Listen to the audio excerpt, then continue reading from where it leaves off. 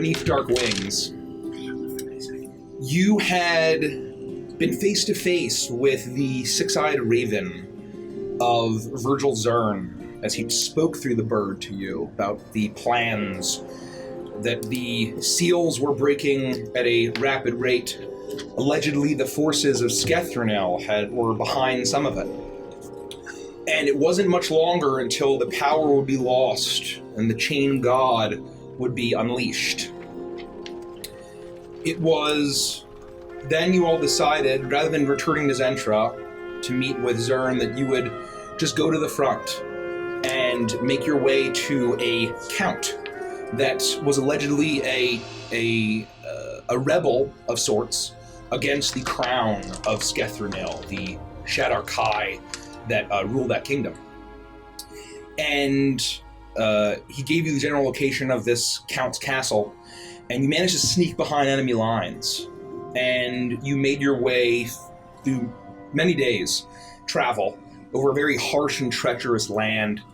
In the process of walking past a long-forgotten crypt, the shadows extended and slithered around Iris and knocked her unconscious momentarily, where she had a strange vision where a mummified pharaoh seemed to call out to her, reach out to her, and called her Maika.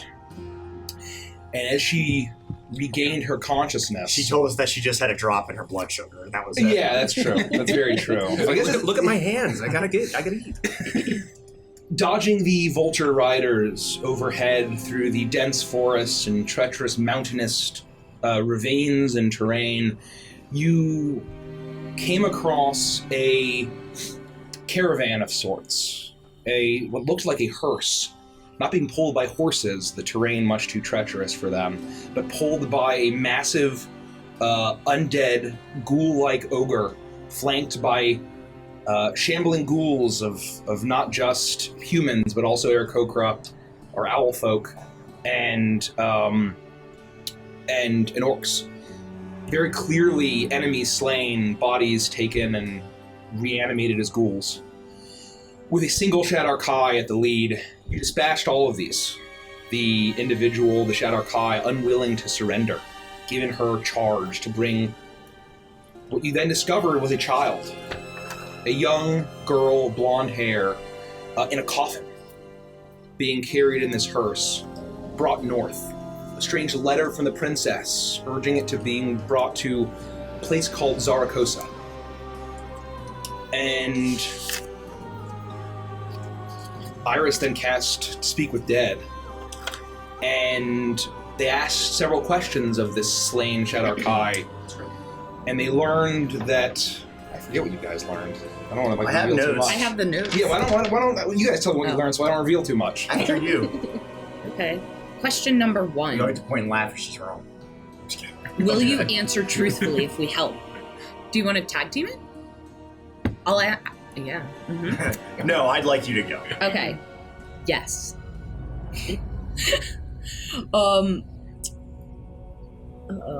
Aware of the scarab in chest? Oh. Yes.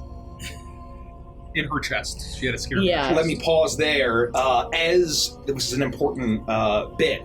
When they were rifling through the body, a strange scarab with a lapis lazuli shell in the shape of a skull skittered out, bored out of her chest, and was captured, and then Caprice mocked it to death. I mean, that's probably fine. That's not, bad or anything. No, I think that's pretty normal. Yeah. Who does it belong to? Ankatep. Ankatep. Yeah. Ankatep. Ankatep. What is the Raven Child? The key to the Carrion King's plan. Mm-hmm. And finally, what is the Carrion King's plan to take revenge against the Raven Queen? That's what we Exactly learned. right. You learned that and took the child in some strange, incredibly powerful magical stasis of sorts. And you traveled several more days until you arrived at a very treacherous part of this kingdom, of jagged peaks and very dense forest, very tight winding roads. Many parts of it you can only walk through single file. and you finally saw a huge castle in disrepair with a long stone bridge leading towards it in the middle of a storm. And as you attempted to cross, you were met with incredibly deadly traps, and you managed to pass all of them, barely, and encountered gargoyles that then descended from the castle walls to attack you. But then as soon as it attempted to attack Felix, who was holding the child, it stopped, and you called out for the Count Escher, letting him know that you were from Zern, sent by Zern. The doors opened and a strange small creature greeted you. A creature that seemed to be made of stone that looked like the combination between a gargoyle and a butler.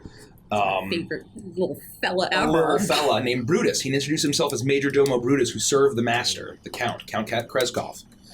And he brought you through the castle. You saw an alchemical lab, a strange mechanical workshop, a grand hallway with a ruined statue of a young man on a brilliant stallion. And you then were brought to the audience hall, where sitting in a large throne is a withered man with sunken eyes and deeply colored veins as he stares at you through ragged, almost white blonde hair. And he flashed a slight smile, revealing a fang, and looked at you as he said, "What can Count Escher Kreskov do for you?"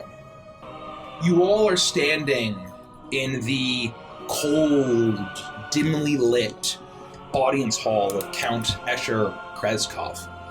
Sitting before you, a gleaming silver rapier at his side, a golden goblet of some red substance in his hand.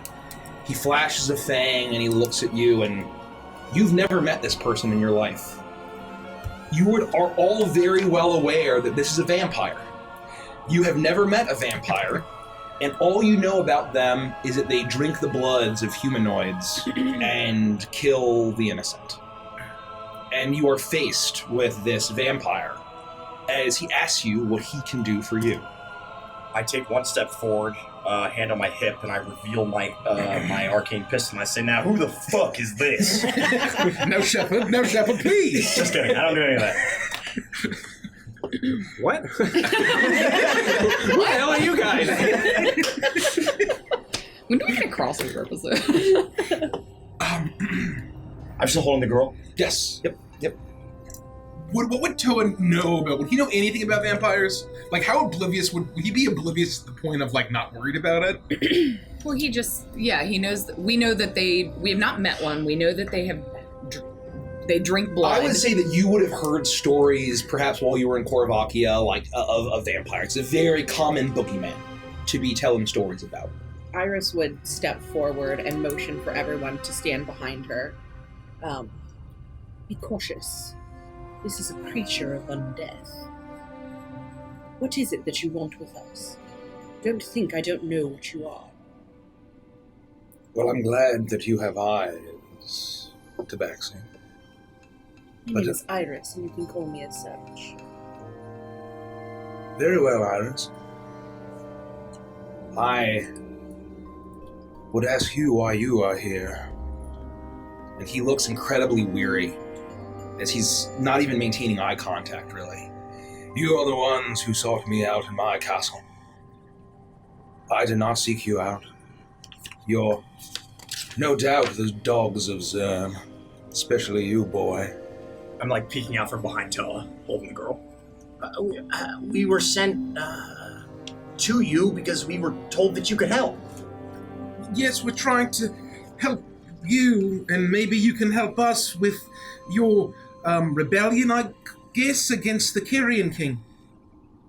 He takes a moment, and he takes a deep sip out of his goblet. You see a little bit of this brownish red, a little too thick substance at the corner of his mouth. And he gulps deeply, and he puts his hand over his face and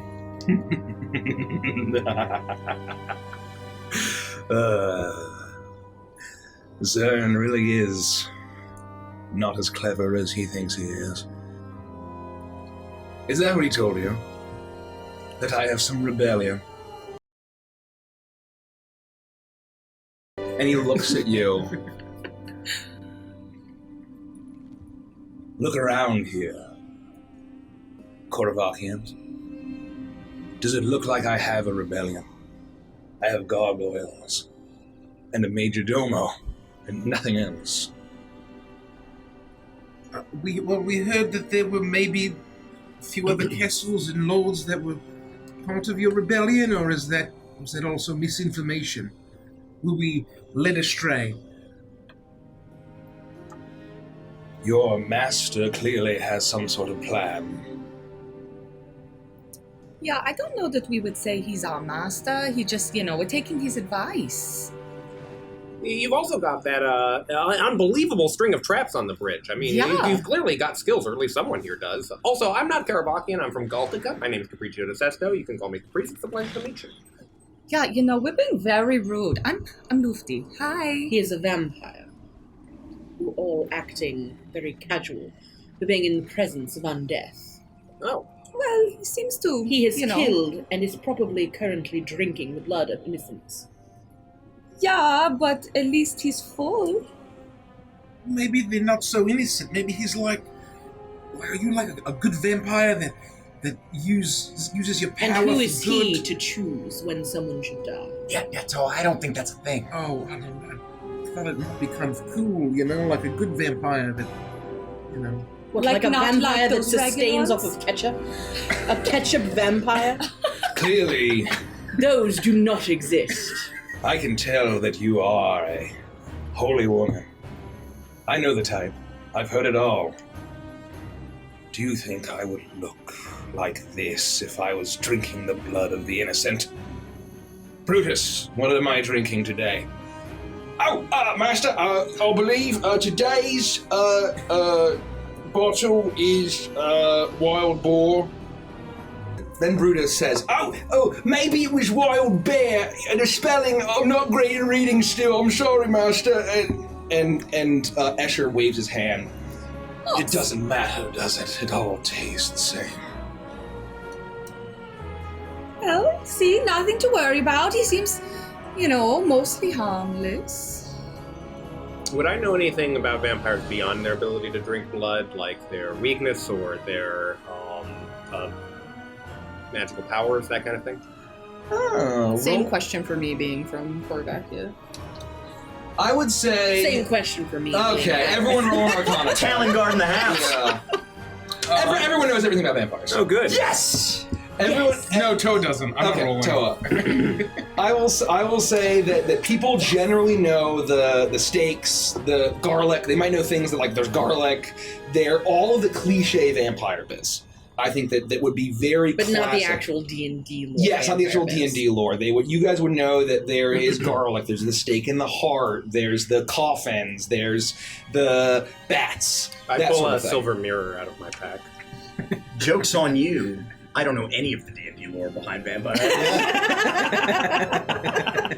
You know classic blah Dracula stories. Got it. So you're only drinking animal blood? That is what I just said, boy. I step out from behind Toa a little bit more forthcoming, golden child. Why do you have a mirror, Caprice? Well, I was trying to see if I could see his reflection. You cannot. I cannot see his No. reflection. He doesn't. Is it like closed and it's like empty, or is it like? It's just an empty throne. Look! Oh, wow, so that cool. it is true. He's a vampire. Let me see that. Oh, I do permission today, don't I? Oh, hello, you. Oh, sorry, him. Oh, jeez. Me. You guys couldn't mention anything? That's crazy. Why? Not that I'm complaining, but why are you only drinking, animals? Well, my little morsel. And he kind of Go eyes you on. up and down a little bit. Because I haven't had visitors in weeks, and my supply has run out. I step back behind Toa. Oh. Well. Yes, little morsel. Why don't you step closer and ask more questions of the vampire? The vulture riders have learned, unfortunately, that the skies around my valley are not safe. And so I drink from deer and elk and wolf and boar and bear and all beasts of this forest. Hollow. But I am a count that you stand before. Are you not basking in my grandeur? No. I was a little bit. I did not think so. And he takes another sip. So, do counts usually have, like, lots of people around and like, villages and subjects and things? Or is this sort of standard counts where you're kind of, like, alone with some cool little stone guys? Did you eat them all? Is that why there's nobody here? I didn't really consider that. Oh gosh. Did you eat them? Do you think I would choose to be a count if I would eat my subjects? I don't know, I just met you. Do you think that I would let strangers who just barge up to my castle, unannounced, uninvited, Unless you were starving? and not devour you immediately as delicious as you all look? If I was that kind of vampire to be feared. But perhaps I am. Perhaps all my subjects were taken from me. What else has Zern told you? Well, why don't we just forget what Zune told us and maybe you tell us your story? What's going on here? What is there anything that we can help you with? Why don't Because- you start with, if we are so uninvited, why you allowed us in the first place? If you're not planning to eat us, and you're not welcome here. He turns to you, Iris, and he smiles, and the blood-stained fang from the boar or bear blood is glinting. If he's telling the truth. Yeah, glinting in the torchlight, the candlelight.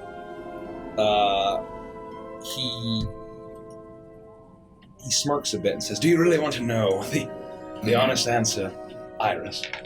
Yes, I do, Count. I'm lonely, and I'm bored. Oh. Not this one. I'm gonna pat her on the shoulder. There's just not always this some other hen.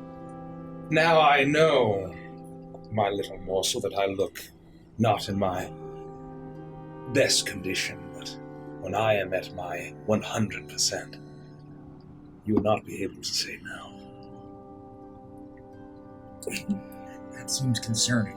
Well, I I'm think gonna we just. put my arms behind my back and twist my toe and I'm gonna push her closer towards him. Take her then. You're hungry.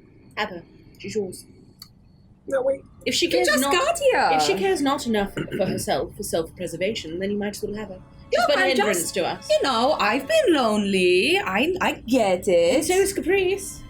Oh, so let's just, So is Felix. Have you both been lonely? There's So is 5 Troy. of us. We're all friends. I'm not saying... You've not been here my entire life. You don't even know me. What I'm just saying is that it's not like you're alone. I don't know what you I mean didn't by... say I'm lonely now. I said I've been lonely. Do you see what I have to deal with? Oh, just We're like at standing some in point front of a time. vampire, and we're arguing about her sexual needs.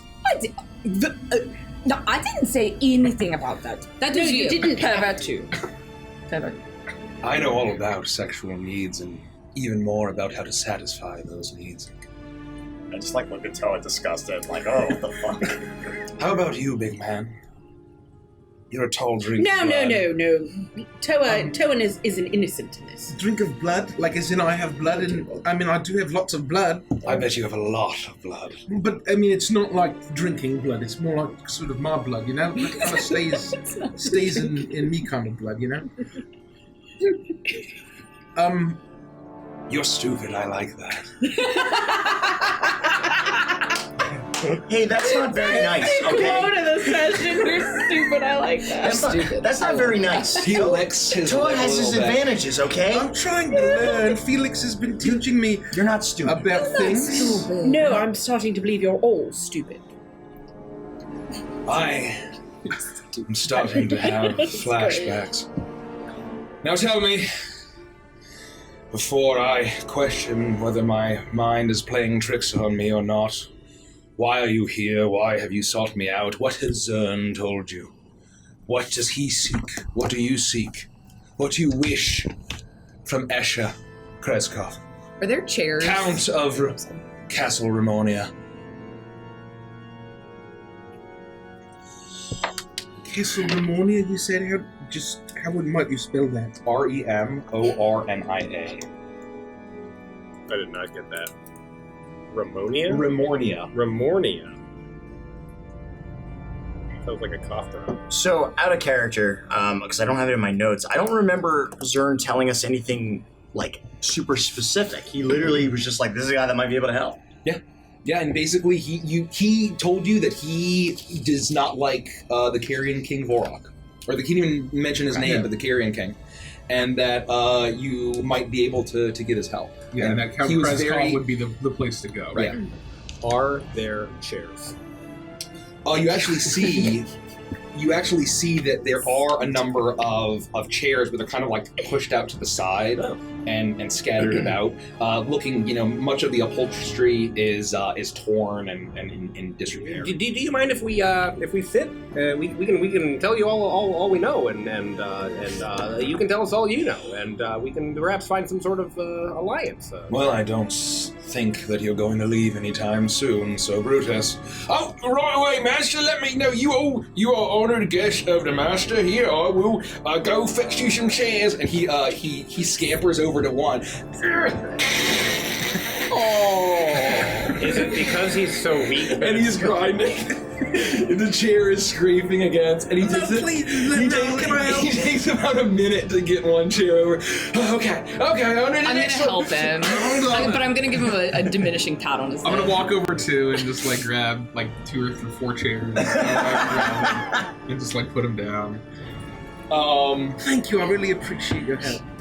Okay, thanks. Well, I'm just the major domo, but I will allow your sort of help. So, thank you for being honored guest of the Master, and I will. Do you need anything? Any snacks? If you have pistachios, and also any kind of alcoholic liquor or drink, I'm presuming that you have any that's non-blood.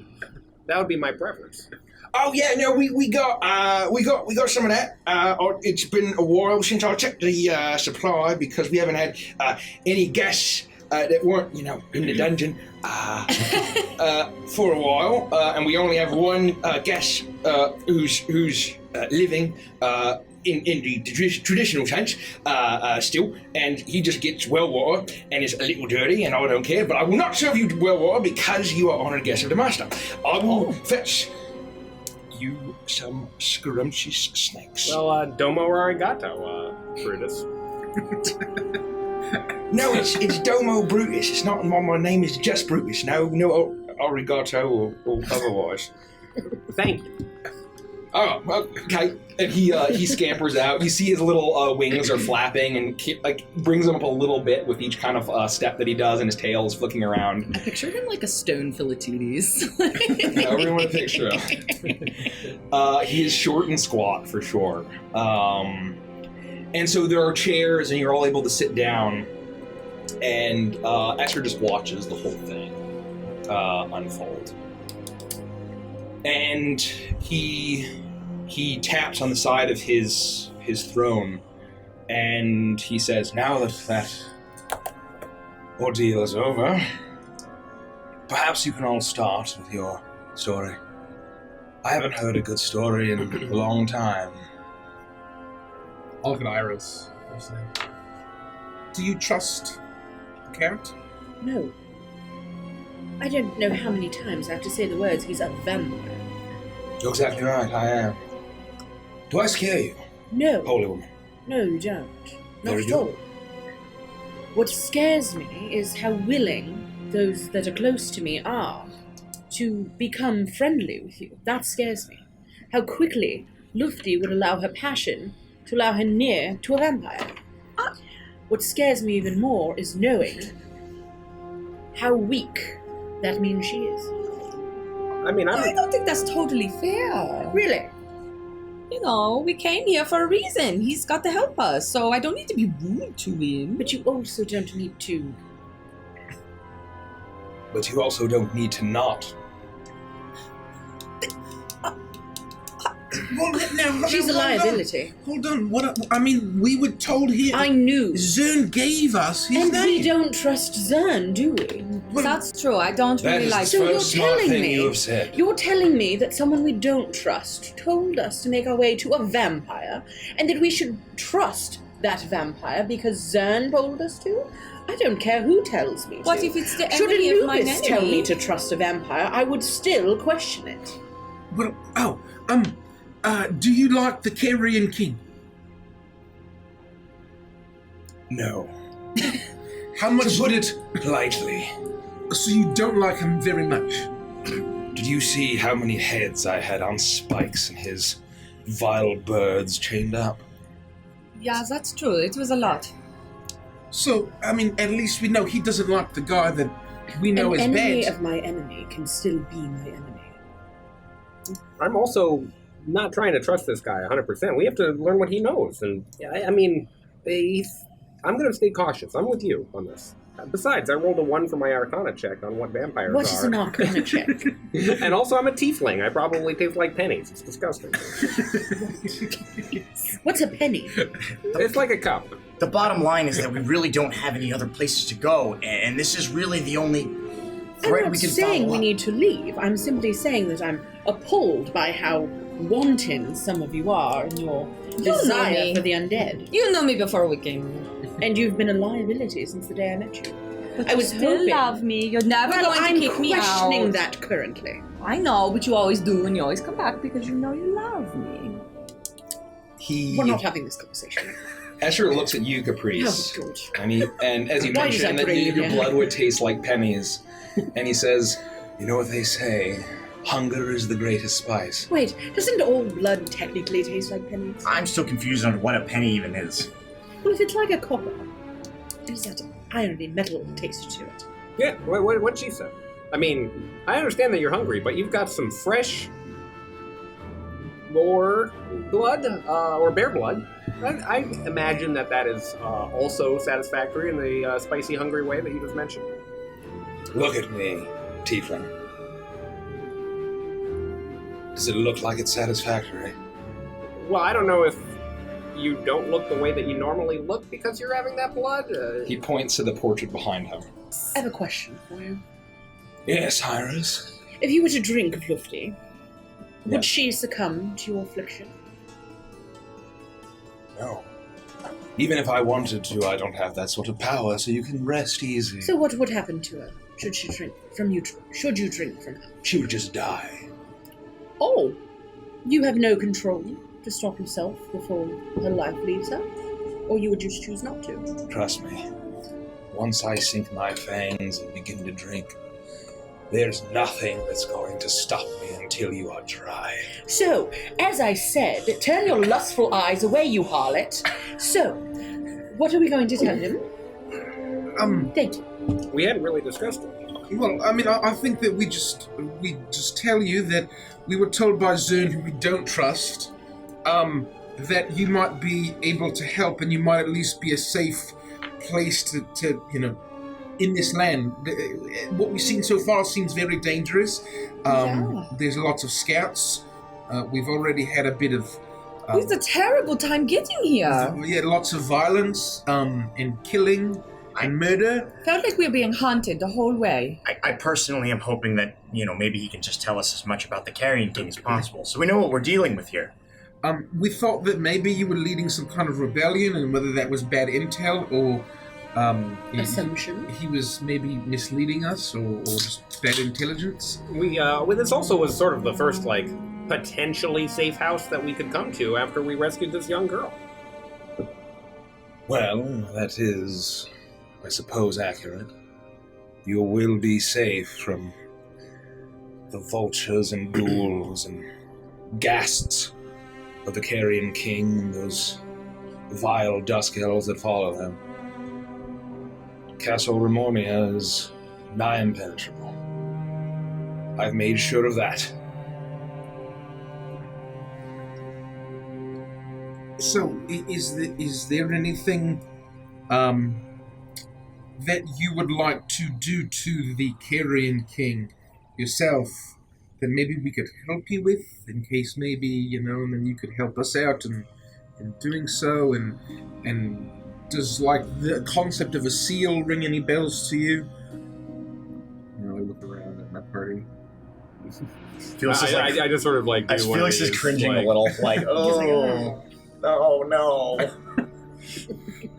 He turns to you, Toa, and you see a flash of anger wash over him. And he says, "If I could cut the bloated, bald head of that bastard right now, I would. But what's the point? Look around. Do you think I have that kind of capability? So, Have you seen Zaragoza? Castle Gloomvale? no. What is the Zaragoza? It is the capital city of Scathronil. Oh. I think even your Virgil Zern would find that it's even more impenetrable than Zentra. But then again, I suppose Zern has always been arrogant and thinks he's far cleverer than he really is. So many of those King times. go by any other names? His name is Vorok. Well, outside of that, any other names? Not that I'm aware of. But he has been increasing his power, increasing the depths of the depravity he will go to, increasing the darkness that shrouds this land. Every year is darker. Every year there's more corpses raised. I believe now there's more undead here than actual living beings. More rotting flesh to feed them. Well, if I may, put on my soldier hat for a minute, if it were me, I would think that at the very least we would start by potentially trying to gather some information and, looking for what we might be looking for, and we could work to try to destabilize his campaign. Obviously there's only a few of us, and there's only so much that we can do, but you'll be surprised what a small group of rebels might be able to accomplish. And if we can strike at the right strategic points, we might be able to really shake things up around here. And then from there, who knows? Yeah, that's true. We've been surprisingly successful at being able to turn the tides of political forces, military forces, in our travels.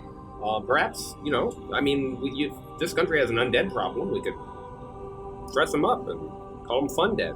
Cheap source of labor. The labor is what the Carrion King already uses them for. He's always one step ahead. And you're always... you really are so naive to So think you that... understand what I've been dealing with these many months. I do not know how you survive. Neither do I. For the first time, I feel like I can align with the vampire. But I suppose by the grace of God, anything is possible. Anubis be praised. I have seen that power. I have seen the power, what fire can do against complete tyranny. But I am old now. I am without hope. That was snuffed out of me 10 years ago, and I just wish to wither away and die in my coffin, my tomb, my crypt. Well, if it's fire you're looking for, and with a little prestidigitation, I just make some flame dance from my finger, and we got that. We've got lots of things. We can do this. Very impressive. That was nothing. The point is, look, you saw as soon as I came in here that I'm from Zentra. This is not an uncommon thing for the Talon Guard to do. We've done this before. This is raids on across enemy lines. We can do this.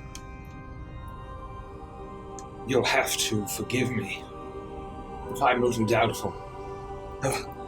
5 strangers sent to me by a man who perhaps is even more untrustworthy than I am.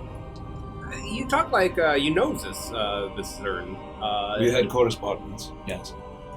Is just letters then? How do you know him? Does he know that you're a vampire? Yes, of course. That's why he was So, intrigued by me, as well as my hatred of the Carrion King. But you know that he enjoys to become friends with anyone who can destabilize opposing governments. What do you know of the name Uncatel? Uncatel?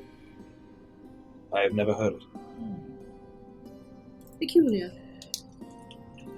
And Brutus finally comes back in, and he's carrying a plate of, there's no pistachios.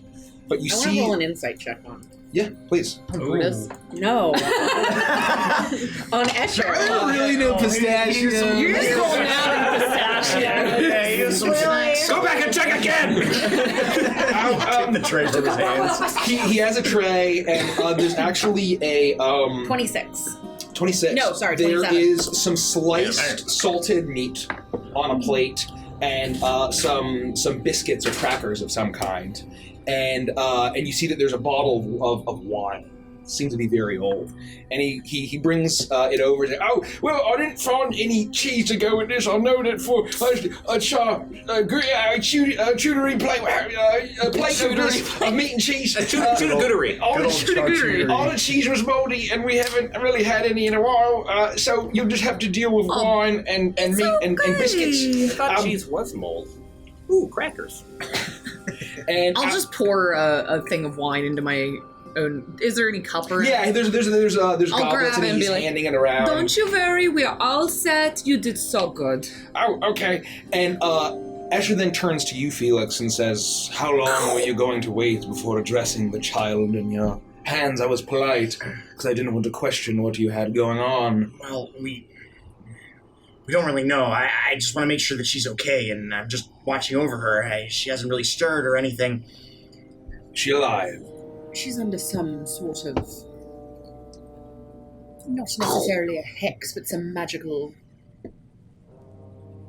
something. He quickly stands Can't up find the word. and very quickly... Magical something. Yeah. Something. I'm really concerned with this small Danny DeVito-like creature. Despite how emaciated and withered he looks, he closes the distance between you two very quickly. Oh, I would like almost the girl gliding closer to me, like startled that he moves so fast. And his eyes survey her, and he looks at the dress.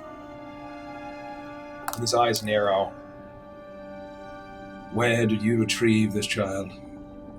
I would briefly recount the encounter that we had, and then, without giving too many details about We believe that she may be the Raven child, or connected to it in some way. She was in some kind of like hearse wagon, and we found her in a coffin. Do we still have the letter? There were scrolls, right, or something? There was the letter. A letter, whatever you call it. And we have found this letter on her. May I? I would probably have it, so yeah, I pull it out and hand it to him. He grabs it. So this is what you're doing. You can see that his hand tenses up, and he hands it back. What is it? Does that mean something to you? Your child must be exhausted. She must have gone through such an ordeal. She should rest. I mean, she's been in some kind of stasis. There's nothing that we've been I have able a to do. room she can sleep in, and she'll be very comfortable and safe. No offense, but now I kind of side with Iris. How do we know that you won't hurt her? Brutus, would you care to escort our friend here to her suite? Oh, yes, Master. It's been a while since I've been up there. I don't know how tidy it is. It might be a little bit dusty. Should I go up? Just do it, Brutus. Oh, okay, Master. I will. I'm sure it'll be fine. I'll get nice and comfy for the little one. Hey. Is he looking to lead us? I guess I would look around and say, we can go check it out. You can always just say no. One of us will have to stay with her. I will not relinquish the girl into the care of the vampire. I agree with Iris. Can you take a moment to stop eating pistachios? so we can finish this conversation? The crackers. The what? The crackers. I don't know what you're saying. You know not to eat that many salty crackers at one time. Oh, he was saying crackers. Yes, I'm saying crackers. Thank you. Yes, can you stop eating so we can have this conversation, please? Switch over to the meat. No, put it down. You can eat when we're done. You don't know where that came from. What did she get on her? What did she learn on her insight check? I'm sorry. Yeah. What are you trying to incite to proceed? So I asked him if he knew the name. And what did you roll? And I rolled a 27. You get the sense that But he is also a Dracula. So. it's you get the sense that it's actually genuine. Okay. It's what? It's genuine. That he doesn't know. He doesn't Genuine. know. He's never heard the name. You perceive that he is truthful when he says he's never heard the name Ankatep. Okay. Cool. All right, Brutus, if you lead the way. Oh, all right. This way. And whoever would like to come. Felix. Oh, I'm not going by myself. Doe's coming with me. Yeah, I was going to come just in case. You're going to leave. I think Myself and Lufty. With Caprice and a Dracula. I mean, I suggested we all go. I was going to say, we should stick together. Yeah, I don't know that it's a good idea to split up until So we're just going to walk through this horribly decrepit castle and leave the vampire alone. Keep an eye on the ceilings and the walls. You don't want any bricks to crush you. Maybe you could give us a tour around while we walk to these chambers? Yeah. Brutus can give you the tour. If you wish to speak, you can. If you wish to sleep on it and discuss in the morning, we can also do that. You must be tired after a long journey and barely surviving my traps. I look at my health and it's probably pretty low. Yeah, we could use some rest. Yeah, I wouldn't mind. I will be here. Nothing that says we can't all stay in the same room with the girl. Yeah, we are your guests now, yes. You are my honored guests. You heard Brutus. And with that, we deserve a certain amount of respect. Yes. So you would respect me in not visiting Lufty or any of my friends at any point while we are residing as your guests in your home. Make a persuasion check. That's so good. So, 22. poorly on that. Boom! Go! He thinks for a moment and says, "You have my word. I will not visit anyone in the night. There are guest quarters where you can sleep. Only the child may stay in the room that is fit for a child." Yeah, I don't know about that. Group? Can we keep guard on the room that is fit for a child? We don't have to sleep there, but if we swap a watch, so to speak, we just I want will to make sure have she's two of my stone watchers stationed at the door. Make sure that nothing befalls her. I feel I've been tricked by things like this in the past. Do you think that I would harm a child? Yes, Am I that much of a monster to you? you're a vampire, and I mean that with no disrespect. I may be a vampire, but an old friend once told me that any soul can begin the path to redemption with the first step of doing the next right thing. And I have tried.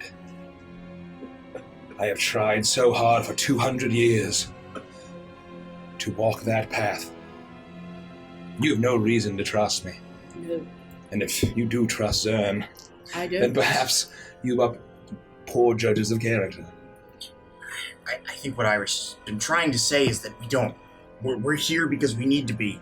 And we may have received advice from Zern, but we certainly are not following his every word. We're doing what we need to do as individuals to save just people. And if you really do think that you're making a difference or walking some path to redemption, then you have to believe us, that we're just doing the right thing. Oh, I know. I know how to fix this. We have a mutual mistrust of each other. We don't know each other very well, so I promise that we will not do anything to harm you or your cause if you promise not to do the same thing. Pinky promise. Don't touch him. This is the only way. With almost a gliding-like motion, he locks his pinky in yours and he pulls you in close. Oh, sweet. And despite being an undead creature, you feel a warmth as he looks down at you and says, "I pinky promise." That's so good to hear. And I'll do like a little hand thing. And now his hand's covered in spit. Ew. All taken care of. The bond is sealed. We are safe. He is safe. We can do this now. If you wish to save the children that are being taken to Zaragoza, you wish to destroy the Carrion King, I may be powerless and useless to help you. Please backtrack. The children, as in more than this girl, are being taken. Yeah, I'm gonna need you to tell me everything you know about that. Oh, your master has not told you that. I'm going to say this one more time before I start to get frustrated. He is not our master. We do not trust him. We have our own reasons for being here. They happen to align. And we choose our battles wisely. Very well, I'm convinced. Yes, nearly a decade.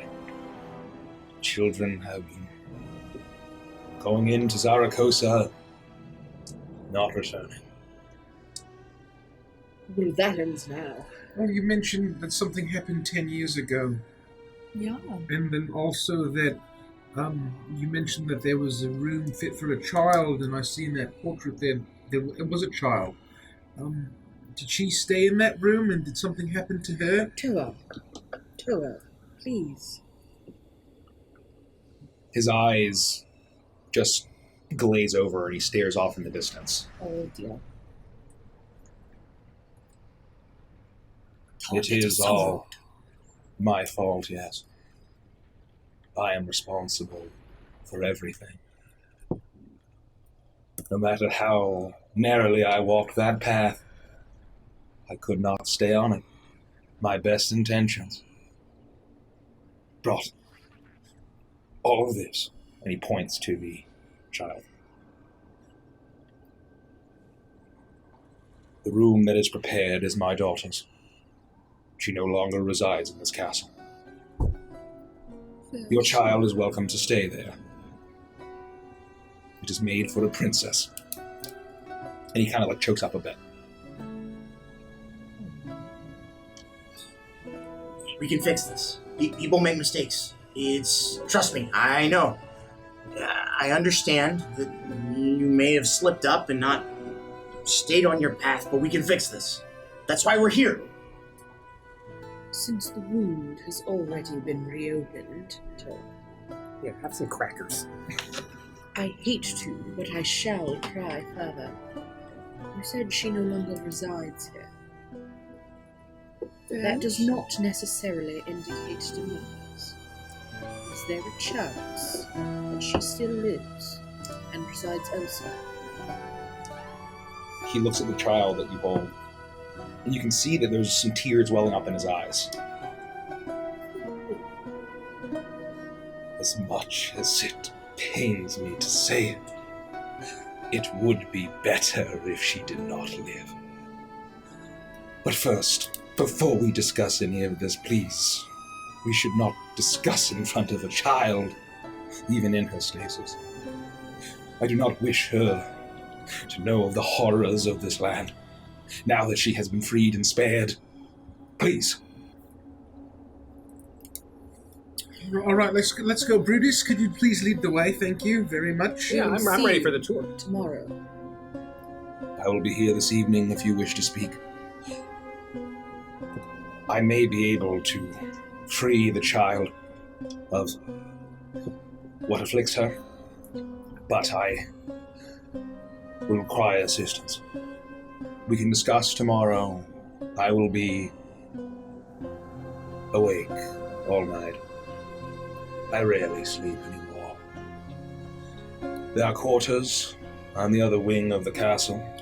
Enough beds for all of you. Brutus will need to clear out some cobwebs, but it should be comfortable enough. I used to have guests. I used to have friends, and they're all dead. But I did take good care of them while they lived. And I hope to take good care of you. You clearly care about what I do. And his eyes linger, you can, as it's on the dress of the child. And he goes back to his throne and he sits down and he grabs the goblet of animal blood, presumably. And he takes a big sip and waves you off, and he says, Brutus, you may take them wherever they like. In the castle, you know the rooms that are off limits. Oh, yes, well, sure, I know which ones not to take or mention. Yes, sir. Yes, sir. Mention. I would like to walk forward, completely ignoring Brutus, and I'm going to walk straight up to him, sitting on his throne. Yeah. Standing very next to him, I'm going to extract my claws, and I'm going to slice on my wrist, and I'm going to drop some of my blood into his goblet. For the pain that we've caused the talking daughter, I hope this will help you to be more clear in your answers next we meet. And then I'm going to cast Cure Wounds on myself and heal the wound as I turn away and join my friends. As the blood drops, you see his eyes go wide and they flash red for a second. Oh, sweet boy. And you can see him like just clenching up. And I keep like complete eye contact with him the entire time. He swallows hard and he looks at you, and you can see as he regains composure and his eyes return to that beautiful shade of blue. As he just nods and says, I thank you. This will help a little. Enjoy your accommodations. I hope they are adequate. I have not had guests I haven't fed upon them in so long. And he takes a sip, and you see a tiny bit of vitality return as he takes a sip. When he takes a sip, is it like, or is it like, Are his teeth straws? It's a little bit of both. No, they're not straws. hints of hibiscus, mango? And with that, you are ushered away. I'm asking Brutus lots of questions on the tour. Do they have many tapestries? I assume that all of the stairs sort of like Euclidean style walk into different upside down rooms and stuff. So, oh, Escher! And then like that kind of thing. You look around and you see Son of a bitch. the design of the castle is very bizarre. It seems to be you do see that it doesn't seem to be fully symmetrical, and it seems to be built in a way that doesn't seem very quite logical. And you see that there might be like stairs going on the ceiling. Do we pass his mother at any point? No. Sorry. Go ahead. No, I was going to say, just as he's giving the tour and I'm holding this girl, I would lean in towards the rest of the group and just say, I can't go to sleep tonight. He said he's gonna be up. I gotta find out what's happening to these kids. I mean, what if we find out something about Milo? I can't just like wait until morning. We can go back and speak with him. I mean, I think we should get her settled and Yeah, get he us said he settled. would be up at night. And- Right. As long as she's safe, I have to go back. I can't just leave this open-ended. All right. Okay. Then maybe I could stay with her if the rest of you want to. None of us can stay with him. That is what he told us. We are not welcome in that room.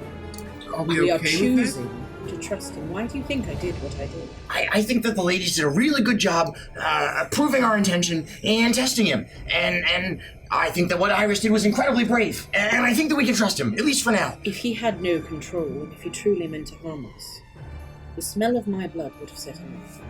He controlled himself, and for that, I respect him. I do not trust him, but I can respect him. Right. No, I think that's perfect. Well done. It was brilliant thinking. All right, well then let's get her settled and let's see where we'll sleep, and then maybe we can meet him for... We should definitely have a conversation about what information we want from him. We also should have a conversation about what information we plan on sharing with him. I think we should probably keep it light on the SEALs action. I think he's been around for a long time. He might have some kind of insight to what's going on with these weird scarab things and the seals and... Well, if he does not know the name Undertale, then I'm not sure how much he's going to know about scarabs or the like. That's a good point. I want to find out what happened.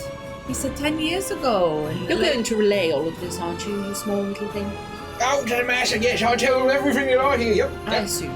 Yes, that's how it works. Continue. And so over there is a tapestry that's also ruined. It was very beautiful once. And down that way is the wing that... Oh, you're not supposed to go down that way. And you hear these... Is it the third floor corridor? Well, no, I think we're on the 3rd and a half floor, actually. Gosh, you're quizzing me. I see, this way up here. And so he takes you down to the main... You had gone through a stairway in the main entrance hall, and that there were 2 staircases up, and he takes you to one of them. And you hear as you pass certain rooms, you hear the grinding of gears and cogs and machinery, and you hear the bubbling of and strange glows from certain wings as you make your way up to, and the walls are incredibly dense as well. You can tell that this is a very strangely designed, but also incredibly heavily fortified castle, despite its disrepair. And you make your way towards a door at the top of a stairwell that would have been once elegantly carved and designed with faded, gilded carvings and an elaborate door handle. And you see that there is the symbol within is faded, but it looks to be a small bat with a little crown on it.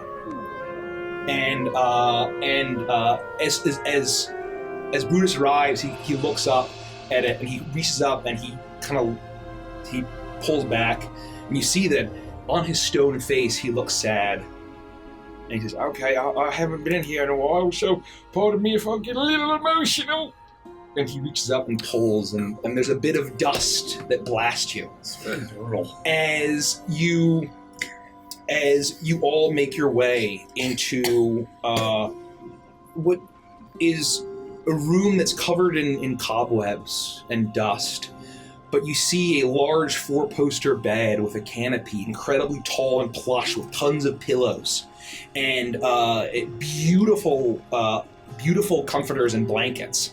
And you see that there are rows and rows of shelves filled with all sorts of jewelry and trinkets and toys.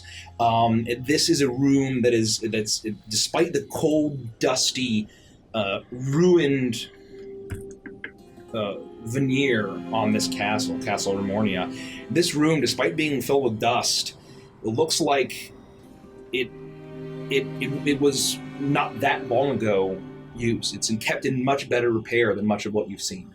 And you basically see that there's a rug, there's a fireplace on one side. You see that there's a rug that's actually made out of seems to be like a dire wolf pelt, right by the fire, and a rocking chair.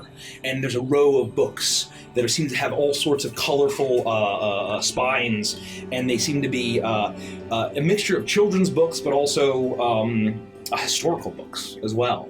And Brutus reaches into a little satchel that he has, and he pulls out a feather duster, and he says, "Oh, pardon the mess here. I'm sorry, I haven't been here in a while." Brutus. And he's going around, and you see him fluttering up, and it takes him a while to flutter up to the top of the shelves. I'm gonna use my unending breath and just like with a powerful breath, blow the dust around. I would say you're able to do that, and with a gust of wind, you're able to blasts that, and the dust just, and then it just whips out of the room with your mastery of wind. And he says, "Oh, well, that took a lot longer than I would have done it. Oh, thank you very much. Thank you kindly. They're gonna call you Major Domo. Actually, no, please, this is all I have." I wouldn't dream of taking that. Oh, thank goodness. Okay. Let me get the fire going for the little one. And he very quickly, almost with this weird supernatural dexterity, grabs some dry-looking logs that were still there, covered in dust, and he throws it in. He gets it lit immediately, and in an instant, the room is aglow with this warm fire. And despite this ruined castle of a vampire count, it looks like a room fit for a princess in a normal castle, just with those few changes. I would very gently go towards the bed and pull back the sheets. And, upon looking and making sure that everything looks okay, I would very gingerly lay her down and tuck her in. Oh yeah, she looks nice and comfy there. Gosh, I haven't been here in a while. And he shambles over to her and he says, "I'll make sure we fetch her some milk. I think there's some kind of animal in the stables I can milk. Kids like that. I think she's not going to be awake, I guess, until the master, does his thing. But we'll make sure that she's all right. And I'll tend to her. And I'm going to get 2 of the blockheads to stand at either end of this door here." What potential milks are we talking about here? Well, we've got some, there are some rams, we've got some goats. Okay, that's fine. I just wanted to make sure it wasn't like weird-ass milk. That's fine. What do you mean by, what is weird-ass milk? I don't know. We're in an insane country with... Who knows? Look at this guy. I don't know what fucking milk. Look at this guy. Okay. It's very intolerant, When you come into somebody's house, if they're drinking, I don't know, dog milk or something, you just have to roll with it. Oh, so you're going to drink blood of animals because Escher is drinking? I said milk. Come into his house? No. Maybe. I don't know. I don't choose, I just wanted to make sure it wasn't like undead milk or something. All right, it's fine. That's fair. This library has one of my favorite Now, the only undead who are allowed in this castle are the master himself and nothing else. We got the blockheads on it. We got all of the alchemical symbols. Nothing is getting up the walls. Nothing is coming down from the sky. Nothing is coming through the gates. We are fully protected. What kind of alchemical symbols? Oh, the master, he has this place very well protected. He's a master alchemist. This is very important. Can you learn alchemy things? I don't know. I can learn anything. I haven't been stopped yet. Well, take a look. Can we see any of those? It's in a book. Speaking of which book are you reading? Oh, if you give a rock a cookie. Oh, I had this when I was a kid. It's everywhere. Yes. It's just all over a Vantress. You were saying. It's so weird. I'll put it back. I'm sure it's disrespectful. I was saying, can you see any of the alchemical symbols that they're talking about? Is it visible within the room? No, it's not within the room. You saw some of them when you were making your way, and just the crazy traps and you see that you get the sense that there's some sort of combination of machinery and alchemy that Escher has mastered and has used to defend the castle. Well, I guess I'll make sure the little one is okay. It's been so long since anyone has slept in this room. I haven't had any reason to be here. Oh. Does Count Kreskov, does he have weakness isn't the right word. It's something that he really loves a lot, that he gets in the form of a gift. Something that we can do to make him happy. The master says that he's incapable of love and that happiness doesn't exist. So no. To answer your question, no. So he would probably enjoy something that resonates with his sadness? Resonate with sadness? I don't know what that means. I'll think about it. Thank you. Are you sad? Do you need a hug? I was also created to give very nice hugs. You look like you could give a great hug. I am fine for now, but I will know that forever. Okay. I will tend to the fire and make sure that I'll get 2 blockheads on the situation, and I'll make sure that this little one is taken very well care of. I'm not sure how to say that. I might even read her a bedtime story. Oh my goodness, I think that. Oh, it's the favorite of no one else to mention. And he reaches out and he pulls a book and he drags over the chair, one of the chairs, to sit to have it be right beside the child as she's tucked in. And he puts the book on the bedside table. And he looks at all of them and says, I can show you to your quarters and you can settle in and then meet the master, or we can just... I think it sounds nice. Let's do that. Does it sound good? Everyone? Sure. Yeah, sure. I kind of wanted to stay for the story, but yeah, no, let's go. Let's do it. Okay, we'll be right back. And he puts the book down and he closes the door very softly behind him. And he guides you through the castle, back down into the grand entrance hall, to the other side, the other wing of the castle, grand staircase going up. And you see the similar kind of glow and you hear the machinations that are going on within this castle as you eventually arrive up a staircase to see a what looks like a large suite. There's a number of beds, there's a sitting area, there's actually 3 fireplaces, there's several tables, all the beds look very plush and comfortable, there's plenty of closet space, and you see that there's a number of withered flowers for decoration. They look completely ancient. It's basically just blackened and almost dust at this point.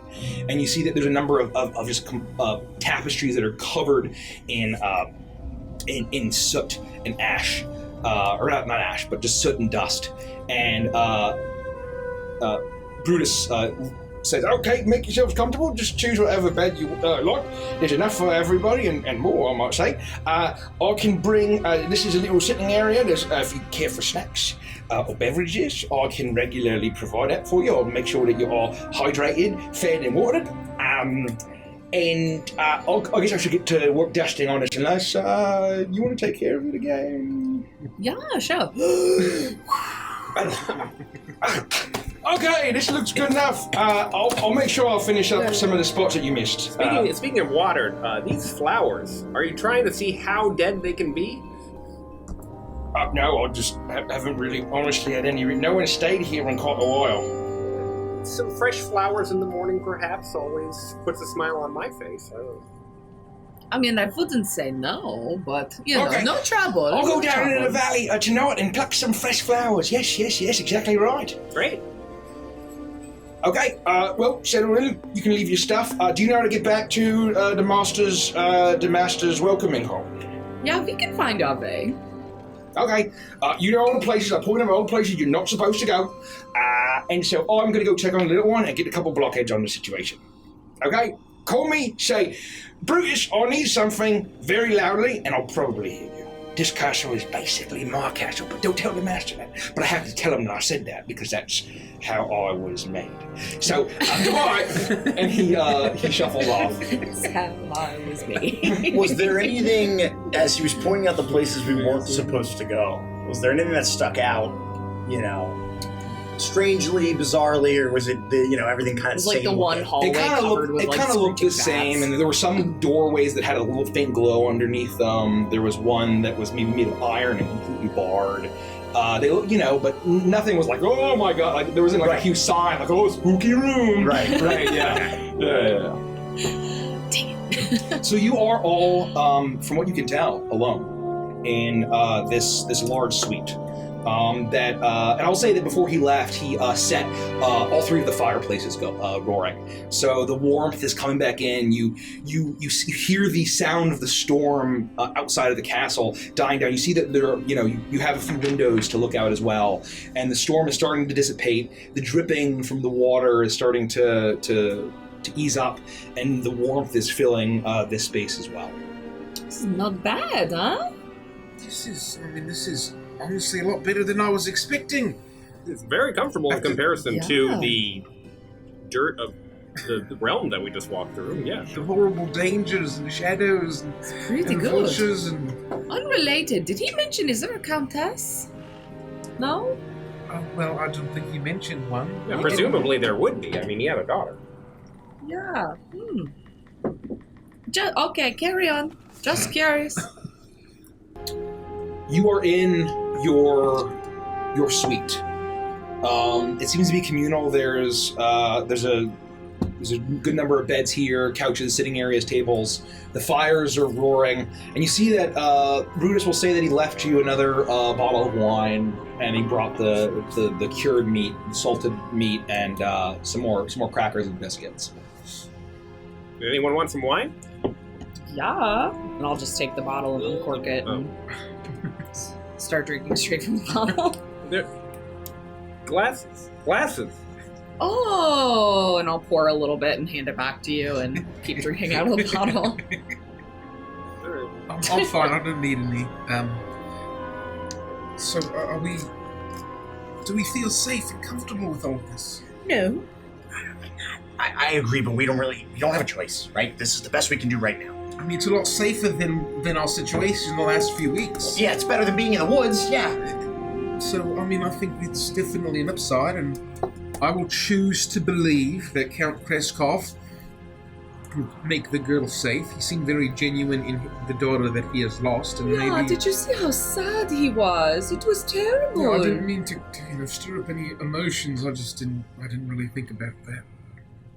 Well, now we know, and he seems to know pretty much. I mean, except for Scarab Jones, he knows pretty much everyone.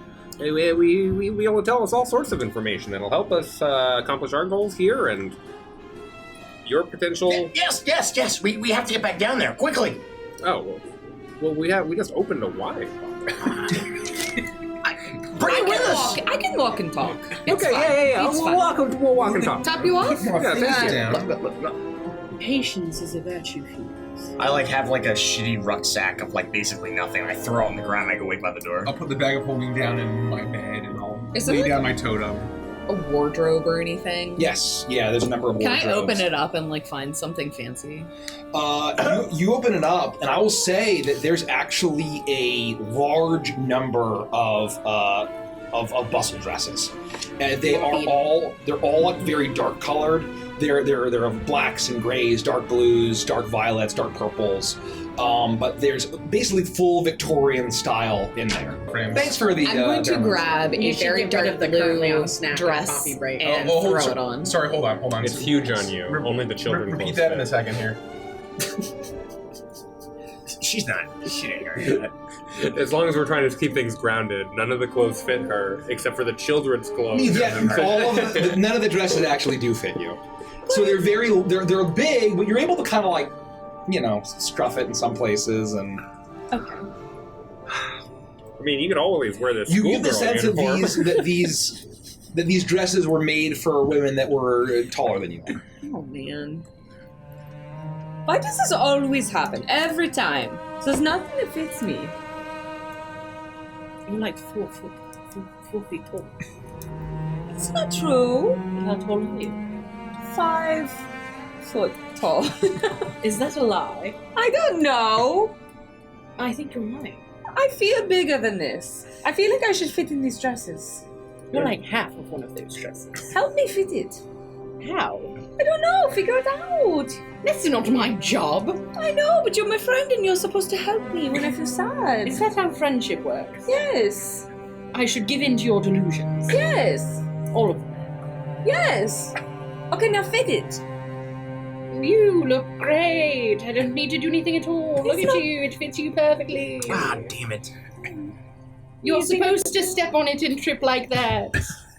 There's no way you are 5 feet tall. I'm like not just quite 6 feet tall, and you're like here on me. Look, we're among friends.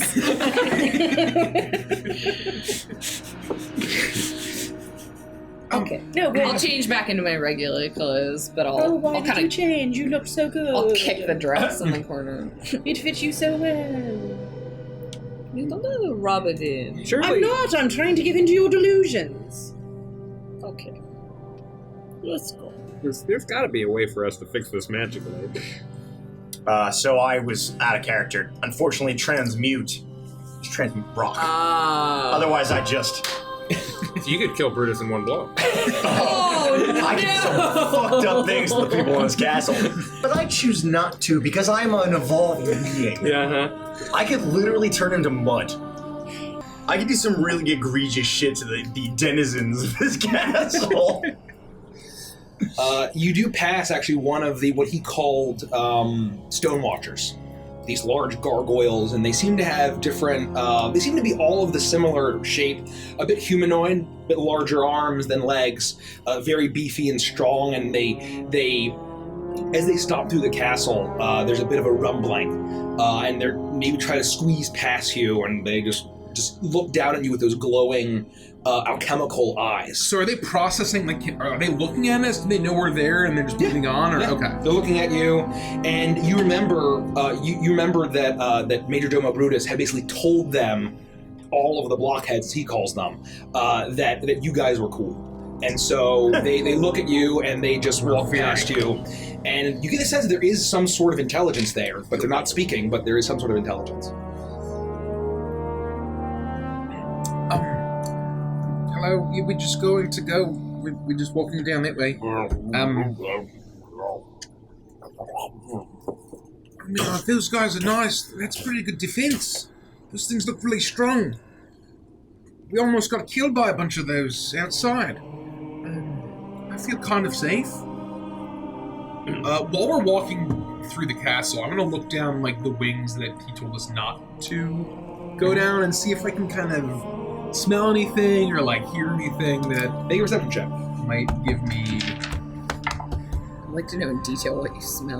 21. Okay, 21. As you look down, the several of the wings that he said to not go down, you see that there are wings going off into various parts of the castle. Definitely a larger structure than is needed for just Escher himself. Many of them the several that he told you not to go down, you can get a sense that they're less musty, and they seem to be more heavily trodden, I'll say. And you can kind of see some glow off to the side. The area where you hear the grinding of the gears and the glow, those seem to be down those corridors. Where it's fine, you see maybe a little bit of a fire going that may not have been there may not have been lit before you arrived at the castle. Well, I guess the places that are off limits must be where he does his alchemical things. I mean, it's certainly likely. Maybe he could show you around. I know they're off limits, but if you want to learn more, I think that, it might be worth a look. Yeah, I think that's a fantastic idea, but we have to find out about these children first. You're right. Yeah, and maybe if we just talk to him, maybe they wouldn't be off limits anymore. Maybe we can spend a little more time on this relationship. I'm all for it. I feel like we're just expecting a lot out of him. We just kind of barged into his castle and run through all of his traps, and I don't know. Would you trust us? We're very nice and We pleasant. are. We're so nice, but Very, we've very only nice been and here pleasant. for just a little bit of time. We're just looking for information. We haven't really imposed upon him, and if it's going to save the girl, then that's good. And if he gives us information, then that's good, and we'll help him if we can. I mean, we drank some of his wine and crackers. I That's think true. we could get him that's why I've been racking my brain to get a gift. Caprice. He's a vampire. He doesn't drink wine or eat crackers. That's a fair point. So it's not really anything for him. He's providing us things he would not consume. And all of his little creatures are made of stone, so they more than likely don't eat. He doesn't eat crackers? That's what reminds me Not though. crackers made of cracker. Why wouldn't he eat Probably crackers? potentially dried human flesh. Yeah, maybe he eats blood No, I think crackers. that's more of a Frankenstein thing. Have you heard of a Frankenstein? Some people like to say that it was the doctor, and other people like to say it was the monster. Really, it's up in the air. No, I think if you Are you all right? if you read the novel, Frankenstein is Dr. Frankenstein, Oh, and that his monster isn't named Frankenstein ever in the book. The madness has also reached Stella. As I've said, it's really up for debate. Depending on who you're talking to, it's either the doctor or the monster. I wish I had any idea what anyone was talking about. Does anybody remember though? Well, there was a Merid named Shelley. A married? Yes, Merid Shelley. Like a Like a mermaid person? Yes. Like a fish person? Yes. What? I don't. Merit aren't very common around here. What does that have to do with anything? What? What?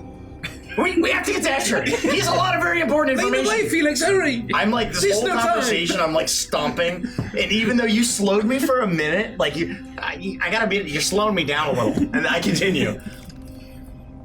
You make your way through the castle, and you see that there's a little bit more life that's returned as you hear the rumbling of the stone watchers moving about.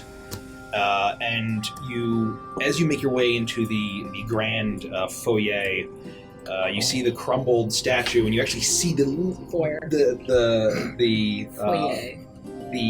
backside of Brutus as he's going up the other wing to where the child is sleeping.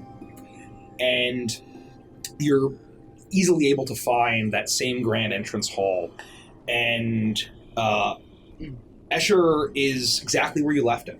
Except this time he's, rather than sitting and leaning forward, he has a leg slung over one of the armrests, and he's resting his back on the other one. Classic Escher. As he has very clearly a refilled cup of whatever sort of bestial blood is in that goblet, and he's just kind of swirling it around, and he just looks incredibly bored. Hello, we're back. Daddy. Oh, you did not need to rest so soon. We have a lot that we need to talk about. I suppose that's true. And you see that, although it's not a ton, there is a little bit of extra life on death in those eyes, and a little bit more energy. Oomph. A little bit Gumption. a little bit more gumption. Do we think it's because of Iris's blood, maybe? Or Well, we would we not that. put that together? I guess you'd have to. Iris guess. would assume. I think Iris would assume that. Yeah, I don't know if Toa would. I don't think Toa would. No. But I don't think Toa would we even as a more notice. general we. No, Toa's just not. It's very slight. The royal we. It's very slight. And I would say that you know that like a Waiting vampire, when they feed, drains the blood out of a human. Like it's a ton of blood they drink. And he gestures dramatically to the 6 chairs that are pulled around his little elevated throne. He says, "Well, have a seat and let's have a chat among new friends." I would immediately take the closest chair to him, and as I sit down, my quill and book are already open. Eager, aren't you, boy? You have information that we need, and most importantly about the children. I have to know where they're coming from, why they're coming to here, why they're not leaving, and what the purpose is. You have to tell us everything. You're smart. I don't like that a little bit less than dumb, but I do appreciate your gumption. That's what you want to know first. You want to know of my arrogance, my failures as a father that brought us here, that brought your dear child in stasis like a corpse, waiting for burial. I wouldn't have put it like that. Again, I don't blame you. Let's not mince words, Felix. We're among friends, are we not? Yes, and you. I consider you all dear friends, honored guests of Ramonia. Well, thank you. The children.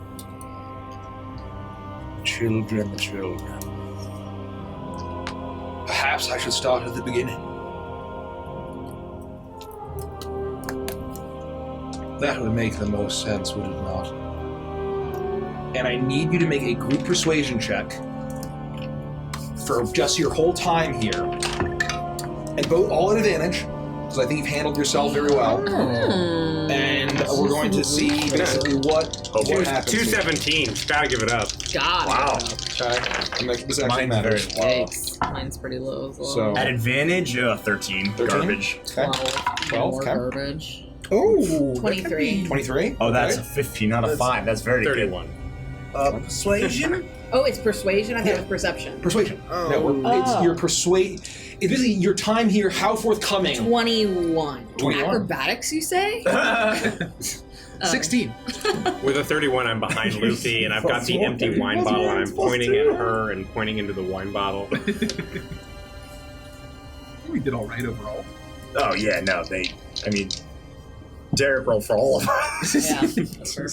I just give Escher a wink, and that's it. Yeah, It's it's over. all over. His penis explodes. Ah! Can you imagine if you got 2 turned on, your penis just exploded? I don't want to think about that. I can't imagine that. No. That's what happens after 4 hours of, if your erection doesn't go right. You have to talk to your Priapism. doctor. That's why you have to call your doctor. Yeah, 'cause Does that mean that when you get an erection, there's like a fucking 24, the TV show, like countdown timer? Yes.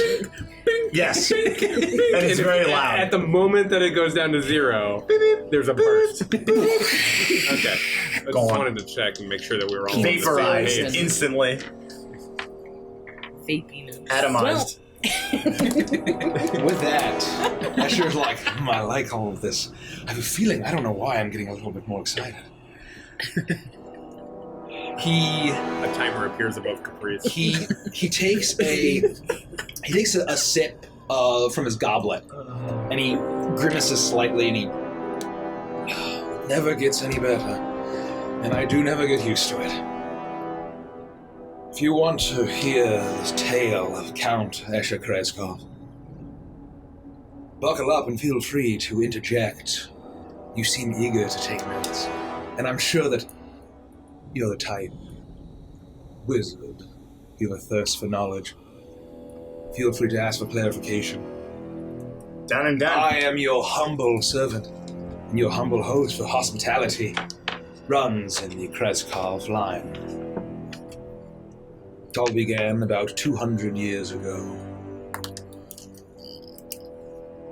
I moved here with my daughter. The human village where I came from was new to the area, and for a time, relations with the Shadok High were quite cordial. For about a generation, there was peace. I was made a duke, a count, rather, pardon me. I was made a count. I met with the horrific, bloated Carrion King but once. He was so interested in my power where I had come from. He had made myself and one other counts, the only non-Shadakai to hold any kind of power, any kind of land, any kind of title in Skethranil. But that peace only lasted but a generation. Every year that went by, the clouds grew thicker. The sky got darker. I had known that they had dabbled in necromancy. But there was a change. It became a way of life at some point. And Vorak became obsessed with learning the secrets that I held and the other count held.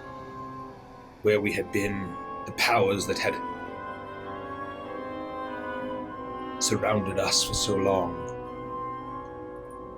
Both of us rightfully were skeptical of his intentions, and so we refused. At first, he was all groveling and kindness, pleasantries, offering anything we wanted, just like he offered me this castle, with the stipulation that my patron would give a generous gift to the crown. And I had a patron who owed me a favor. He pulled through. So I lived in this castle with my daughter. I learned the ways of alchemy and machinery, tinkering. I, unlike the other count, did not have people. It was the worst place you could have a castle. This remote valley, treacherous. Who'd want to live here? Not even the ghouls want to live in this treacherous place. And so I filled it with my own people. And my daughter and I were happy for a time. It wasn't long when the peace all but crumbled. And then, just as quickly as the Carrion King welcomed us into his land, he turned against us, tried to force out both myself and my counterpart. But he is far stupider than he thinks he is. And fortunately, your people, Koravakia, Irios as well, and Grond, they could not pull enough troops away from the front lines to break through my defenses and the defenses of the other count. May I ask a question? Yes. Who is the other count? I have had very minor correspondence with him, but I knew his ancestor very well. Currently, the ruler of the county of Barovia is Alexei von Zarovich.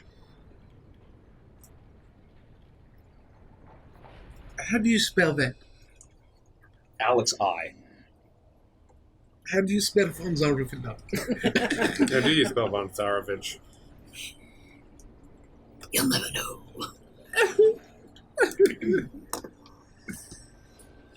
And he's the count of this Barovia? Yes, that's Castle Barovia and Castle Ramonia. The only two strongholds of any kind of decency in this terrible land.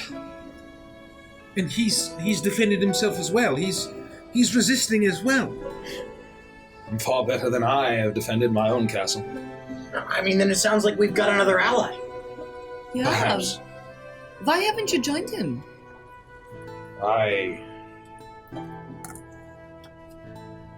am not welcome there. To walk on that ground pains me. Why? It is protected heavily. Powers that even the Carrion King cannot pierce through. Is it hallowed? I never understood what that quite meant, but is that Yes. No? The Oh. entire valley. hallowed? Nestled away in that forest. Nailed it. They have stayed protected. From the Carrion King, I offered to help. I had friends there for a time who would come and visit me, make the long journey until it became too dangerous. Then, one by one, they died or disappeared. For that's the curse of everlasting life. How far are we from Barovia County? And do you have your own county? Is this a county? The valley that you can see below my castle is technically my domain, but it is barren. It is filled with darkness, even more than much of this dark land. It's treacherous, inhospitable. Creatures of the night lurk in these forests. But the upside is that brings reagents of great power that grows, fuels my alchemy. So I stay in my exile, my crypt, awaiting the end of time, I suppose. What's a reagent, Felix? I need to find out about the kids first. I don't want to interrupt his story. Oh, sorry. Ah, pardon Continue. me. I brought my daughter here. Her home, like mine, was Barovia, but it was no place for our kind. Especially as the protection increased, the light of morning, never leaving. It's far better in these gloomy hills. So she was a vampire too? I don't know how that works. Yes. She is a vampire. Well, I mean, then that makes sense. About you saying that she's not gone. We can get her back. I haven't finished my story, boy.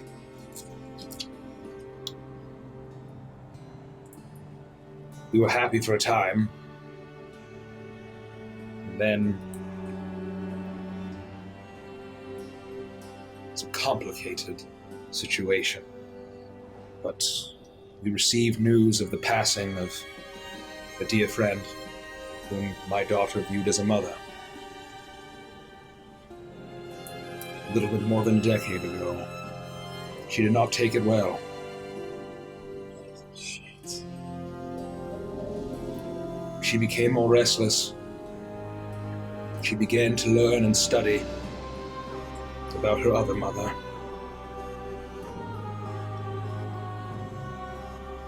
I didn't want to stifle my daughter, tell her not to do what she wanted. After all, she was a child, but she was over 100 years old, nearly 200. It is hard for an eternal child. I understand that. She got restless and she learned about her mother, and I did not stop it. She learned about travels and deeds that her mother had done, about places she had visited. She became more rebellious, more resentful. That mother had whispered things in her ear, heights she could achieve. I had called her my princess, my little bat. But she was merely the daughter of a count. What is that compared to an actual princess? And so her aspirations increased, and so did her cunning. More than I anticipated. I still treated her like my little girl. That was my mistake. And then, about a decade ago, she was gone from the castle. I looked everywhere and finally discovered that she had returned not home but close to the place of the fall of her mother. In a horrible, ancient temple, more of a prison. She sought out a power and made a deal. Shut the fuck up.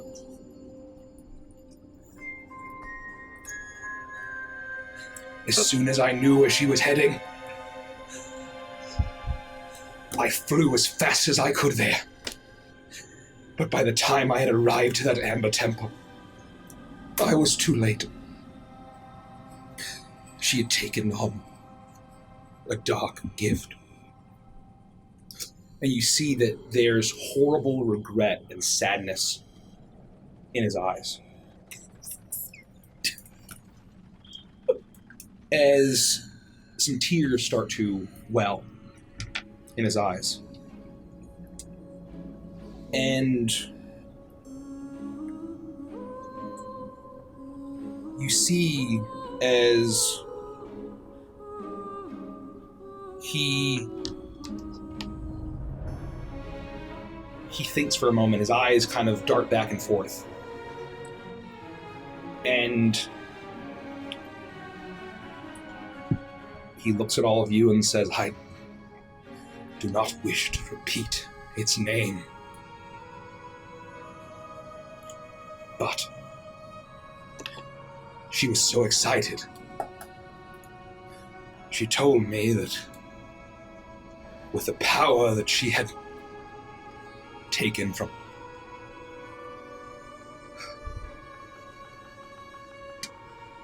Drizlash, the nine-eyed spider,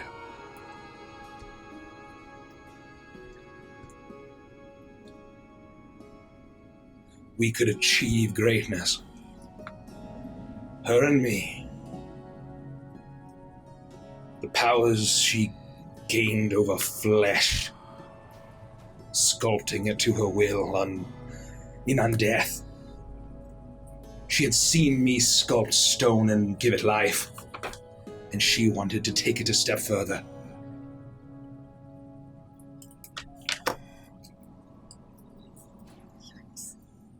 When I refused and tried to reason with her, she was gone within a week. She said if I was only a count, then with me, her father, and she was only a princess in name. And there was a king of this land. If she went to him, she could become a real princess. And with that, her power eclipsed mine. And she made her way north. All she left was a note saying where she was going, and that she hoped that one day I would join her and see reason. And she left me this. And he reaches down beside the throne, and he pulls out this little polished metallic looking box, and he opens it. There. The lid opens, and you hear the grinding of cogs and wheels within. And you see a tiny little bat with a crown on it. And it's flying around as strange song plays. And it's actually quite pleasant.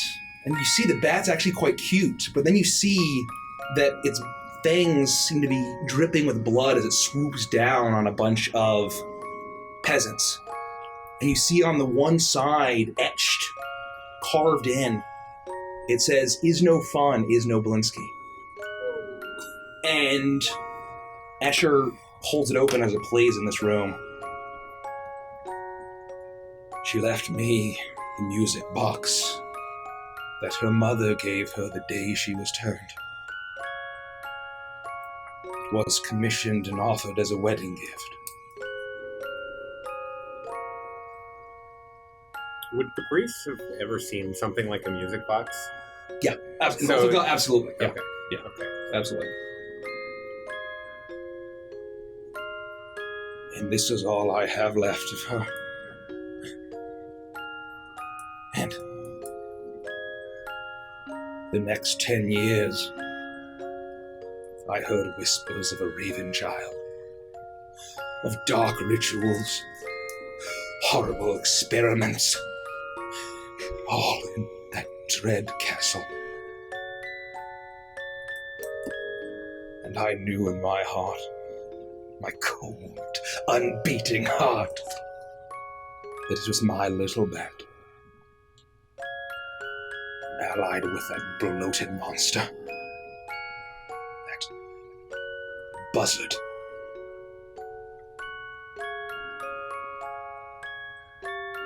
Whatever she is doing to those children, I am responsible for. Do you understand? And you see that there are actual tears now falling down his face. Well, it sounds like you didn't endorse any of it. Why would it be your responsibility? Because I was a terrible father. How are you supposed raise a child that is always a child.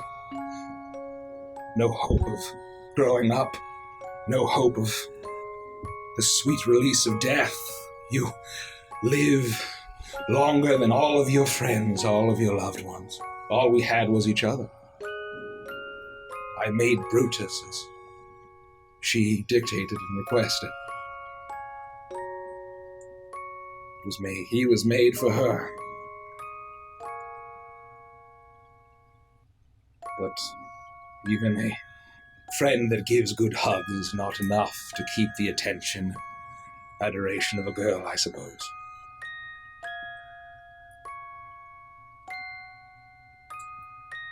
And so I do not know what the Carrion King plans.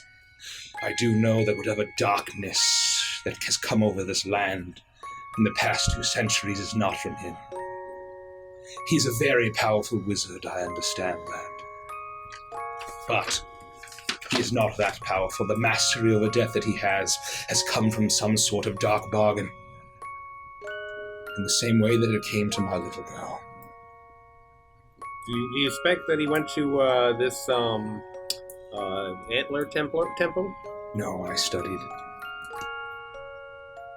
every single sarcophagus in that place. I heard the voices of each and every one. I heard the spider's voice. It was mocking. It had won. So has the Carrion King. And so, do you not see how hopeless it all is? How pointless your coming here all was? To be the help of a broken, withered vampire, long past his prime. Well, yes, what you're saying does sound like that. Words of a failed father. The only father that can fail is the one that gives up on his child. That's exactly what you've done. A true father will let their daughter dance with death, but will be there to catch her when she falls. And in your weakened state, you cannot do that. So what, you let your child deal with this Carrion King and hope that she survives it with no support from Daddy? Or do you want to be the father who could be? That it is very clear that you can be and that you are. No, the only real fault in you is that you've given up on the one you truly love. Caprice will give out a low whistle. You get an inspiration. Make your persuasion check. At advantage, because that was very good. I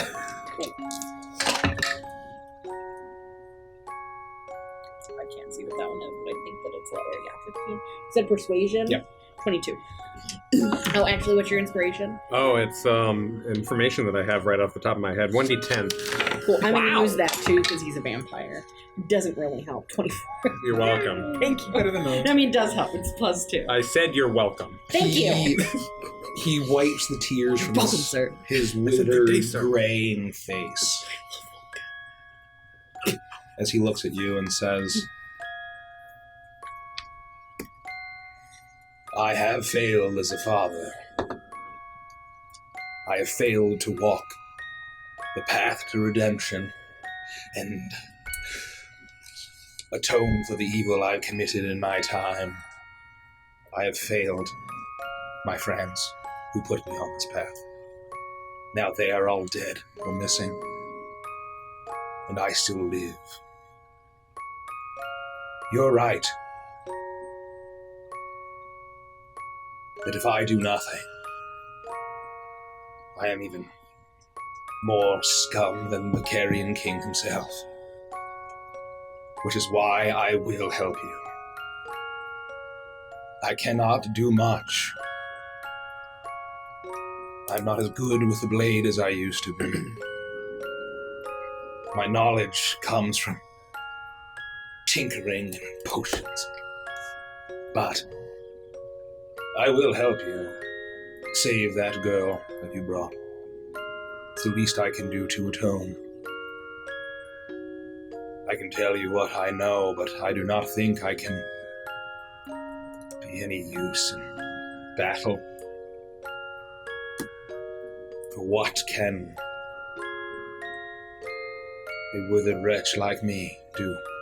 But I will help you. Perhaps if you could help my daughter, I would like that very much. Even if the end just puts a stop to her doing whatever she's doing to these children. You have my word, I will help you how I can. And my word may not be much after everything, but it's all I have. I mean, this is good. No, this is great. You have nothing but knowledge that you can give us, and that's all I need to have my buy-in. And if this goes anywhere that I think it's gonna go, then toppling the Carrion King might save your daughter. She's not gone. Not really. And if you can fix the girl that we brought here, then what's to say that we can't fix your daughter and bring her home? I know something about lost people, and I'm not gonna give up hope. We can be very persuasive. We'll be able to assist you. It sounds like we have a common goal, a mutually beneficial arrangement type operation. That's right. He slowly nods. Well, I suppose, at the very least, my loneliness and my boredom have been cured. Yeah, we might even be able to cheer you up a little bit along the way. I can tell you some jokes. I bet you never had a tiefling friend before. I have. He didn't care for jokes much, but he was a good friend. I miss him very much. But enough about the musings of an old man. I will help you how I can. I may have withered away, but my mind is mostly sharp. And my alchemy is strong. Perfect. I will brew a cure for your girl. But I am unfortunately woefully out of all of the reagents that I need for my alchemy. I'm not even able to bring life to stone at this rate. All you have to do is teach me. Teach me about these reagents and what they are and what that means to alchemy. And we need more information about the children that are going into this stronghold or this fortress. Teach me the things that you know, and we can fix this. He, for the first time in a while, there's a hint of a smile. Perhaps you are right, Felix. Perhaps you are right. But for now, if we can just save one child, I will take that as the next right thing. You all need some rest. Tomorrow, we will go into the valley. We will gather the reagents, and I will have the added benefit of testing you all as lab assistants. Don't expect my help down there. I will just walk through and surely be amused. Nerd stuff. It's fine. We can handle whatever he throws at us. I know, one of these days, we all need to go back to Galtago, where the worst thing is that there's a slimy salesman on the corner instead of, like, children filled with the dark power of some nine-eyed spider or whatever. All right? Sure. That would be nice. Great. I just want to help. I do have a question. What was your daughter's name? Ravanovia. Ravanovia von Zarovich. Ravanovia or Leah? Via. Raviolia. And,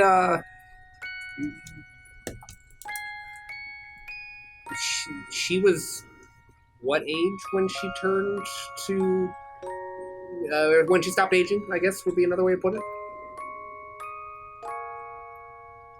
I honestly don't know. But yeah, She didn't even know her own age. Her parents were terrible, terrible people who got what they deserved. Biological parents. oh. I assumed she was yours. I guess that... No. I was her guardian. For many centuries. And you guys had to leave Barovia together. Yes, we did. Barovia doesn't welcome vampires? When we left, there was a time where vampires had done enough. It was better for them to rebuild in peace, without fear. And then, by the time it may have been a good time to return, the conditions of that valley were well protected, but not fit for the survival of myself and my daughter.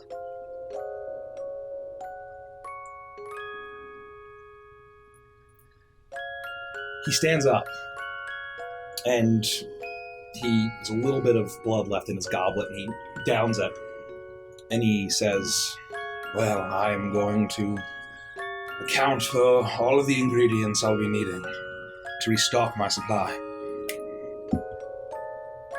We'll be ready in the morning. We'll make sure we get rest, and I promise we'll be on our best student behavior. But I gotta ask one thing before we go. Yes. The children, the potential Raven children, are they all young girls? No. From what my stonewatchers have been able to see, and it's not much, I hate to admit, seem to all be children of young boys, young girls. All 13 are young. Okay. I'm gonna try to get some sleep. You will need it. How old is Milo?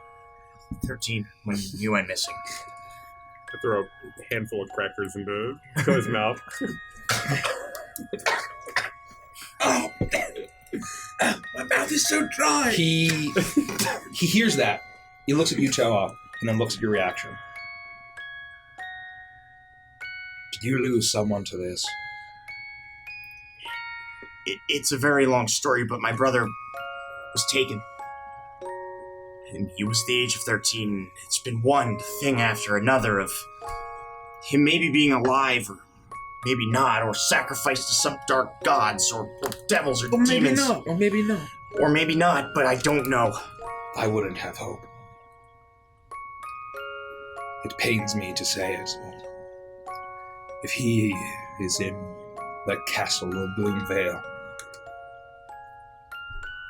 then he is surely in the clutches of my little bat, and there, who knows what she has done to him. No, we're going to have hope. We've had hope this entire time. We don't know that he's dead. We don't know what's become of him. And I have hope that he's okay. That he's still Milo, that he's still alive, and that he still loves his brother. Yeah. No. Felix, don't worry. We're going to find him. Yeah, no, thank you. We're gonna find out one way or another. I just have to know.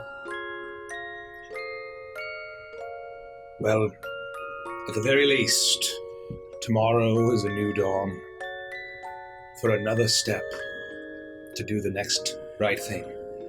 Good night, everyone. And he places his goblet down on the armrest of the throne and glides out. Sweet dreams. Michelle. It's a sad, sad story. Adopted daughter, though, huh? Yeah, I guess. But she, ran off and abandoned him, so that's not the greatest story. No, but it means somewhere in there, there's a big heart, Oh, yeah, for him, that's great. Oh. So you think maybe he'd like me? I'm adopted. I mean, I think you it's should kind of eat as different. much fruit as possible so that your blood tastes. Oh. Gross. Out of character. Fucking gross. You are in the audience hall, and it's quiet has returned. The torches or the candles rather, are still flickering, casting the low light across this chamber. I think we should get some rest. I'm very happy to help him collect his reagents. I still don't really understand what that means. Me neither. I mean, plants, materials, things that have magical property. I mean, it's how we learn to cast spells and make magic. There are all sorts of things that we'll be looking for that have some sort of extra little bit of oomph. Yes, like bat guano can conjure fireball. Exactly. It's just I it's just an, not getting It can that one. also be used to make a mascara if you'd like your eyelashes to be longer and more voluptuous. Oh. Oh, well, that sounds very cool, and I'm very excited to help him tomorrow. I trust him completely, and that was a very sad Why story. are you making this face? Yeah, I'm not going to pick up poop. Not for you, not for Escher, not for anybody. I mean, if we just need some bat guano, I could polymorph myself into a bat and take a big, healthy dump. Does that work? The moment you stop becoming a bat, we'll be holding caprice poop. I was going to say, that doesn't really add up to me. Well, how does that work? If you poop as a bat and then you unpolymorph, would it really change back into tiefling poop? Or it might not even exist at all. It's really hard to keep a straight face while I RP this. Dungeon Master, if I were to polymorph into a bat, could we use bat guano, or would it turn back into tiefling? I think it would vanish. It would just vanish. That's what I'm saying. I think it would be So vanished. if you I don't cut think off it the would leg stay. of, like, if you wild shape into a deer and cut off the leg and then wild shape back, Oh, the leg that's is an gone. actual rule. Yeah, Yeah, It's just gone. It's Yeah, gone. it's gone. Yeah. Well, shit. It's magic. Wait, the leg's gone? Yeah. Because it's So not your real. leg's gone. No. The deer leg The is deer gone. leg was just So like... you're whole, and you're like, fuck, that hurt as a Yeah. deer. But then you're whole, and the deer Fuck, leg is that gone. hurt. Polymorph As a into a deer. deer, and say, like cut my carve legs meat. off, Right. Yep. and let's make And rashes. for Icebound, you can't do that. Yeah. You'd be like, don't! But what if Because you you're a eat deer, the that's leg fine. and Yeah, you then got it. polymorph It would just back? vanish from your stomach. You wouldn't get any Okay, so you nutrients. would It's no not- longer feel full. Of Yeah, deer it's not leg. like really a It's the deer. same thing as the magic mansions that we've had, right? If Yeah. you take the food that we are given and we leave with it, it vanishes. Yeah, but if you eat the food in the mansion and That's then real leave, food. you It's still different. feel flu. That's we different. we Right. already solved this Because it's problem. explicitly part of the spell, Right. Is that it makes actual food, But you can't that take it with can you. eat, but you can't take it with you. I don't know. I don't know if I like that. I Well- think once you eat it, it's yours. We already solved this problem in Feywild, where Frost was constantly trying to get Grico to wild shape into something so that they could eat. Right, exactly. Make it become a pig, Grico. Come on. Just give us one pig leg. We're not asking for very I'm a much. cat, so I really enjoy some cream. Can Grab you some of that turn into belly. a cow, please. I want to milk you. Is there any, I wish that happened! is there any animal that secretes beans? Some sort of bean creature. I'm thinking of a little like squeezy sheep that shit out jelly beans at Easter. I once heard of a mythical seam bean golem. Just for He context, died if instantly. you happened to watch us in 2018 or earlier, we had a campaign called Call of the Feywild. Yep. These were fun adventures from 4 years ago. Just outrageous adventures. Wonderful, wonderful I adventures. can't believe you never tried to convince Gurko to turn into a cow so you can milk him. I never tried to milk Grico.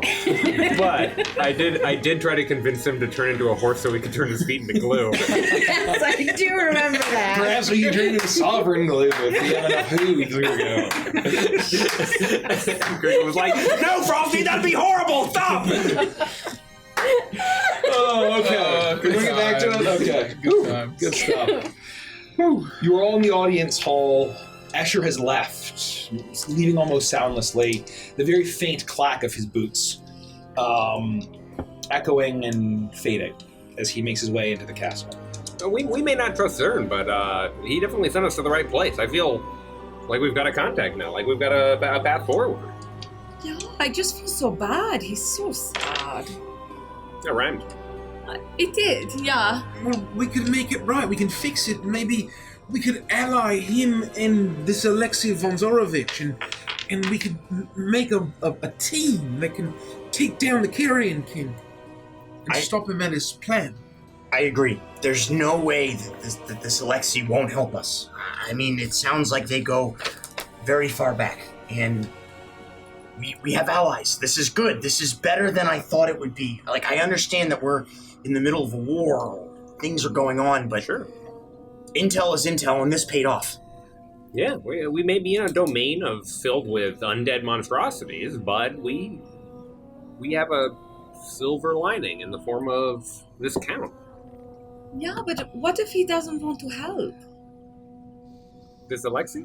Yeah, I mean, he said, Escher can't go there because what he's done to the land. Maybe he's doing that on purpose. If you were friends with someone, would you make your land so uninhabitable that your friend could not join you? Maybe not, but maybe I misheard, but it's the same last name as Ravenovia, right? He would be invested in finding his daughter, potentially, right? That's right. That's Let's true. not make assumptions before we meet this person. I know, it was so sad. I hate to see somebody so upset. Well, it's clearly, if they're protecting themselves from undead, unfortunately, Count Kreskov isn't dead. He doesn't mean to be undead, maybe, but, by protecting yourself from these horrible, ghouly zombie things, it just has the unfortunate side effect of affecting Escher as well. All right. Okay, you're right. That actually brings up another question, which, Iris, in all of your learnings, is there such a thing as a clerical anti-vampire zippity-zop that makes them not vampire anymore? Could you save his daughter and the count Are from... you drunk? I mean, I've had 2 bottles of wine.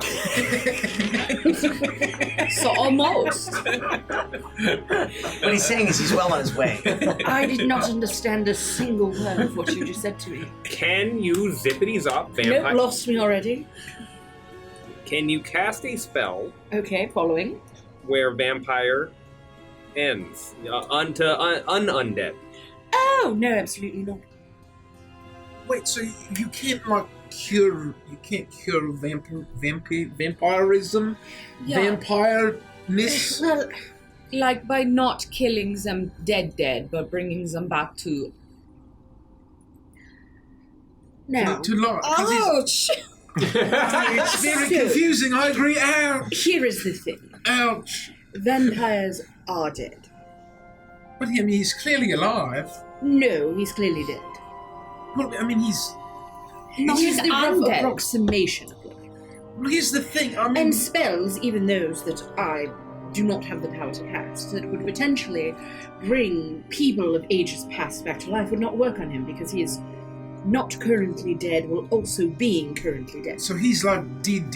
He's both dead and not dead. He's dead and not dead. I'm gonna What? echo. Yeah, He's dead undead. and not dead. No, he didn't do anything. No, he doesn't have to do he's- anything for me to learn these spells. No, I he's just have to dead. get strong. What? He's dead. What did he do? No, he's dead. He's like not alive. He dead. did what? No, he's dead. He's not dead. Is he dead or is he not dead? I don't know if he did what you're asking me. You're not finishing your sentence, Toad. Am I not making sense? What? Am I not making Since sense? when? I don't know, Felix, please help me. This is I don't know ridiculous. what to say. Caprice has drunk 2 bottles. Can we go to bed?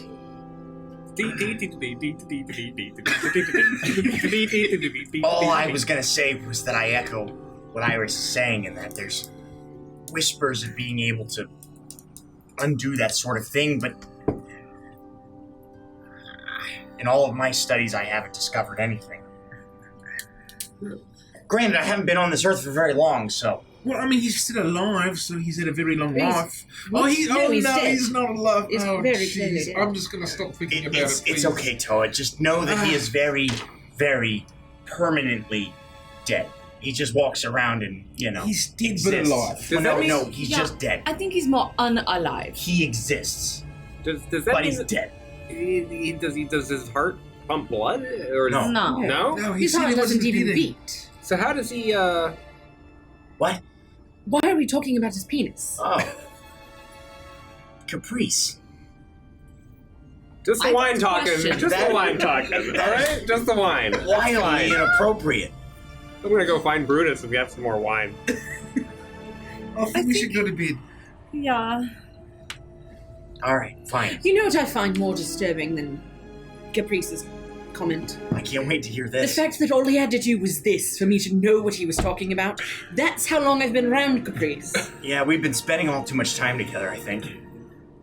Iris What a else year is ago that would have going to never mean? understood what that meant. Well, welcome to I the want to party. go to sleep. We've been corrupted. I want my family. Oh, and Lofty's trying to say she's lonely.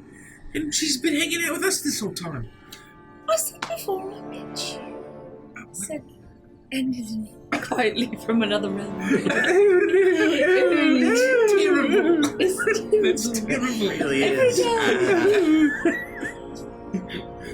Yeah, I don't feel lonely now. Okay, well, that's good. I said that. Are you upset? Do you want to talk? Do you want to I'm just snuggle? saying, you said you were lonely. I only feel I have felt lonely in the past. I think it's okay to admit that. She tells a lot of lies when she's trying to sleep with someone. I cannot confirm nor deny what you have said. I'm fine with any of that's fine. That's fine. I believe you. I think we should go to bed. I agree. Let's go to bed. Fine. You make your way back through the castle.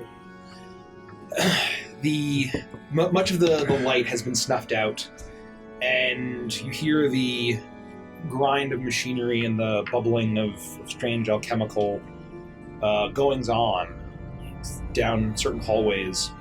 And however, it's quiet in your room. You just hear the crackling of the fire that's been prepared for you by Brutus. And there are plenty of beds for you to enjoy and get comfortable. All right. I'm going to get some sleep. Not everyone. Do we think we need to keep watch? No. Maybe you just do that thing you do with the alarm thing. Yeah, that's fine. I mean, Beatrice can watch, and I'll set up a perimeter, and I'm not gonna be able to fall asleep right away anyway. So that's Why didn't fine. we do that with the girls? How often do people call Beatrice Beatrice? Beat Well- rice? When you think about the way the name is spelled, it would so easily be confused with the name Beatrice. Yeah, I mean, that's true. yeah, I guess in a very So technical. no one has ever literal sense. accidentally called her I mean, Beatrice? someone could look at your name and pronounce it E-rice. What? No, that's not I-R-I-C-E. I'm just saying, I mean, someone might pronounce it that way if they just have a different phoneticization. What? E-rice. To answer your question, if anybody's ever thought that, they've never said it to me. Oh, thank you. Yeah, you're welcome. I would begin to. Has she spoken her name to you in actual... Are you... How convinced, on a scale of 1 to 10 maybe, that her name is pronounced Beatrice and not Beatrice? An 11. Why? She talks to me. Oh! Like that frog. What? That frog that I was waiting for outside of Koravakia, wherever you were. Wow, it's me. Remember? Me. By the waterfall with Toa. I was waiting for that frog to come back. Well, with it an was answer. just me and you on it at the time. I think everyone yes. else was in. But I told them. was wasted in that village, Kirstein, I Oh, believe. Kirstein. Everyone was totally wasted and asleep. Yeah, in that sounds Kirstein. about right. Yes. Well, it might be the same thing. That frog could not talk to me. Well, then it's probably not the same thing. And so when I sent it off with that letter, and it never returned... You sent it off with a letter? Yes, like you do with Beatrice. Yeah, she tied it to a frog's leg and it jumped in the water and it looked soggy like the second it hit the water. That letter definitely didn't get I'm anywhere. just not sure. You probably just found a normal frog. Well, yes, I thought that Beatrice was a blue... I didn't know you very well. Oh, that's fair. I didn't understand the spell. Yeah, she's very much just an essence of magic. And so that frog couldn't talk to me, and so I thought, well, did he just make up this name because it's spelled Beatrice? But that's fine. Hey, Boomers, do you remember episode 2 of Beneath Dark Wings from August of 2018, which is 3 years ago? But anyway, I remember. I'm going to I bed. clapped when I thought of it. I'm gonna change into one of the nightgowns in the wardrobe, Yeah, even though it's huge for it's me. a big one, yeah. Yeah, it's just it's gonna look like a baby in a It's rice very sack. comfortable, though. It is Yes, very comfortable. fancy. Exactly right. And I'll tuck myself. in I bed. would spend my evening doing the normal, spell stuff, talking to Beatrice, and then I'm gonna more focus on preparing my spells for tomorrow. Yeah. How many beds are there? I would say there's probably 6. I'm gonna go to the bed that Lufty's in, and I'm gonna get into the very middle of it, and then I'm gonna spread out so she's got like this tiny little portion on the side. Oh. Good night, Lufty. I'm gonna go to sleep. I'm gonna cling on to her one of her limbs and just, well, good night. Just take any little inch of the bed that I can absorb. How does alarm work? Oh, I will read it to you. That is... I don't like that question. So I ritually cast it as many times as I need to do the thing. So you're able to get the entire area of the room. You set an alarm against unwanted intrusion. I choose a door, a window, or an area within range that is no larger than a 20-foot cube, but I can do it over and over again, I guess, because it's a ritual. Until the spell ends. Well, no, it can be. It works 8 hours. I mean, that's important to notice. It can be. Only at the moment of cast. Until the spell ends, the alarm alerts you whether a tiny or large creature touches or enters the warded area. When I cast the spell, I can designate creatures that won't set off the alarm. So the only people I'm choosing are the people that we know, because we have Escher's word, but it doesn't mean we trust him. I'm not letting him come into the room. And it would only be the 5 of us and Beatrice that can enter. Yeah. Anybody else who doesn't, what it does is a mental alarm alerts you with a ping in your mind if you are within 1 mile of the warded area. This ping awakens you if you are sleeping. An audible alarm produces the sound of a handbell for 10 seconds within 60 feet. So the idea is that, right, depending on what you want to choose, right, it can either be a silent alarm or it can be that everybody who is good to go would hear an audible alarm. What if you look In this instance, it would be an audible alarm. Any instance where we are aware that there is danger and that an alert wouldn't be a problem. Something we're not expecting. Yeah. So but if we're trying to lay low, it would be just me waking up and waking everybody else up. Cool. The sound will be the sound of cans on the string knocking against each other. Yeah. No, it's the sound of a handbell, Derek. I just read it. Have you fucking heard a handbell? It sounds nothing like hands on a string. You all settle in for the night. Unless there's anything else anyone wants to do before you go to sleep. Toe passes out immediately. Nah, I'm just thinking about my spells. I'm just going through tomorrow. my shit, and I find a... gross. I find a spell, I'm going Double through my gross. tiefling shit. This doesn't look anything like that. He tried to polymorph into a bat and shit. Nah, just tiefling shit. Oh man, that's my shit. God damn it, this isn't gonna work at all. What am I gonna do with all this shit? No!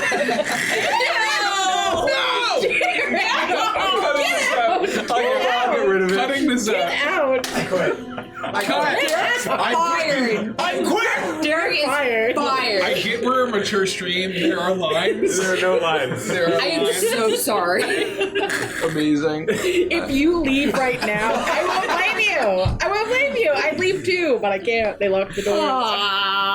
So, as you've alarmed this This is why entire we keep space, pistachios stocked. you've alarmed this whole space. You drift off to sleep, all of you, and you all enjoy a long rest, and you wake up the next morning. Despite it being morning, the cloud cover is no longer storming, but it is so dreary and thick, it looks like nighttime outside, with how thick the cloud cover is. But you hear the distant sounds of life in the forest, but it doesn't sound pleasant like songbirds chirping. You hear the distant howl or growl or squawk of some vulture or cry of a bird of prey. And with that, you're able to do whatever you like today. All right, I'm feeling rested. The alarm didn't trigger, so he let us sleep peacefully. I think we should go check on the girl before we leave, before we meet Escher and the audience hall. It couldn't hurt. I agree. How long does that handbell dealiac? 8 hours, so it's about up now. Oh, convenient. Let's go talk to him. Talk to see if the girl's awake.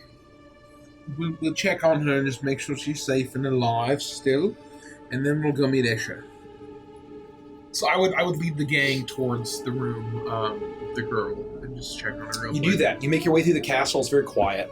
The very faint light of this very gloomy morning shines through the windows, and you see the valleys and the forests all stretching out. The forest and the valleys stretching out all around you, and the mountain tops that make this valley. Do we see any human settlements at all? Any villages? No, or this is it had been many miles past the last settlement that you saw. You didn't even see vulture sentries. Escher had said earlier that the Vulture Riders had gotten smart because the gargoyles would just go up and smash them. It seems. Right. So it's very remote. You make your way up, and as you approach the door, you actually see a bit of movement as the door opens, and you look, and there's nothing there, and you look down, and then there's Brutus. And he, as he's leaving. Good morning. How do you sleep? Good morning. I slept very well. Those beds were surprisingly comfortable. Yeah. Probably the best sleep I've had in weeks. I'm just leaving the little one some breakfast in case she decides to wake up while everyone is away. Oh, so she's still alive and not undead or a vampire? Oh yeah, no, or I anything? checked on her. She seems to be fine. She hasn't really, she hasn't really changed at all, I guess. Did you give her a nice morning hug? Oh, I did. I'll give her a nice hug. Oh, that's I gave very a nice. little hot water bottle on her little forehead. I dabbed it with a towel, and I left some so breakfast. sweet. I left some breakfast. It's nothing. It's and I did make some cookies, and hopefully she likes them if she gets to try them. Did you do you mind if we check on her real quick? Just say Yeah, of course. say goodbye because And he steps out of the way and says, the master wanted me to tell you that we are going to meet by the elevator. And so What is an elevator? it's a little thing to go I've never heard of For what this. purpose? to go up Elevate and to you go down. higher or lower. Would I know what a lift is from perhaps a Galtican building or something? I would say, yeah, you would know what that is. It's right in the name. It elevates you. I mean, at least in Zentra, we took stairs to go up and down. Yeah, this is like Yes, a it is the same box ticket. that's on a chain and it can go up and down. Yeah. You just haven't Oh. traveled enough. In No, other I haven't- places, oh, this that is the sounds thing. very nice and pleasant because I don't have to I'm walk actually up and pretty downstairs. surprised you have that here. Oh no, the master built it himself. He said he took the designs from his old home before he built me. Oh, Just make sure that you don't get off while it's still moving. There's a chance you could be cut in half. Cut in half? Well, I mean, Yeah. cut in whatever part still happens to be. Don't worry about it. It's not going to happen. Just don't move until it stops moving. Or I could be bisected? Well, I mean, it trisected or quadrisected, I guess, depending on how you get out. mostly just bisect. It doesn't seem like the risks would. Maybe. I mean, why not just use stairs? Why not just walk up and down places instead of taking a It's a very, You'll love it, you're gonna love very long drop, so stairs will just take way too There's long. no so. need to panic. I'm sure it's This is perfectly really safe. quite a treat. I've been on them. Obviously, Caprice has been on I've them. never been You on can one. trust it. I just usually use my legs, but anyway, That's okay. I don't want to be cut in half for weeks. Just It's make- very safe. You're not- I mean, it hasn't been used in a very long time, so... But you know what else? It's free. So just we can get on it Oh, it's for free. free. Unlike stairs. Yeah. I mean, stairs are pretty free, Lofty. I mean, just to kind Yeah, of but why level not go set. faster? Also for free. I mean, it's saving time is nice. I just don't want to be cut in half. We're is all not I'm gonna saying. let that I just happen to you. want I to let promise. everyone know I would like to not be cut in half. None of us want to be cut in All right, half. just- All right. Okay, sounds good. Yeah, back in Galtica, it only happened like once or twice a month. You'll be fine. Okay, you can go check out. I'll be waiting right outside the room right here. I'll be waiting. No rush, no rush. I know the master's. He's ready. He's in his riding levers, and he's ready to go. Oh, great. I'll We'll do it. enter. And we'll enter the And as you room enter, I will say thank you, DJ Kick21, for the follow. DJ Kick21, we're in. Welcome. Thank you so much. Welcome. That was You nice. enter, and the room is basically effectively how you left it. You see that there's these cookies that seem to be made with they seem to be these sugar cookies that look really fluffy and they're covered in these large cubes of sugar on top, and they're all stacked up, and there's a glass of milk next to it, as well as you see that there seems to be some sort of cooked boar fat or some kind of animal fat in strips, and some eggs that have been cooked. And we haven't had breakfast yet? No. These could be poison. Don't you Little think? girls. Little girl. She's completely stationless. She's quietly sleeping like Sleeping Beauty. Look, you're being insensitive. All right, we know I that just she's. wanted to see if she was awake. We know that. What do you want me to do? I want you to be respectful. She's under some sort of spell or a curse. I didn't know that. You did know that. How would you like me to test if she's awake? I said it very quietly. Well, I believe that You're just always picking on me. He's always picking on me. Well, no, Duke Kretskov did tell us that he was going to work on some kind of cure to her stasis. So, I think you could probably presume, based on what he said, that he would let us know once he's come up in his alchemy it's lab. literally the ingredients we're going to look for this morning. Right, and he doesn't have the ingredients, so we could presume logically that he hasn't brewed the cure yet. So, Can I presume that? well, I mean, Yeah? that's what I think it's presume. a Yeah, worthy no, you question. can just say it. Can I presume that? I'm with Luffy on this I one. think we can all presume it. But You can presume that both of you are now on my shit list. What else is new? Hey, girl. There's a unicorn! Oh, if only there was a little girl to ride it! Oh! All right, well, that's right, my best. Yeah? You good? You satisfied? She's asleep? and I think that we're going to help her right now. No, I don't like either of you. I'm taking a cookie and a slab of bacon, and I'm walking away. That's not for you. Unbelievable. Oh, I'm sorry. I thought she was 100% definitely asleep and not waking up. It's still not for you. And I'm going to leave the room and wait for the rest of them and presumably wait to make my way to Escher. I'm in a hurry. I also will have a cookie bacon. You do that, and as Bastards! you eat, the cookie and the bacon are absolutely unbelievably delicious. You This have is unbelievably delicious. you have had The sugar cube really makes it. It really does. I never thought of it. You have not had many cookies or pieces of bacon better than this, and especially with like your rations and the food that you've been eating lately, it's an incredible treat. I just don't believe them sometimes. You know? I mean, that was pretty rude. But, you know, we're all in this together. I think they just want to make sure we're all on the same page. We were rude. At least now we know that it's not poisoned. I guess. Unbelievable. Serves you right! Oh shit, he's dead! You say. Okay, are we ready to go meet the master? Please lead the way.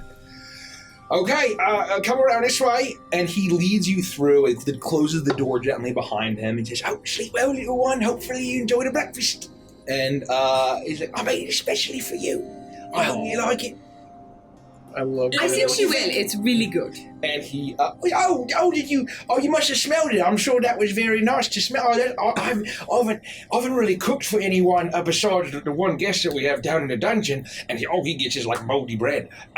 Why? Who is that in the dungeon, and why do we get better food? I know you keep saying, as we're walking, you keep saying guest, but that sounds a lot more like a prisoner. Now, yeah, he's definitely a prisoner. We just call him the guest because it's kind of funny. So why? Or who? Who is it? It's for in case of emergencies only.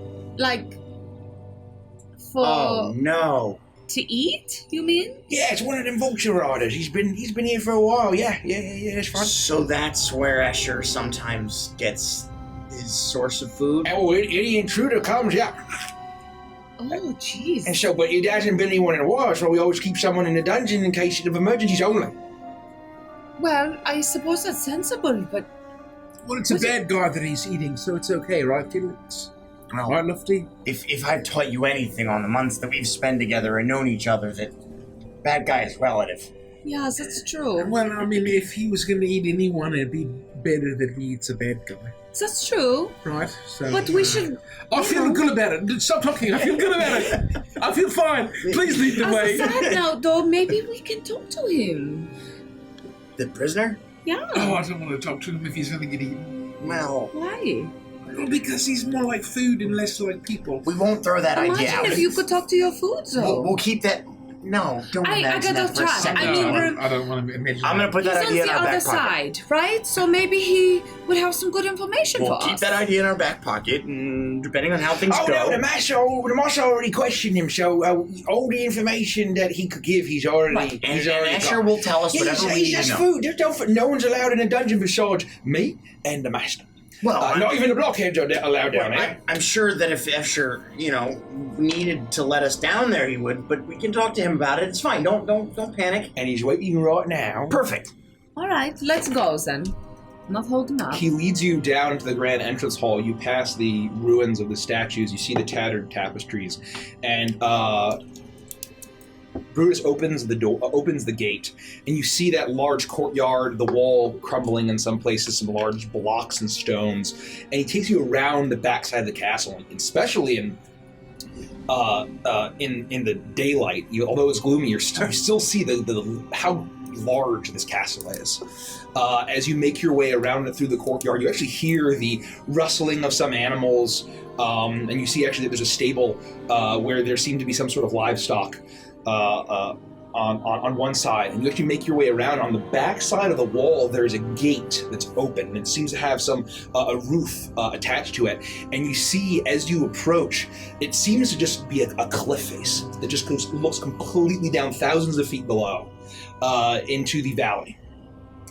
And you see as you now approach, there's a large platform attached to the side of the walls that with these chains that seem to run all the way down to the valley below, with a wooden and stone platform that seems to be connected, that's built in, and there's basically an alcove carved into the cliff face that this castle is built on all the way down. And Jesus. So we would take. That's the elevator. oh yeah, that's it. Master, are you here? And as you all approach this large lift, it seems to be open air, in a flash, right in the air where there had been nothing previously, blinks into existence. Asher. And he is dressed, he had been in just kind of these roughshod, casual clothes the night prior. He is now actually dressed up a little bit in relatively fancy riding leathers. And he is on top of a horse that seems to be floating in the air.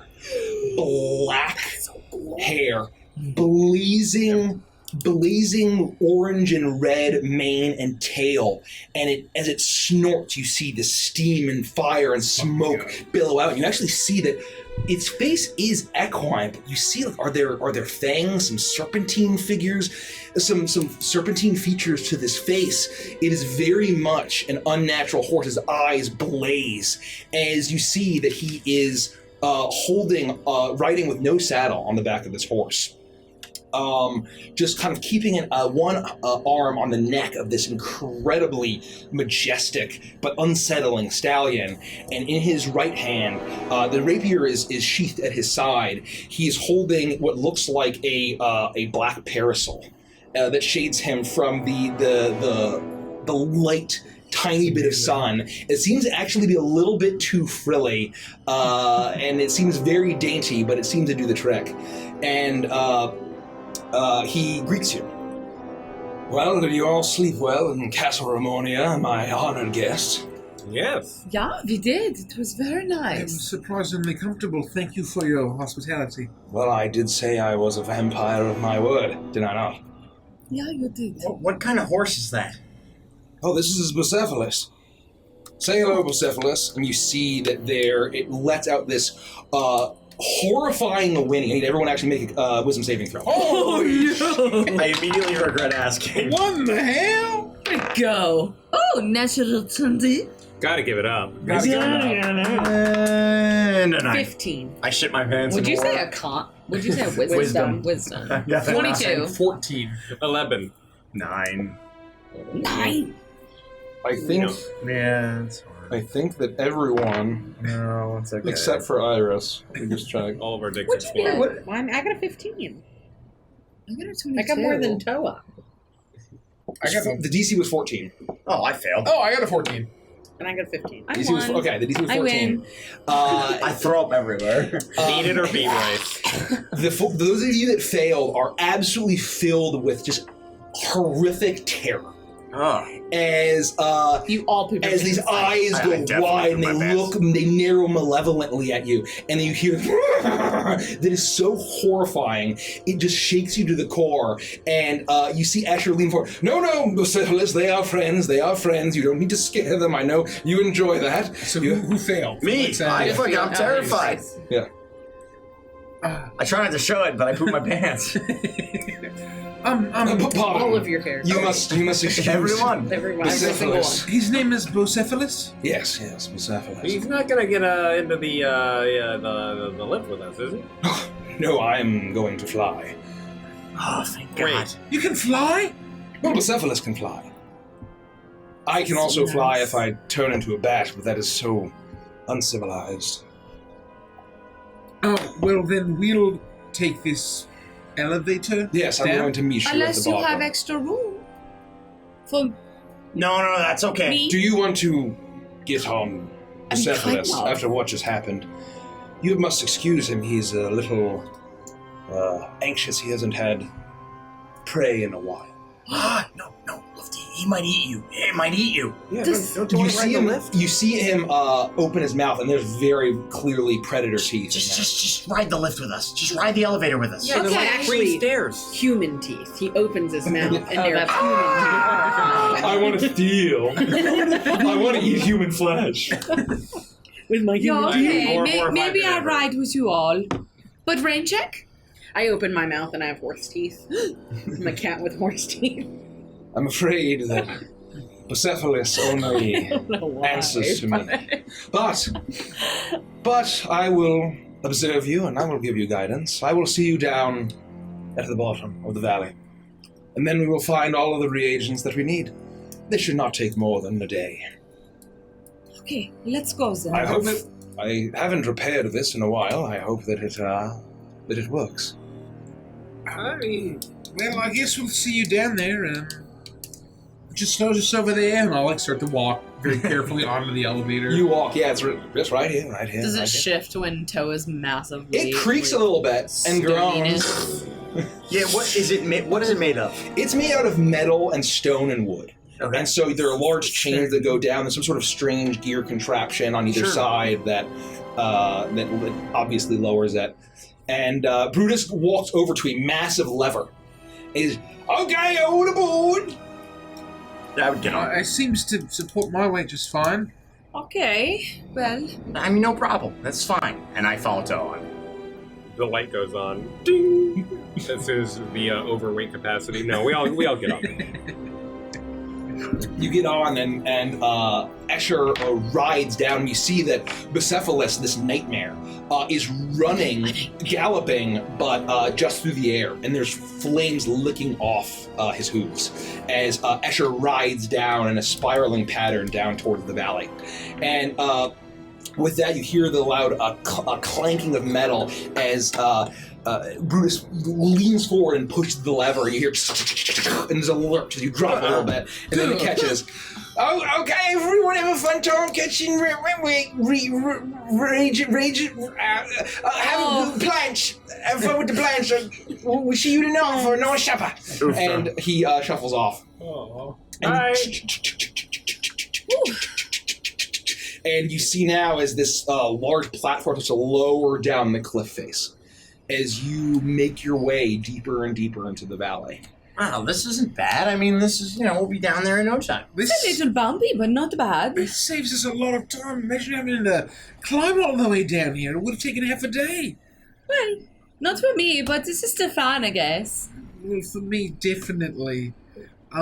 This is very convenient, I'll say. Was it just me, or was that horse that Escher had? Scary ass. That was definitely not a horse, and I don't like that he didn't answer my question about what kind of horse that it was. He just completely glossed over it and introduced its name. Well, it was so nice. I mean, it was just like a little, it's like a little scary pony. What?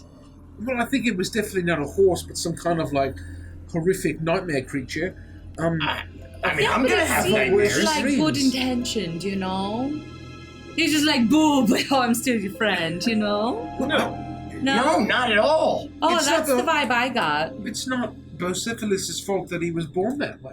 That's exactly right. So, I mean, he They might be can't help it. scary, but clearly, if the Count trusts Bucephalus, then I trust Bucephalus. It seemed like a nice horse. I guess. It's just definitely not a horse. Definitely not a horse. I mean, it was. He looked kind of horse-like. like a horse, but he wasn't really a horse. Look, he's flying. And I look and I point at him flying. Okay. The never-ending story. As you go down on this rickety lift, the forest of the valley below gets larger and larger, and you see now that that same familiar, incredibly dark tree cover is awaiting you at the bottom of this cliff. And eventually, you arrive at the bottom of the lift, and you look up and you just see just how far you've traveled. And you see the darkness of the forest all around you. As there's really only probably about 30 feet of clear space before the tree line that's cleared out around this elevator. And you hear that strange snorting, not the terrifying whinny, but as Escher atop Bucephalus with his parasol gallops through the air and floats above you. He's like, well, how did you enjoy my invention? We're all in one piece. Yeah, that was exciting. It saved lots of time, so I appreciate it. So what are we looking for? What do you want us to find for you? Well, like I said, I'm going to test if you are appropriate lab assistants. And so we're going to gather all of the 6 reagents that we need for all of my alchemy. Far more powerful in this land than the rest of Striga, much to Virgil Zern's dismay. But it is very dangerous. But I know that you are up to the task. You seem powerful. Yeah. I am not. I am going to ride above you and give you words of encouragement and advice, but I am going to keep my hands clean of the situation to see how well you do. We need 6 ingredients. There's marrow root, ghost mushroom, widow bloom, sorrow moss, death blossom, and blood vine. I got as far as marrow root. I skipped one and got ghost mushroom. Ghost mushroom? I will That take sounds you spicy. to where you can gather each one in great quantities. The stone watches I have can find the occasional bits of these reagents growing here and there, but they are not very intelligent, and they are not very graceful. They do not have what it takes to actually find where these reagents grow in the greatest quantities. The power of these plants come from the Shadowfell. Do you know what the Shadowfell is? Do it. Do we? I think we've heard I feel like you've all heard of you've talked about that. Yeah, I mean, I know all about the Shadowfell. Duh. It's death related. I mean, I think Iris knows maybe something about it. Isn't Anubis sort of related to it? No. I'm not sure. Oh no. Oh no. Well, I mean, It is the realm of death and shadow. It's exactly, what I know. Skethrenil is far more connected to it than the other regions of Striga. Far more crossings of shadow, far more creatures of that realm linger here in this plane. And much like the Feywild, the Shadowfell is very strongly connected to emotions. So in order to get to the areas where you will need to gather these plants, you will need to channel an emotion deeply connected to the Shadowfell, all negative and terrible, and then conquer it. And then you will be able to, hopefully, collect the herbs unimpeded. Does that sound like it's doable with my lab assistants? I'm nobody's assistant. Well, perhaps you will help gather at least one reagent. Oh, probably not. No, I can't see myself helping with anything really. What? Come on. Come on. Come on! No. Help. I'm a princess. I know, but that's like part of your royal duty, right? No. Help It's us. definitely not. Please That's do okay. not make me write to Daddy and tell him that If you call him Daddy one more time, I will not stop myself from sending you to Anubis himself. That sounds pretty serious. And I promise you, he would not be tempted by your girlish wiles. Well, it's his loss, I must say. And you see now that Escher, he still looks about as withered physically, but there seems to be a bit of oomph, a bit of a gumption that he has. His spirit seemed to have been lifted a little bit after your meeting last night. That being said, I can be helpful in other ways. I just won't gather plants. Okay, fine. We'll gather, you protect. We'll see. We're ready. Just point Off away. to gather marrow root. That is where we are closest to. It's an abandoned cemetery not far from here. Jeez. And he begins to gallop through. Follow me. Keep up. And I will explain how this is done. Okay. Marrowroot grows in the deepest tombs and crypts, You know you're Infusing. speaking my language. infusing with the bones of those buried there. It is a place where there might be skeletons in their undeath, lurking and waiting. But you can tread there unimpeded if you are able to master regret. The dead, still restless, are lost souls that have unfinished business, lost, never able to finish what they had hoped to in life. So much regret gives them a terrible mockery of life. If you are able to master your regret, you will be able to walk deep into those catacombs and gather the rich concentration of marrow root that is undoubtedly growing. I mean, worst case scenario, we can deal with the skeletons. I mean, we saw This sounds easy peasy. Moloch and Baphomet. I mean, what are a few skeletons?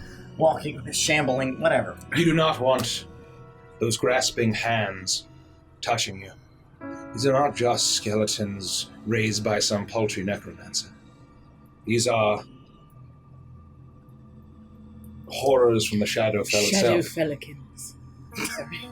It's almost like a pelican.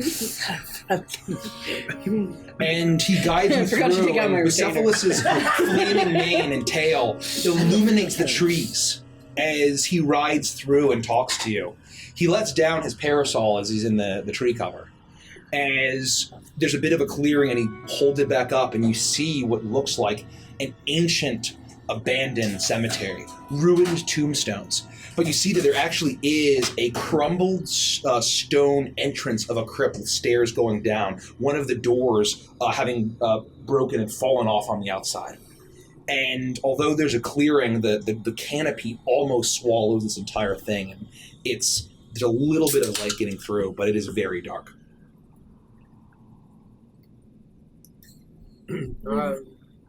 Ready to go? Yeah. Why do One you of all you. look so glum?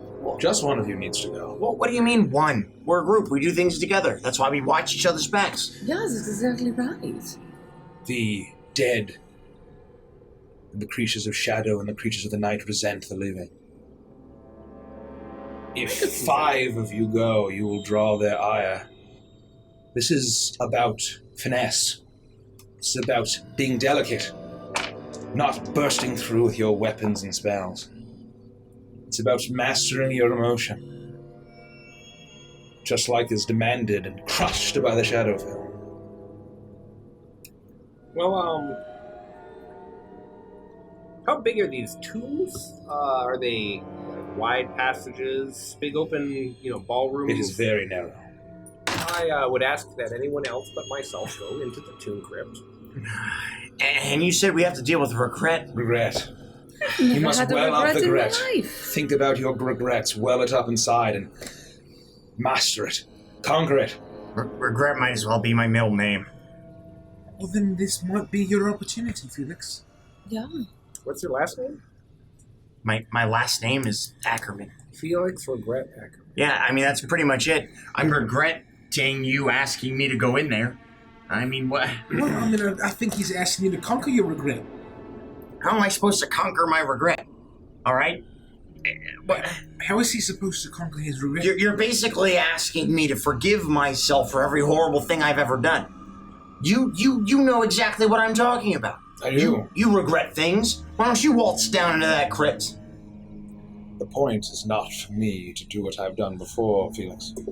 The point is to see if you have what it takes to defeat the Carrion King. I've only heard of your power from Zern and yourselves. I have yet to see it. It's not just power of spell and sword that is going to win this battle. It's mastery of our emotions. Walking in the valley of the shadow of death without being consumed and corrupted by the creatures of the night that walk in that valley.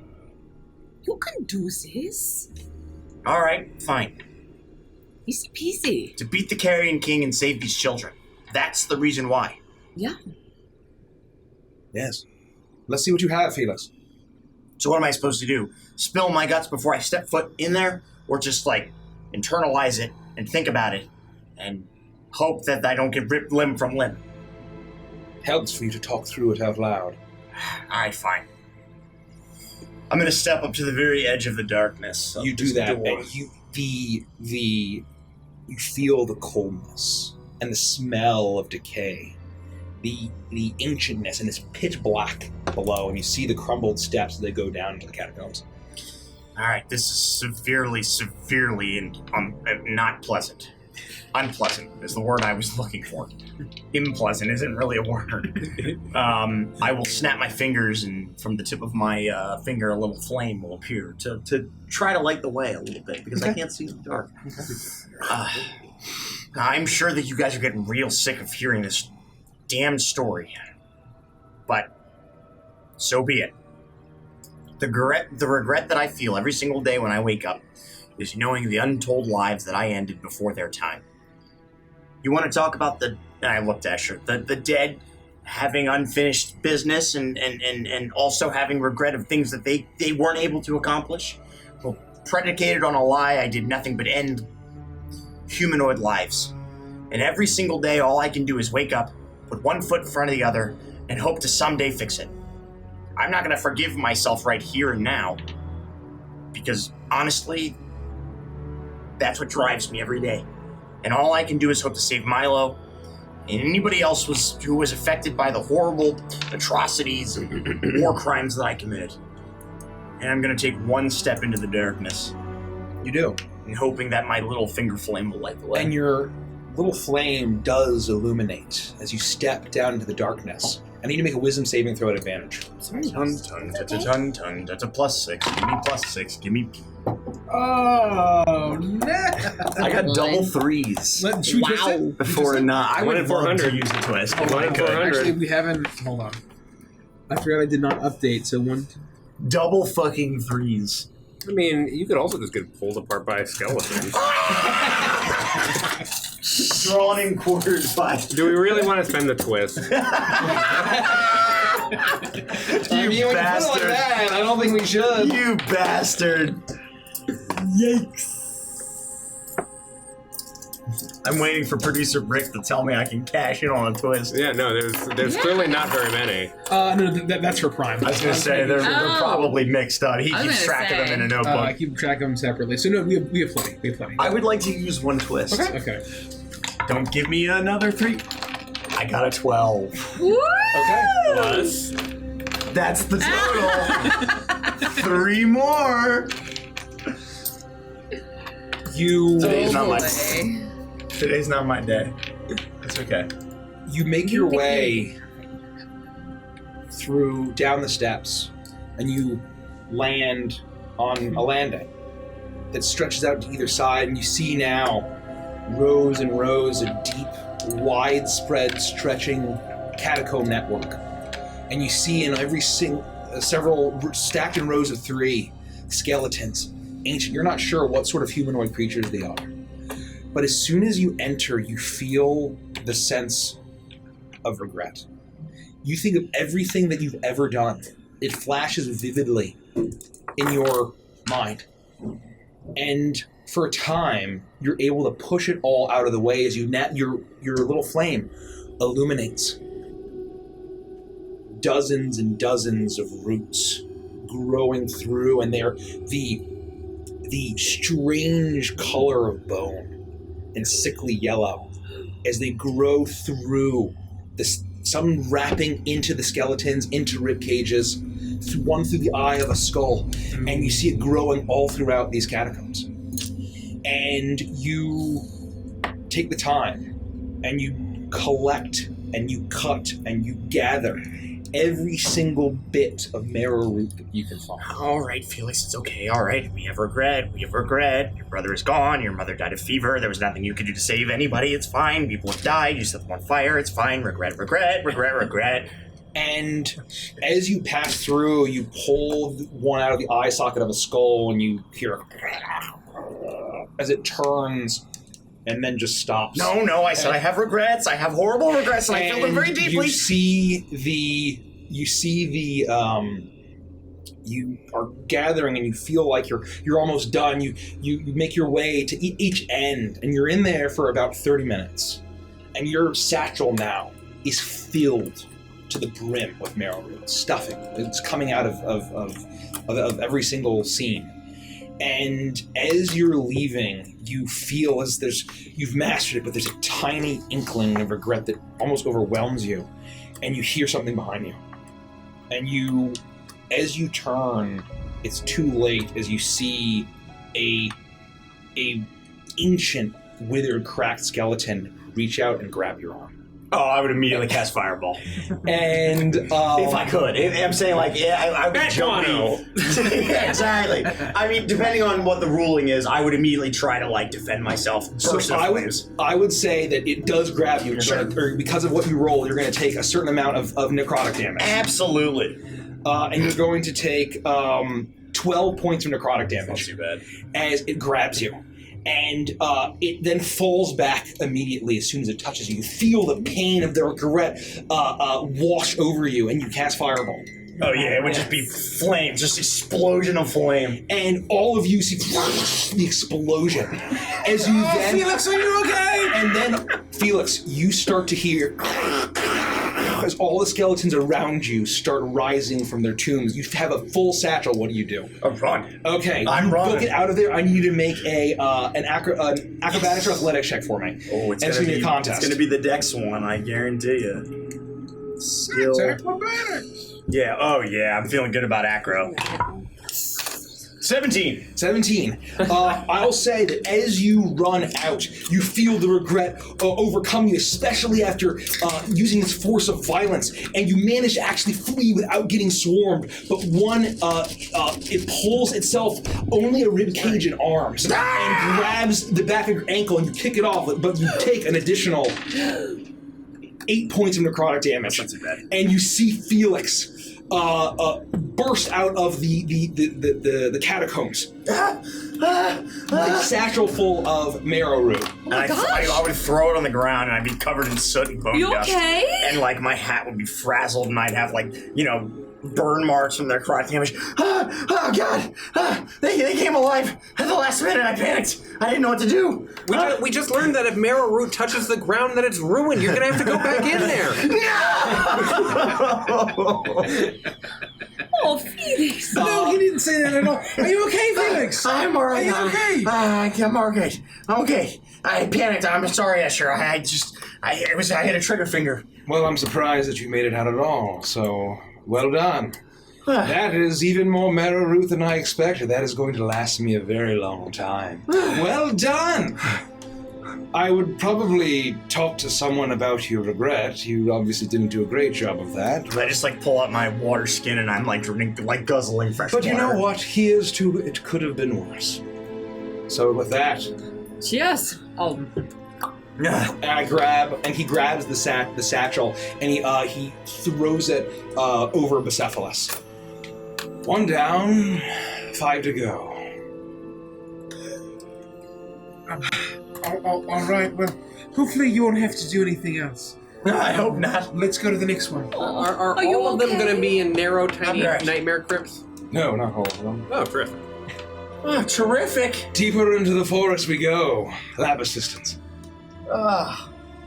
And with that, he guides you through, and you walk for probably about 20 more minutes, and the forest gets darker and darker and darker, and you enter this incredibly dense part of the forest with the trees lining up, so you're having to weave through, and Bucephalus has to float through very carefully to go through, and Escher, his parasol now at his side, he says, just ahead is where the ghost mushrooms in this valley grow the strongest.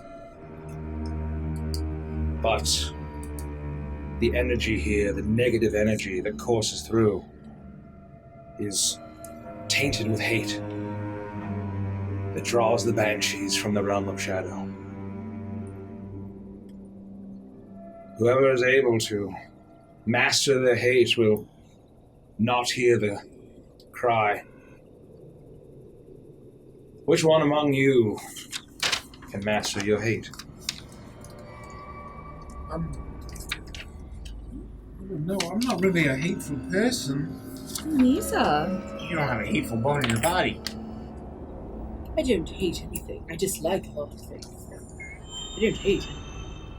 Wow, that's a lot of effort to actually hate something. What about you, I just Caprice? don't have that effort. Every tiefling I've known has been filled with hate.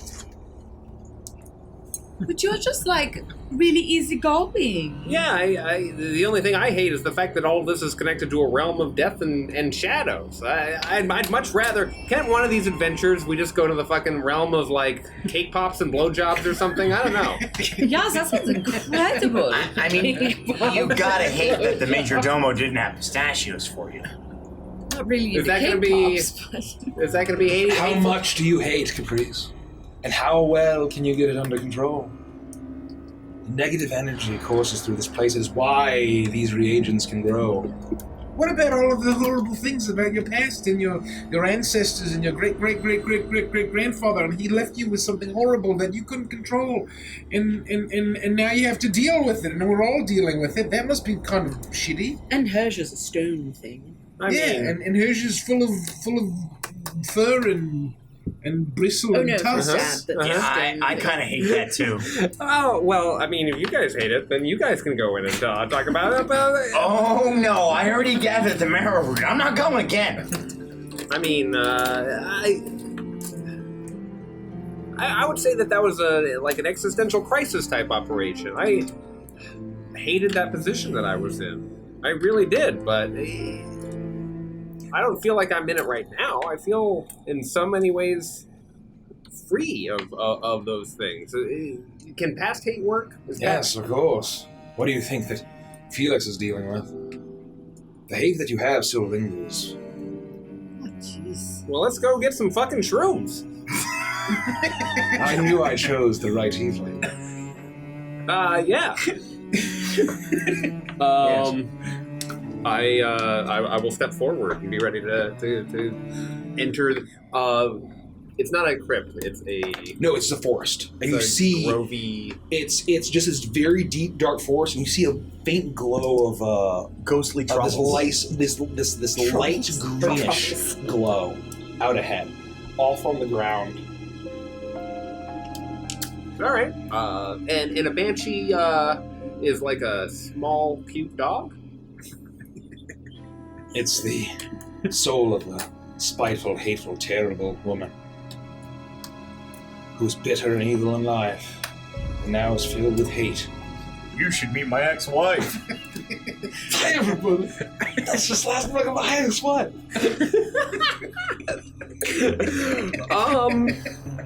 And Felix, help me out here. You channeled the regret. You just thought about it real hard.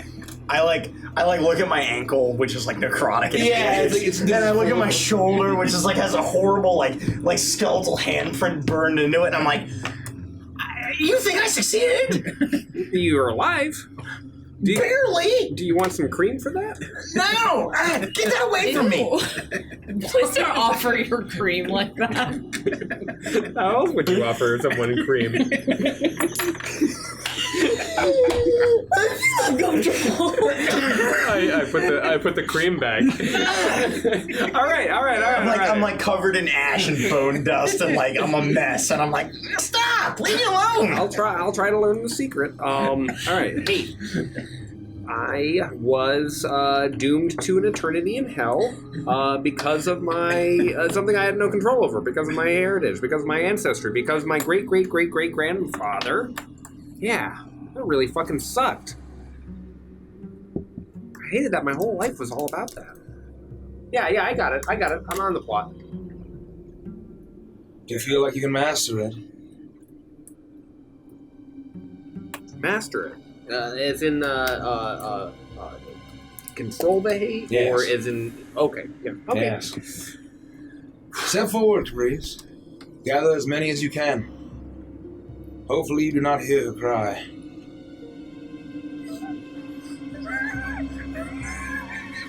I hate that you just said that, and I will start to walk through the forest.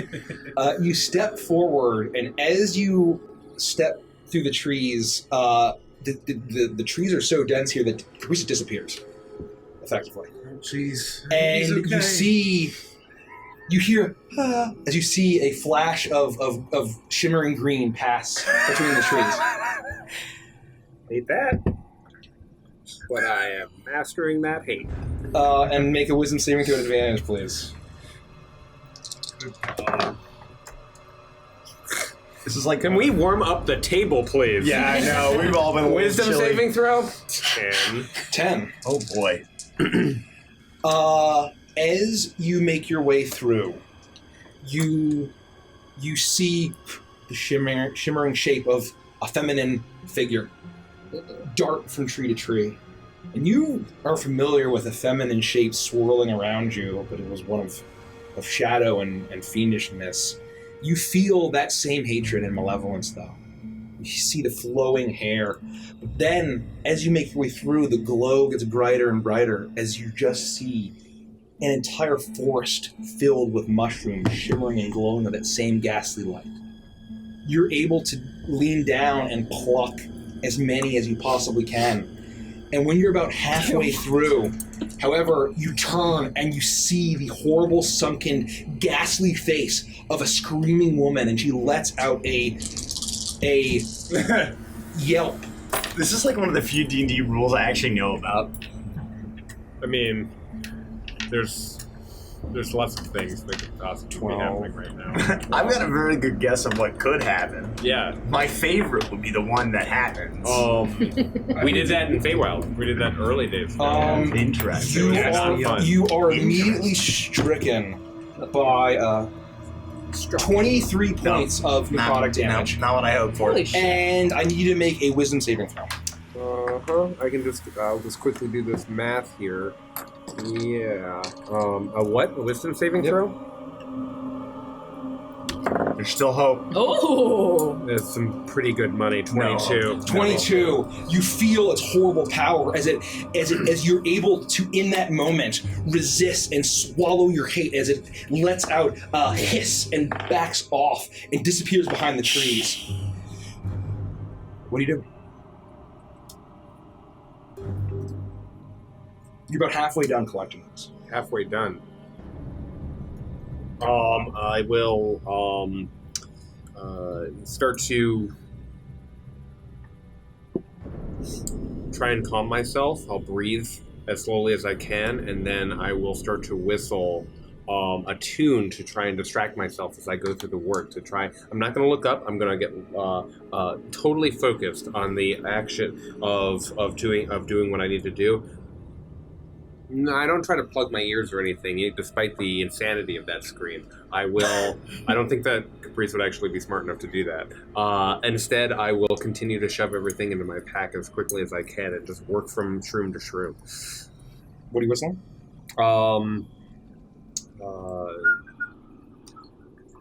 No, I have a... Why can't I think of it? That's remarkable. You've been put on the spot. No. I know the name of what I want to whistle. What's the Wizard of Oz theme?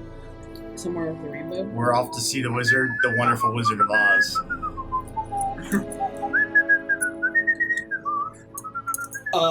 You do that, and you fill the same size satchel just bulging with mushrooms.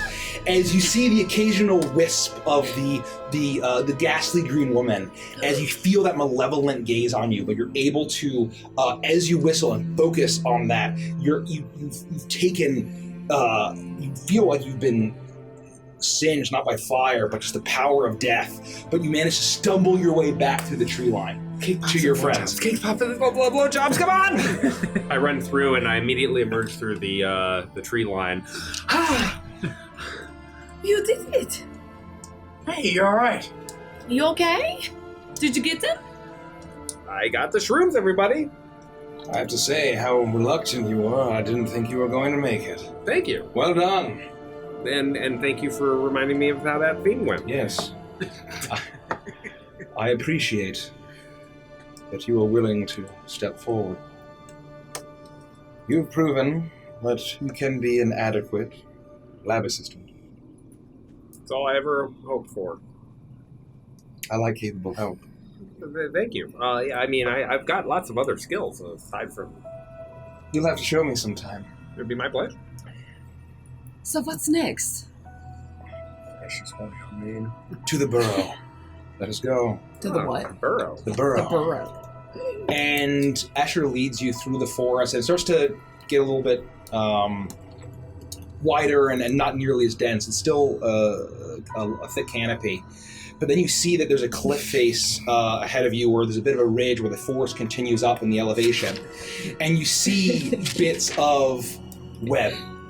Oh, no. Many large strands of massive web sprawling through the trees and all over this cliff. And you see now that there seems to be a cave that is absolutely covered in webbing.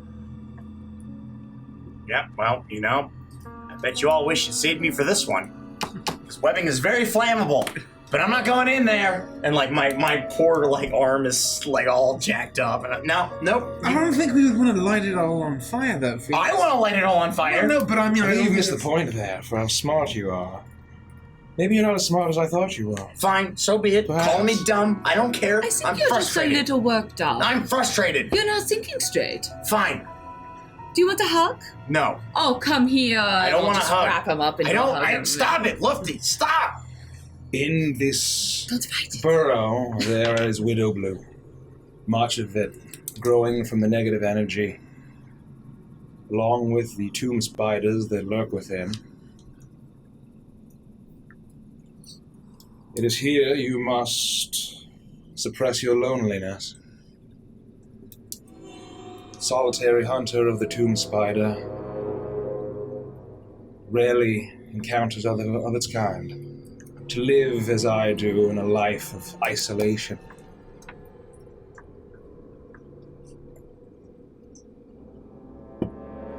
Well, Lufty, you were just talking about how alone you were. I think this is very poetic that something about loneliness would come up in this session of us finding herbs. Another good word that you could use in a situation like this is serendipitous. Oh, it is very serendipitous as well. Who? Serendipitous. The situation is serendipitous. I guess you're right.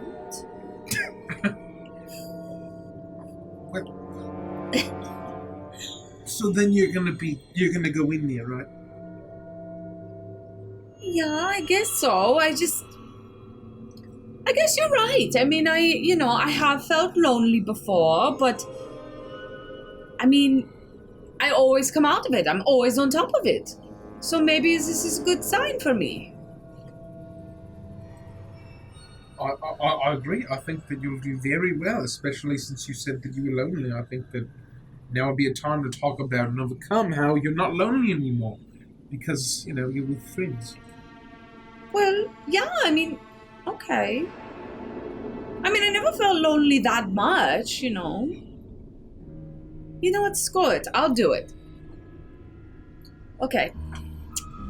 And so, what is it? What is in front of me now?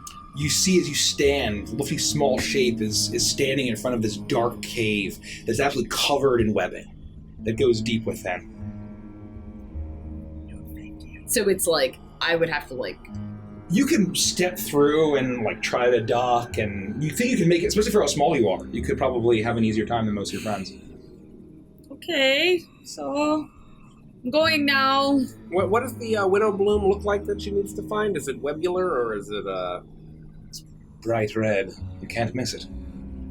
Good luck. Okay. I'll give you an extra reward if you fill that satchel and make it bulging.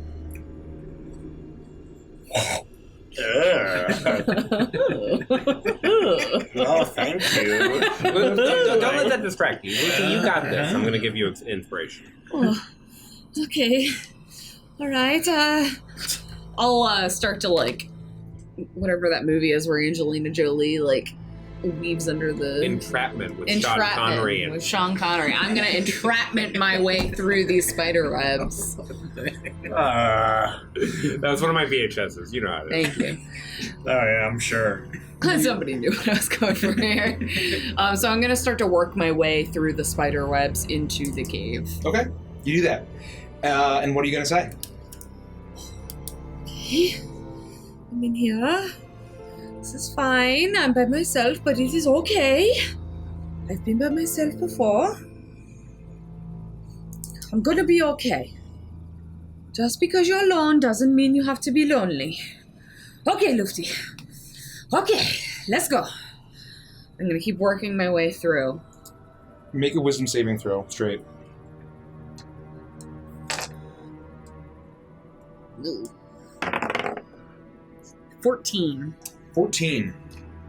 As you make your way through, you see bits of red. As you see these blooming flowers growing out from where these webbed walls are. And you're able to go and you're able to avoid most of it. Okay. As you grab one after the other, and about halfway when you're finished, it's all over, and you're stuffing as much as you can, you feel a presence behind you. And you hear as a massive spider with a chitinous shell and a large red hourglass on its back skitters forward and lunges out of the darkness. And you feel, as it grazes you, you're going to take... Oh, shit. 18 points of necrotic damage. I need you to make a Constitution saving throw.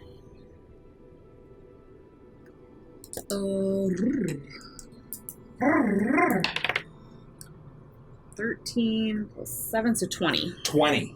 You were able to make your way out as you roll forward. You feel the horrible negative energy course through you from its fang, as it shocks your core with the power of death. As the massive tomb spider lurches back and disappears from sight. Oh, what do you do? jeez. Okay. Okay. I'm okay. I'm okay. I'm alone, but I'm okay. I'm not lonely. I'm going to continue to look for what's around me. You see that there's a few more patches of widow bloom in these tunnels. I'm going to see that and then turn and kind of back into where those patches were, looking around me for the spider. You keep an eye out, and you gather the rest of it, and as you bolt out, you just see it move behind. You feel some movement and the shaking of web as it then looks at you with these horrible eyes and then slinks back into the darkness alone. And you emerge, you see Lifty emerge from the webbed burrow with a satchel full of widow bloom. I would be continuing to stare into that darkness. And nothing follows you. Am I here? Yeah, not alone anymore. I'm here? Yeah. Yep. Okay. Yep. Nothing? No, I mean, you're fine. Looks like you collected. Is that enough? That is more than enough, yes. You are all doing very well. A little bit shaken up, more than I expected, but, I suppose that you're new to Skethranil, so I have to give you a bit of credit. Okay. Here, just, here. Cephalus, I hope you don't mind. He throws it over, and there's 3 huge satchels filled with reagents. That's a bulging sack. Yeah, well, I was told, don't come back without a bulging sack. Next to the pool of tears. And he guides you through to a small glade. And you see that there's actually a pond or a pool of still gray water. As you see there's a small island in the center of this pond, this small lake in this glade, as Bucephalus stops and Escher turns to you and says, sorrow moss grows at the bottom of this pool, but also deep beneath the water lurk the sorrow sworn. You must master sorrow in order to collect it. You will see that the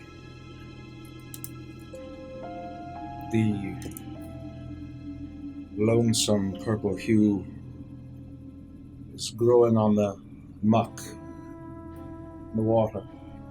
You will not be taken beneath the surface if you are able to master your sorrow. I don't think any of us are particularly sorrowful, and there are 6 of these, right? So, there's plenty left for us if you got this big guy. Come on. No offense, but you seem a little down, given everything you've been through, and I don't blame you. Do you think that you could go there and find your way through? I think you could. I believe in you. Make a persuasion check.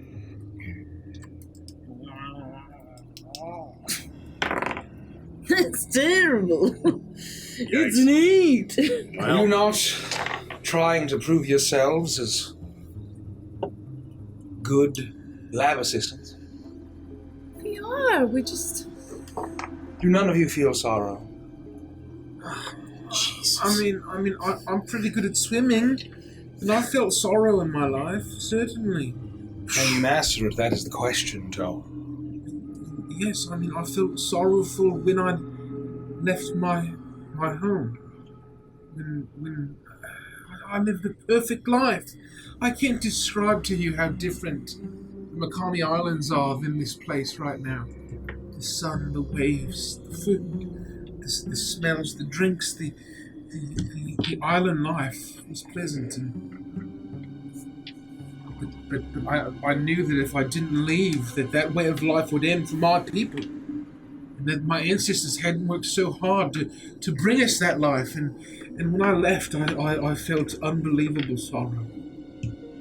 I asked, why me? Why do I have to be the one? Why do I need to find the wind spirits? Why do I need to be the one to save my people? But I feel that the spirits chose me. Well, maybe I was just the first one or the only one that decided enough was enough. But I felt deep sorrow in leaving that place, and I believe that I've conquered it. I've found friends. I've found purpose and worth in what I've done since I've left home. But I do very much hope to come back someday. I put my hand on Toa's shoulder. You know, it's very tall. Oh, here you go. I try to give him some comfort. Step into the water tower. Let's see how well you've mastered it. Hold this, and I'll pass Felix my toga.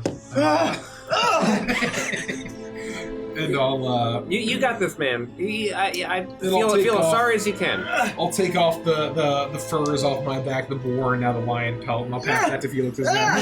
Thank you. I'm weighted down I'll from inspire all these Toa. things, and I'm like a hunched over shaman. And I'll lose your inspiration. Oh. I'll start to kind of jog up to the water, and I'll try to dive in.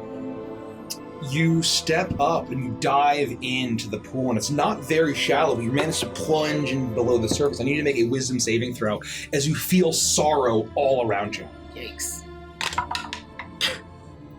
That's an natural 20? Yes! Hey. Well, advantage? Well, another natural 20. Holy shit. Let's go! Holy shit! And you have inspiration. Don't. Hold on. I do have inspiration. I'm going to use it. And a 9 out of 10. Almost Wow. perfect. You said wisdom? Yeah, let's see. That is a 31. As we watch Toa jump into the water, I'm like holding all of his things Toa. and like weighted down. I lean towards Caprice and I'm like, I'm getting the impression that we're not supposed to feel all of these emotions every day that we wake up. Is that not normal? You feel like this all the time? Yeah, kinda. I mean, I just felt horrible nightmare of hell in my future. You need to talk to someone. I can't help you with that. I hope Toa's okay. There's no cream for the brain. As you say that, Toa, you swim around and you see that this pool is filled to the brim with this sorrowful purple-looking moss. And you are an expert swimmer, and you gracefully swim through the water, grabbing every single clump you can find, filling your water-drenched satchel, but it is staying in. As you then you feel the sorrow all around you, and you see creatures lurking at the bottom of the water. You see these gaunt, gray-skinned creatures with hooked arms and sad-looking faces. But you do not feel the sorrow yourself as it's all around you, and you manage to... It doesn't take you long at all for you to gather every single clump of sorrow moss that you can and emerge, leaping out of the water. See, I'm not very sad anymore. And I'll Are you pass okay? I'll pass him the satchel. Oh, that was fast! You made it back. Well done! I did. I think I've overcome my sadness. I've It's accepted. all right to cry. No, I've accepted my destiny, and I believe it is my destiny, and I'm not sad about it anymore. I'm happy for you, Toa. Can you take your things back? Oh, sorry. How do you wear all this stuff all the time? Well, it's really nothing. It's barely anything, really. I don't really wear much. My spine. I think I'm 3 inches shorter now. This is unbelievable. We actually might stand a chance. Now, to the moors. And he leads you to the forest, and the tree line starts to disperse more and more, and you see these swampy highlands that rise up, and it gets, despite the trees being behind you, the darkness, the clouds cover gets thick, and you see rocks and cliffs and ridges, perhaps hiding things that you can't see. And you hear very faintly the baying of, sounds like a hound, as Bucephalus stops and Escher turns as he takes his parasol back up again. Here's where the death blossom grows. It's connected to the negative energies of the fear of death, the fear of anything that racks our souls. The shadow mastiffs prey on that fear, they instill that fear. They roam, they bark. But if you are able to master your fear, they will not smell you. They will not hunt you down. It's terrifying. Who among you will conquer their fear? I'm not sure why you're looking at me. Of all of us, I'm the one that fears death the least. And among all of us, I'm the one that harbors the least amount of fear. And I know if my death is to come, whenever it comes, Anubis will have it. I'm not the one to walk this path. I think that's exactly why you should. Yeah. Because I have no fear? I thought the entire point was we were supposed to conquer something that we harbored within us. If that were the case, then why did Felix do that one in the beginning? I once heard it said that folks who show courage are the ones who've mastered fear. It's not an absence of fear. It's the ones who are able to say no to it. You're uniquely suited to go into a fear. Well, then I would have been uniquely suited to go to a lot of these things. I have no regrets. I don't harbor any sorrow. Well, I'm just... And I definitely am not lonely and have never been a day in my life. Right, but it's not because of the And I absence don't of hate loneliness. anything. It's well, if you don't want it, then one of us can Well, I face think it. if the point is that someone needs to face their fear, then they need to walk this path, but I don't fear. Maybe the next one would be more suited to me. You don't fear anything? No, not really. What What is...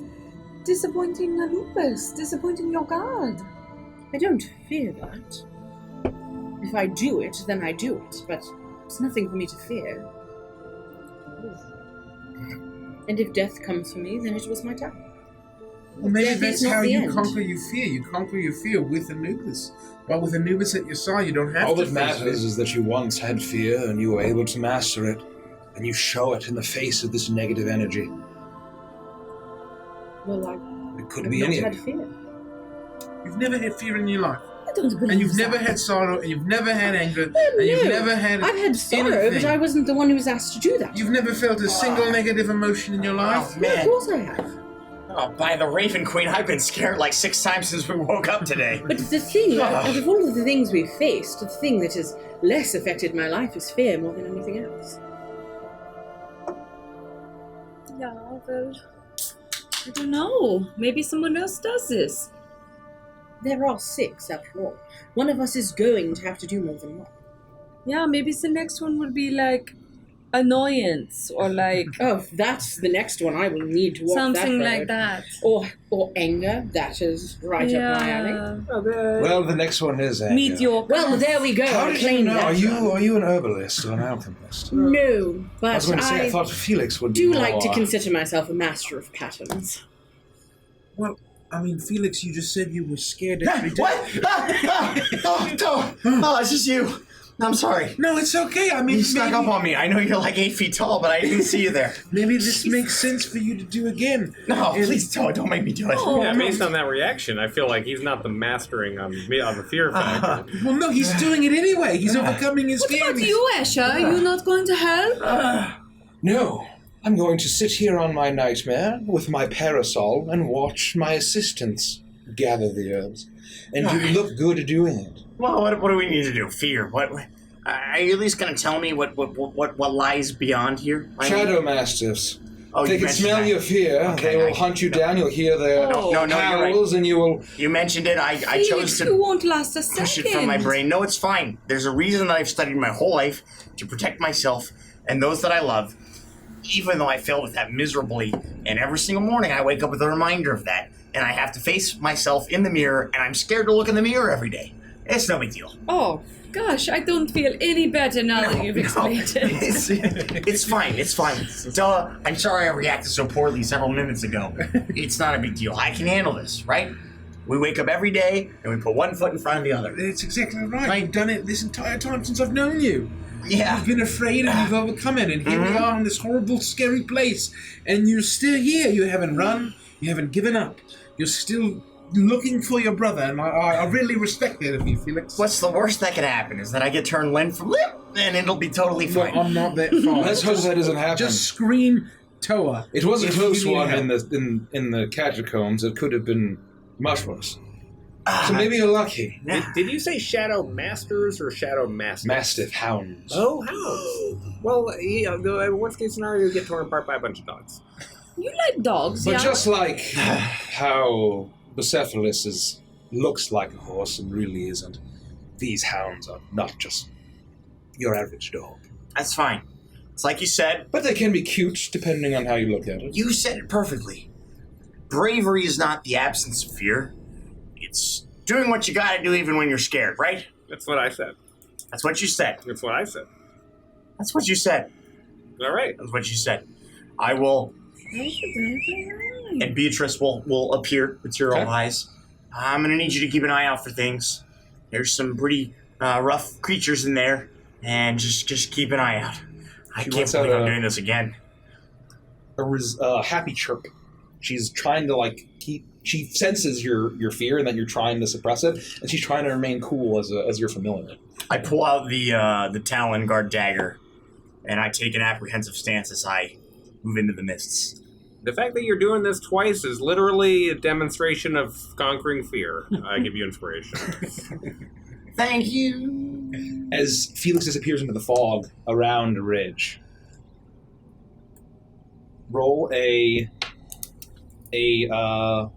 wisdom saving throw at advantage. This is nothing I haven't done. That's pretty good. That's pretty good. Tim Allen, what are you doing? Thank you for being a friend of the stream, Tim Allen. Oh, This is nothing I haven't done before. I can do this. I can handle this. I've done a lot worse.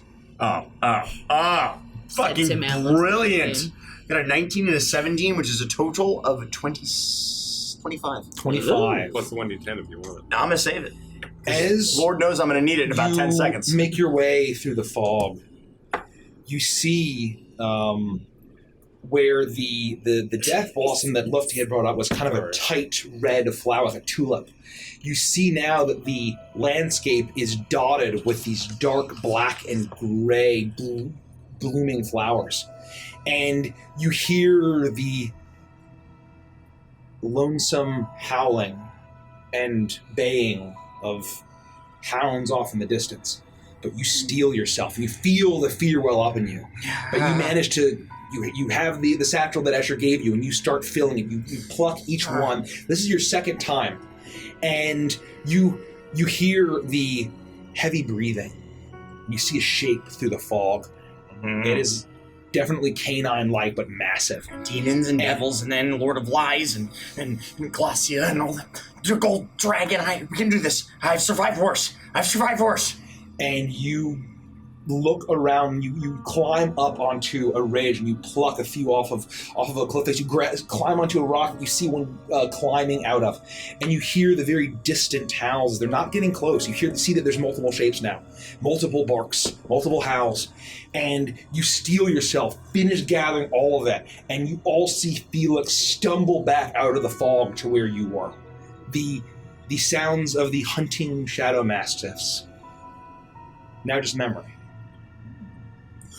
That wasn't bad. Wasn't bad at all. You got this. Yeah, it's fine. It's fine. No, you did it. You good. That was very good. Yep. That was very good, Felix. Yeah, it's fine.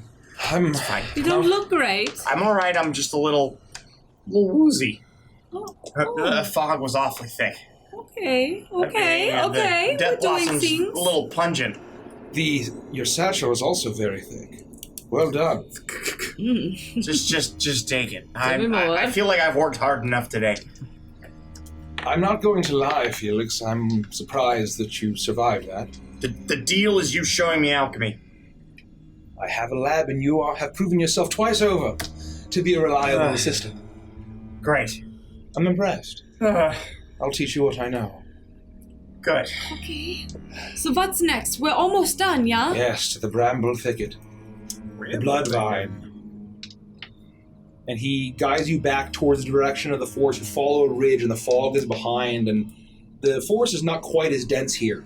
But you start to see as the vines start to hang down and dense underbrush and bramble thickets that you need to navigate very closely, or navigate very carefully, as Bucephalus just walks right over it through the air. It is, no, this way. Okay. And you see now ahead a very dense thicket of brambles and thorns and bushes. But you see that there might be a way to get through. And he says, now the blood vine, the negative energy of anger and wrath, and the corpse flower lurks within. Corpse flower? Yes. Made of vines, consumes corpses, reanimates them. Ooh. It's filled with disease and poison and a horrid stench. And the stench will get you before the plants do. But the blood vine is what we are after. And those who can master their wrath and their anger should have no problem making it out alive. Who among you? Well, clearly, Caprice should do this. Are you ready? Oh. No. I will do it. Might as well.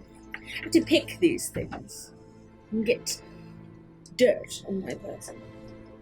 Luckily for you, they grow from the bushes and the trees, so you do not need to touch any dirt. Oh, well, then this is more up my alley. Why did you say that? It was good ammo for her to feel angry about. I have a feeling that Iris has plenty of opportunities to feel wrath and Yes. anger. Do I need to feel wrath and anger in there? Or am I You just supposed to need to suppress mask. it? Well it up and make sure that you have suppressed your wrath. Oh, great. Whether it be in your past, your present. However you suppress that, counter the negative energy with positive. I'm going to think of all the things that make me angry. I'm not going to say them. Things like Lufty hitting on my dad, Lufty waking me up in the middle of the night, sleeping with random men. Yeah. Lufty. Being sold into slavery. The fact that Toa and Felix tried to give away my friend. Zern, just all of Zern. Everything about Zern. Everything about Zern. Everything about Mogurkai. Everything about Mogurkai. Yeah. Everything Capri about singing, Urios. Everything about Urios. Capri singing wet ass pussy. Yes. The Anubisk. Pistachios. And she goes down the list. And then she casts Calm Emotion on herself. Ooh. Very cool. Okay. Ooh. That's much better.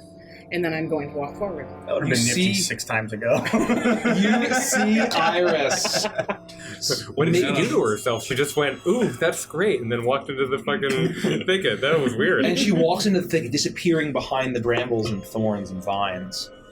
Oh, the frog not delivering the message. Oh, yeah. Yes, Thank you, yes. Lone. You did that all. Bastard frog. That was the last thing I I need thought you of. to make a wisdom saving throw at advantage for me, please.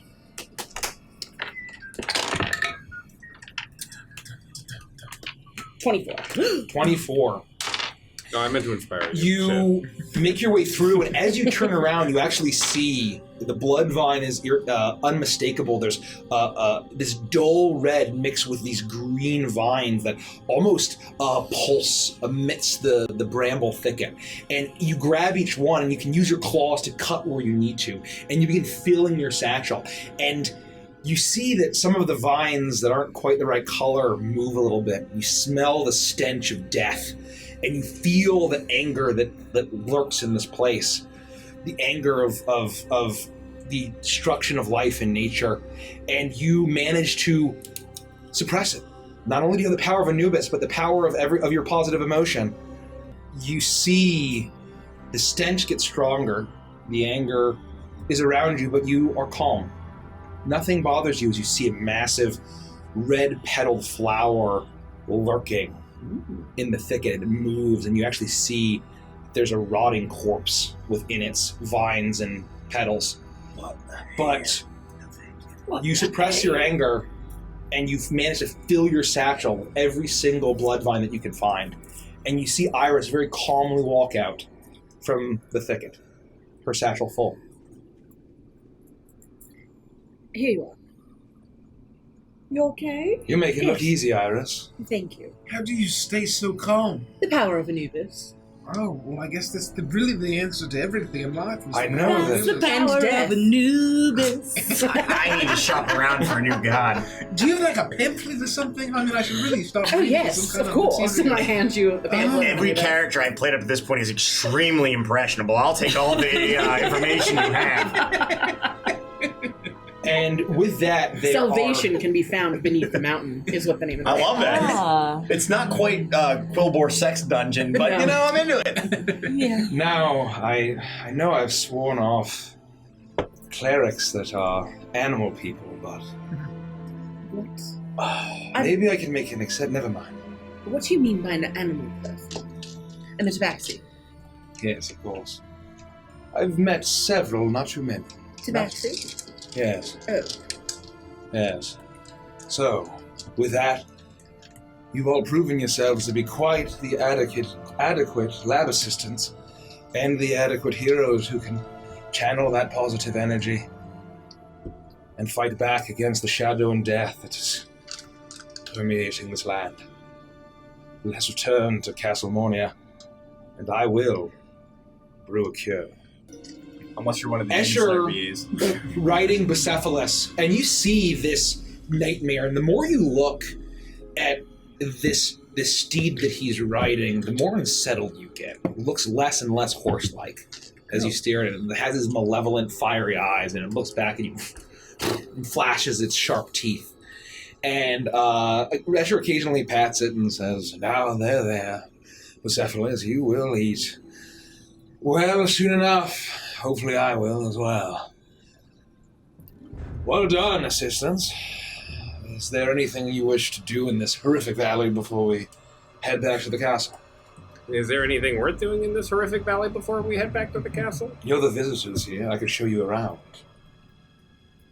No, I don't think we need to necessarily sightsee. I think just getting back to the castle and you brewing your cure for the stasis, and then us eventually destroying and killing the Carrion King would be plenty. Thank you. Provided there's nothing else here of extreme magical power that I might be interested in. Yeah, There is an incredible amount of magical power, negative energy here, Felix. But after your first 2 brushes, I don't think that you will survive it. So perhaps later, I can give you a private tour around the depths of the forest. Deal! And I look around the rest of the group, very excited. Absolutely, that sounds fantastic. Very well. I'll guide you back to the lift, and then I'll begin right away making the antidote. And he guides you through the forest and gets a little bit thicker and then a little bit more sparse as you see through the tree line the massive cliff with the Castle Ramornia, standing there in the gloom. And eventually you make your way to the clearing, and he turns around on Bucephalus and says, "Well, how about that? You all survived, and I don't think any of you have lost your minds." No, if Color you're me about to say this surprised. before. Color me surprised. So what do you mean the antidote? The antidote to what, exactly? I know you're going to bring her... You're going to wake her up. Yeah, but Whatever, what? some sort of magical curse or something. She's lingering in the state between life and death. So it's an antidote to death? She's not dead. She has a necromantic curse on her. An incredibly powerful one that I should say I wish I was surprised that they had access to, but with the dark power that the Carrion King has made a deal with, nothing surprises me anymore. Nothing. It's definitely worse than I thought it was. Will you be able to make just the one for our new young friend here? Just one antidote, or are you going to be able to make multiple with the amount of satchel that we have? I can make many, but I'm going to just brew the one. Every single one of these reagents that you gathered are incredibly potent, and I use them for all of my alchemy. The protections for the castle, the animation and bringing life to the Stonewatches. Everything requires these 6 ingredients in differing amounts. If you'd be willing, I mean, I feel like at least a second potion, just one extra, might not take too much from your store here, but would be perhaps valuable. Make a trade check. Yeah. Do you think there's other children suffering like her? 26. He nods as well. I suppose that is prudent. We have no idea how many children you all will encounter once you leave this castle. If they're under the same affliction, then we can at least get one up. I suppose that is wise. Well, and you can see that there's a bit of weariness that comes to him now after, the sun is setting, you can tell, despite the thick gloom, as he, there's a weariness to him. As if I must feed before I begin my work. I will return to the girls' room once I've finished. Relax, get yourself cleaned up, patched up. I'll also provide some tonics for yourself. Mostly, I'm really excited about breakfast. I'm starving. Didn't you eat anything? Well, I mean, I had that cookie and the bacon. I don't think any of us have had anything else. No, but I'll be fine. Everyone on. And he actually, in a swift moment, he leaps off of Bucephalus and stands next to the lever at the bottom. And he heaves forward. And you can see that he, despite his how easily he does it, there's a bit of a strain. And you hear have a pleasant, if not boring, ride up.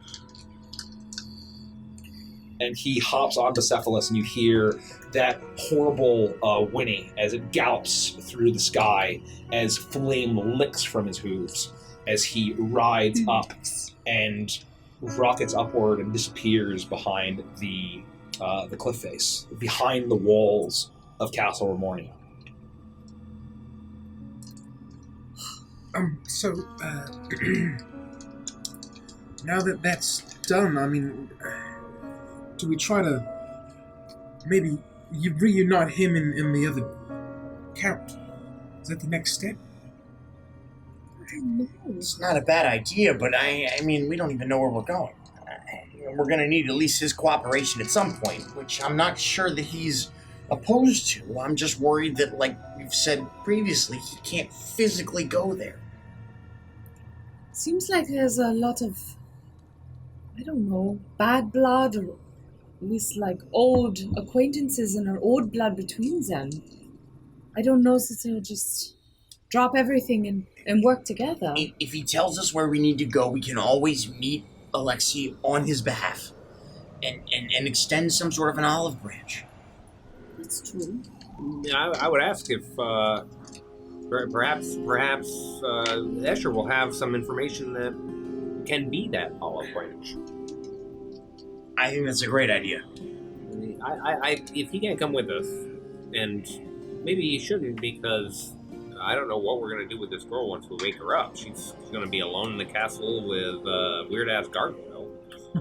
He can be there for her until we come back and make the alliance true. Yes, it sounds like a lovely idea. Leave the small child with the vampire. That way, when we come back, he has a new daughter. No, that doesn't sound too great. Oh, that sounds bad. Oh, yes. Oh, no, that doesn't sound good. No, I think the right course of action would be to wake up the child, find out where she's from, and return her to her family. Okay. Let's hope that it's nearby. She can let us in there, though. Let us into her chamber. Well, I don't know. I guess we're going to find out. Okay. So we'll, I guess, ride the elevator up and...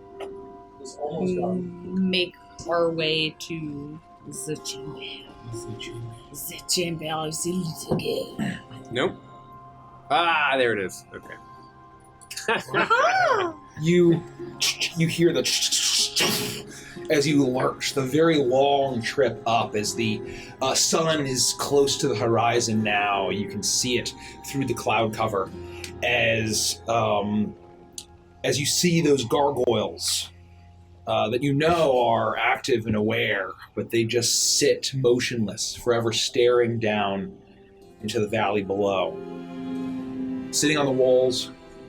And you make your way through the courtyard, past the stables, around the blocks of ruined stone, through the gate that opens for you as you approach. And with that, you see Majordomo Brutus standing at the middle, and he looks like he's been waiting. He's clasping his hands. He looks a little excited. Ha! Oh, it's you guys, you survived. I was very nervous that you was not going to make it, and then it would just be me and the master again, and we'd lose our company, and he looked so chipper and happy. Well, happy for him, and I would just be very sad if that would happen. There's no need to be sad. We did just fine, and we're back. Have you ever done that yourself? Then what? gotten the reagents. Yeah, it helps the master. Oh, I've gone down into the valley on the elevator for sure. I have, and I've like plucked a few here and there, but it's like one and then another hour. One. I don't go to none of that spooky place. Oh, okay. Well, if you never, the sorrow moss might be right up your alley. Yeah, that's true. The master says to stay away. Because you seem stay kind away of from fraidy those cat. places. Well, I feel a lot of sorrow most days, really. Oh. And, it's interesting that the master made me to be capable of feeling such emotions, but this is my existence, and, that's there's a feast tonight! Hey, yay! Escher taught me to feel, and now all I feel is hate. Oh, this sounds lovely. We're celebrating, having the little one come down once she's awake. Hopefully it works and doesn't kill her. Yes. Is that an option? Is it like? Anything's a possibility with horrible necromantic magic. Okay. I wasn't expecting that as much. I kind of thought this was like a sure thing, I also thought that. Is there any chance that this could go horribly wrong and we have to fight some sort of nightmare child abomination? Maybe we should be there when he's trying to bring her awake. Oh, no, nightmare child abomination. Nightmare child abominations. I guess anything's a possibility. Child or chode? Child. I think he said child. I also heard child. Chode. Well, I don't think. No, the master would never hurt the little one, willingly or knowingly. And I trust his abilities to not create an abomination. Does that sound good? That's good enough for me. Do you all want some snacks? You look like you're a little peckish. I am very peckish. Well, I have fixed some snacks. Right, come, and he leads you through.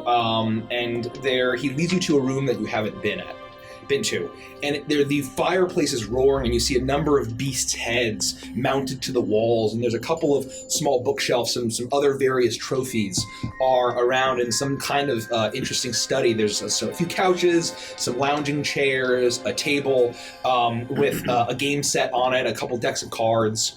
And you see that there's a tray of not just wine now, but also some dark brown bottles of some kind of spirit as well. And you see that there's a nice spread of nuts. They don't seem to be pistachios, but there's a large bowl of nuts and almonds. What is this trash? and some other food as well. And he says, you're welcome to stay here. I'll fix you some snacks and some refreshments if you'd like to freshen up in your room. The master is hard at work now in his laboratory, and I am not just disturbing while he's working. And so I'll call if you need me. Remember, say, hey, Brutish, I need something. Or Major Domo Brutish if you care to, because that is my title. Anyways, you all enjoy, and call if you need something. Thank you. Shuffles off. Good nuts, these. Yeah? How are they? What kind of nuts are they? It was probably some sort of cracked, strange walnut. They're kind of like strange walnuts. Do you know walnuts? I mean, I'm starving. Yeah, I mean walnuts, but strange and cracked. I don't know. I think I'll wait for the feast. I'm hungry, but I'm not dying. All right. Well, I haven't had breakfast, so I'll just kind of sit over the bowl tray is of gone in snacks, 30 and seconds. As Toa destroys the nuts. And I'll avoid the spirits. And I'll pour myself a finger of whatever brown there is and sit down and... Well, that was painful, but rewarding.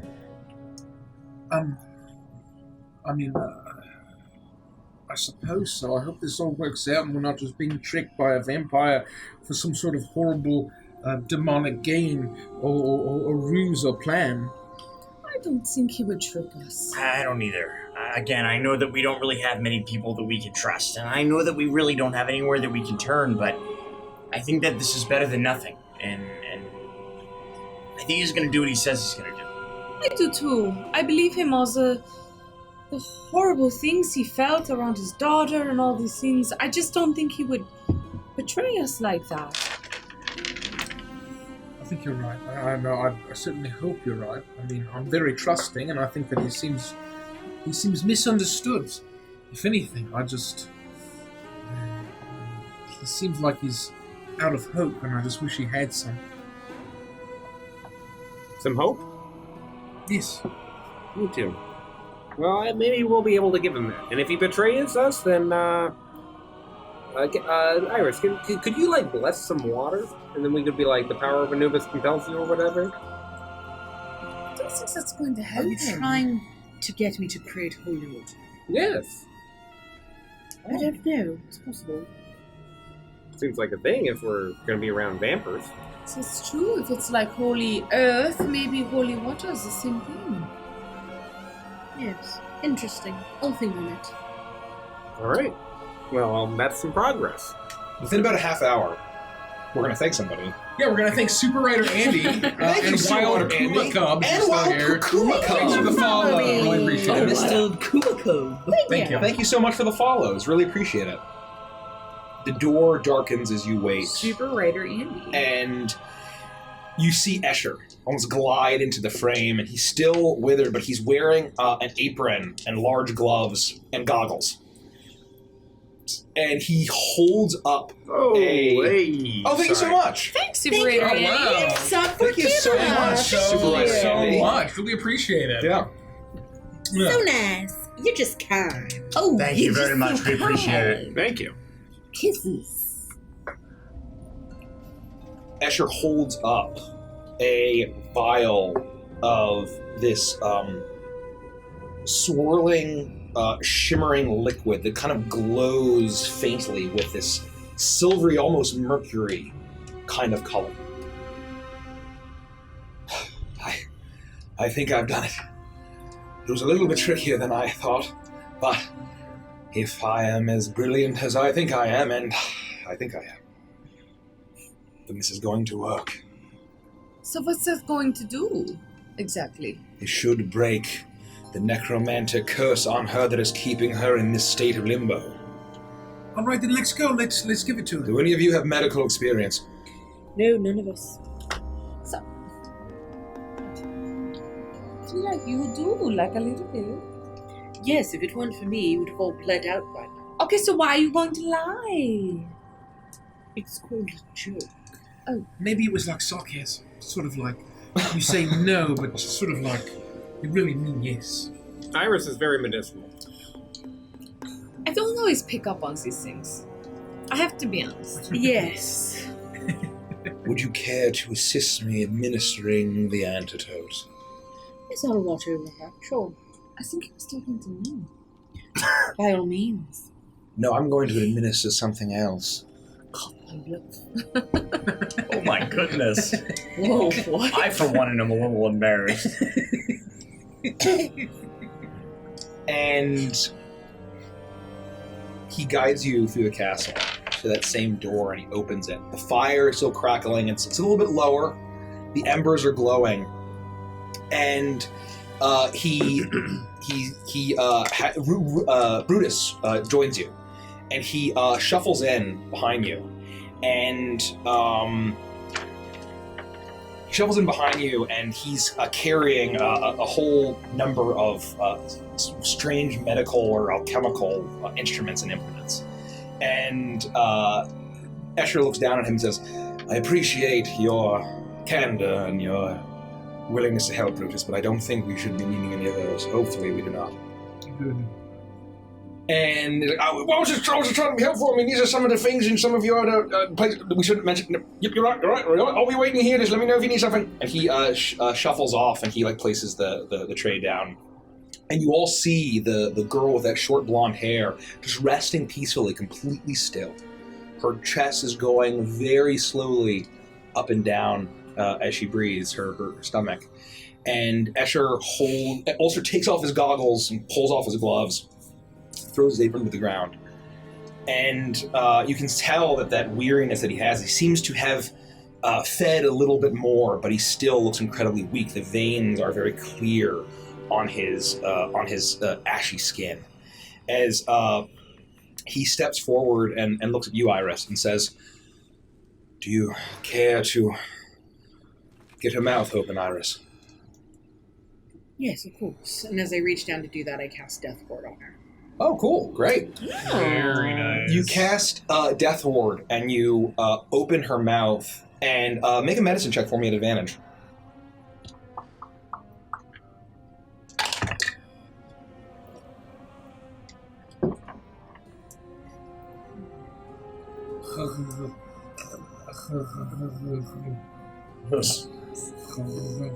I don't care for that. 20. 20. Oh, nice. Better than You open it perfectly and gently as her small mouth opens. Escher very carefully holds the vial of that shimmering silver liquid and slowly pours it in, and the entire vial disappears. And you can there's very little response, but a slight. And Iris, as you rub her neck gently, you hear as she automatically swallows. And suddenly, you see her entire body immediately glow with a silver light. And with a burst of light fills the room and washes you in light. And then suddenly it dims down. And the girl that had been rigid like a corpse in a coffin now starts to stir. And she turns and you see as she turns her head and her eyes open. The small blonde girl, after the curse, the necromantic magic that kept her in a state of lying, in this strange limbo between life and death. It's broken now by the concoction that Count Escher Kreskov has brewed and now administered. She turns and she looks at all of you with wide, brilliant, sparkling blue eyes. And they seem to be filled with a little bit of groggy confusion. And she opens her mouth and says, Where are the werewolves? I thought there was werewolves. And she looks at all of you, and you see Escher. Something washes over his face, and there's almost a little bit of a break. And he just stares ahead and stares up above the girl and says, I'm going to rest. I'll join you all for dinner in an hour. And he turns and he slowly walks and leaves the room. He looks haunted. Does it as seem if something that the word werewolves triggered that response, or was it the reaction of the reagent? I think the idea of as he turns, he looks. His thoughts seem to be in the past, and seeing a little girl talking about werewolves or something in the bed of his daughter seems to have triggered some sort of emotional response from Escher. And the door closes softly, and she looks all around. Where are the werewolves? I thought that's... No werewolves to worry about here. Yeah, you're okay. It's just us, and we're all friends to you. Are you okay? What is your name? Wait, where am I? I thought I was in the woods. No, you're in a much scarier place now. You're in the castle of a vampire. What? Stop that. What? I need to be honest with her. No, she didn't. I'm dreaming. I've had dreams about vampires before. Yes, sure. No, you're not dreaming. But Oh, you're we're not supposed to lie to her now. No, you're very safe, though. This is a good castle, and this is your room. You have it all to yourself. What happened? Where is Where is Mama? Where's my caravan? Well, we don't really have all of these answers, but the idea is that we made sure that you're safe, and you're here with us, and like Lufty said, we're all friends. My name is Felix. She looks at you and blinks. Felix, are you also Vistani? What am I? Would that ring a bell at all to me? I would say make a history check. At advantage because you're Korvakia. Oofta. I'm gonna go ahead and say that's probably too low, but let me check. History. Just kidding. 17. 17. I would say that you know that the Vistani are a tribe of human people that are wanderers that make their home. They travel around Evantris, but have predominantly made their home in Striga. Traveling around. No, I'm not Vistani. I don't even think I've ever met them before. But no, none of us are. Are you Vistani? Yes, no, I was leaving camp because I heard the howls and I thought they were werewolves. And I always wanted to see when I heard stories, but they were long gone from my home and I wanted to see one so badly. All right, well, we will get you home. We will absolutely make sure that happens, but we were making sure that you were safe, which you are now. And we'll get you home as soon as we can. Yeah, that's right, but maybe you could help us with a little bit of information? Information? What do you mean? Do you Is that remember? the big black kitty? Yes. Meow. Meow. And the kitty speaks? Yes. Meow. Oh my goodness, I have a kitty at home and she's a Is lot this bringing smaller. you joy, child? I Seems cannot funny to do it. believe that the big kitty is talking to me. That is very cool. Yes, well, I am. So, would you like to pet me? Very much. Yes, scratch behind this ear, please. Yes, of Mind course. the jewelry. Thank you, big kitty. What Mind is the your jewelry. name? You are very pretty. Iris, ask her the questions. What You are question? very See what she pretty, big remembers. kitty. Well, thank you, little one. What is the name of where she's from? And Meow. Meow, darling. Meow, darling. what is the last thing she remembers? What is the last thing you remember? Tell Big Kitty. We were on the way home to our the usual camping place, and we were camping. We were one day away from Barovia, and I heard werewolves in the woods, and I always wanted to see one. And I heard it very far off, and I hoped that I could go see one. And then I went into the woods, and then someone was there in the woods, and then I woke up, and I'm petting a kitty. Yes. Kitties don't like wolves, so if you're going to be friends with a big kitty, you can't go chasing after werewolves anymore, can you? I know I was not supposed to leave camp, but I've been wanting to see a werewolf for so long. But you know it's even better than werewolf. A vampire. And you'll see one. But Big Kitty and friends will help you. I don't think I want to see a vampire. There are lots of stories about that, how vampires did a lot of bad stuff many years ago, and that they're really bad. And there aren't stories like that about werewolves. Well, werewolves have been missing for so long, and they've always been in the woods, and then the were-ravens got rid of them and sent them all away. Well, I'm sorry, I don't speak, child. It's fine. This is not working. The point is that the vampire that lives here, he's a very nice man, and he's going to make sure that everything is good to go, all right? And then at some point, once we get more information and figure some things out, we're going to get you home. How can you get me home? Where am I? Well, Do you have a wagon too? we have ways to travel, I guess. The details aren't that important right now. The point is that once we figure out, we're glad that you're healthy and you're good.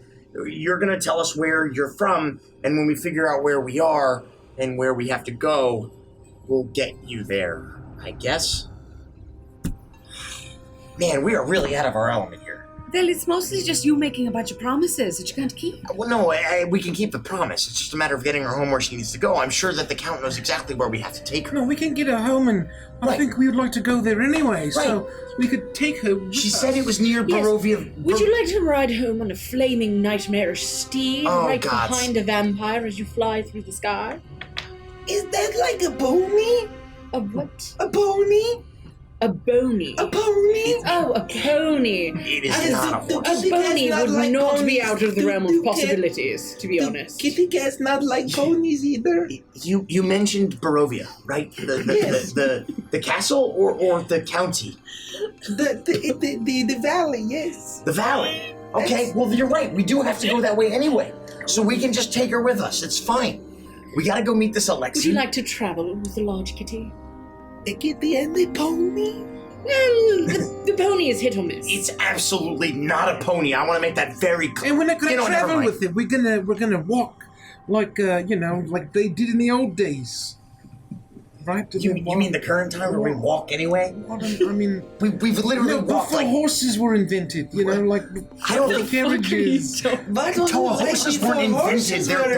They're animals. They weren't invented. Well, I don't know. Well, then It's not like the major domo. It's not like somebody just made I the love horse. ponies and horses. That is what my people, we breed and raise horses, and they love us very much. And the ponies, Okay. I'm supposed to get my own pony. We can't promise you a pony, but when we get you home, if you're supposed to get a pony, maybe you'll get one. I am supposed to get a pony. I believe you, and the sooner we get you home, then the sooner you'll get your pony, right? That sounds very nice. Reasonable, right? Yeah, and in the meantime, you can just ride on Toa, like a pony. Exactly. Yes, you. Are you fast like a pony? I mean, I can walk kind of fast, I guess. He's very fast. Faster than most of these guys. Most importantly, he's strong like a pony. And big like a pony. Are you a pony man? Like she's the kitty woman? Well, I don't think. I mean, last I checked, I don't think so. I mean, I can also just turn into a pony. Hi, my name is Capriccio de Sesto. You can call me Caprice. Oh, hello. I know my mother says not to meet people, not say my name. My name is Valeska. Valeska?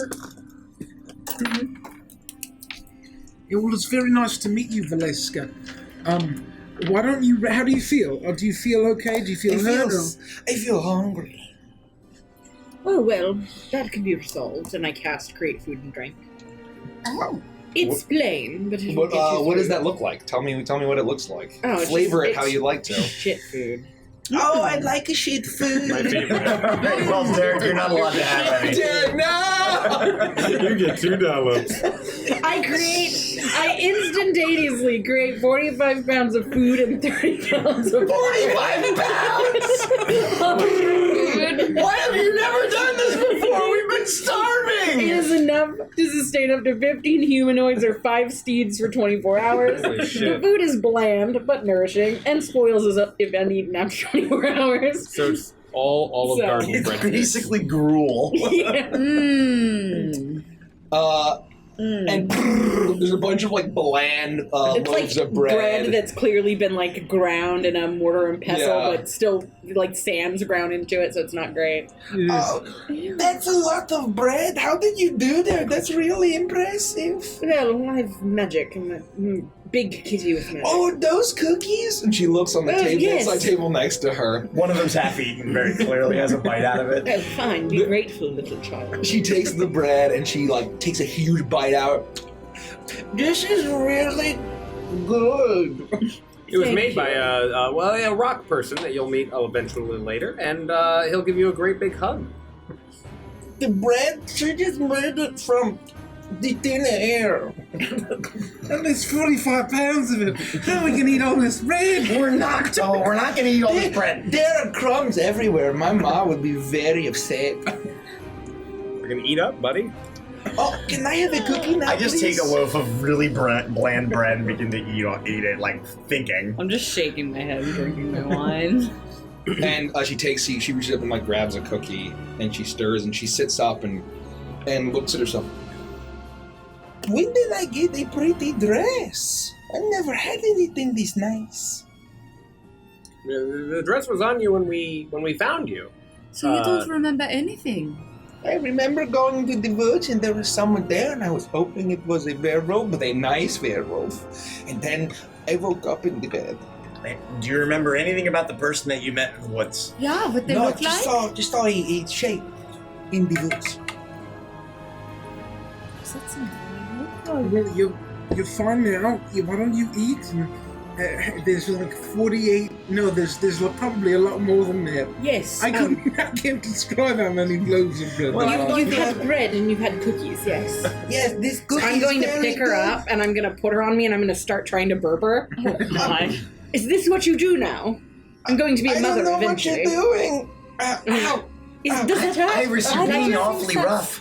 I'm trying to burp the child. I think she's past that The age. kid's like that age stops. I Yeah. think so. I think that's only when And they're I'm like gonna look little. at her.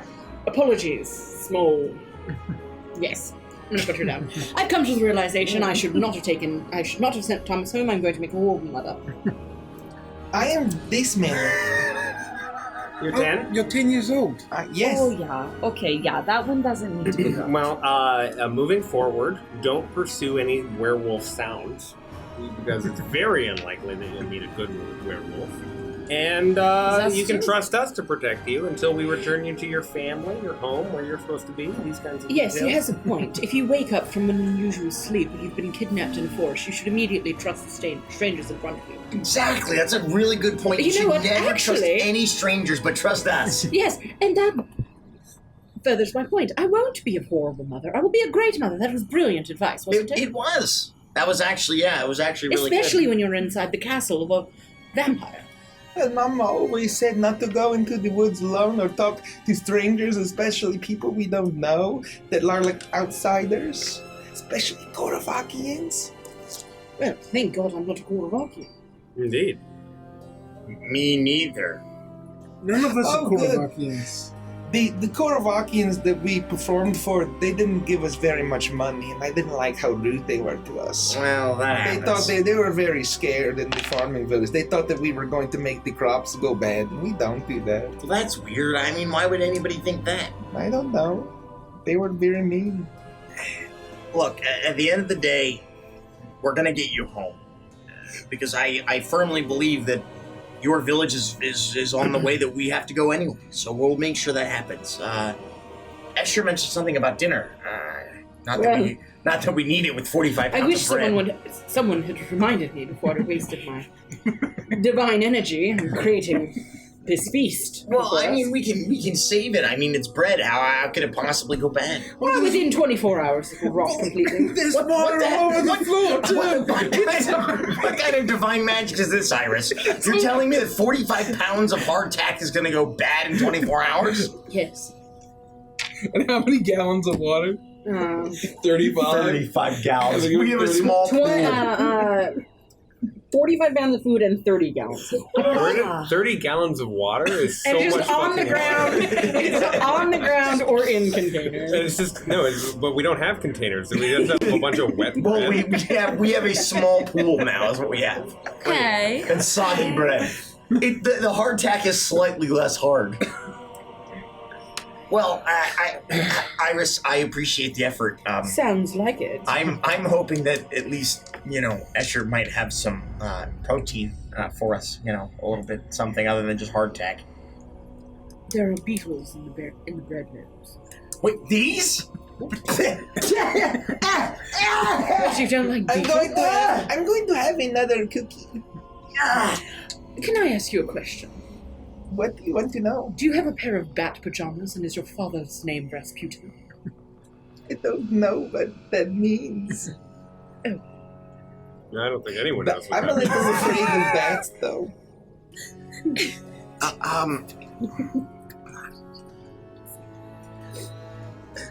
I think that was a reference to the 1990s animated Fox animation film Anastasia. What the hell is a starring 1990? Meg Ryan and not made Christopher by Lloyd Disney. as Rasputin. And Kelsey Grammer?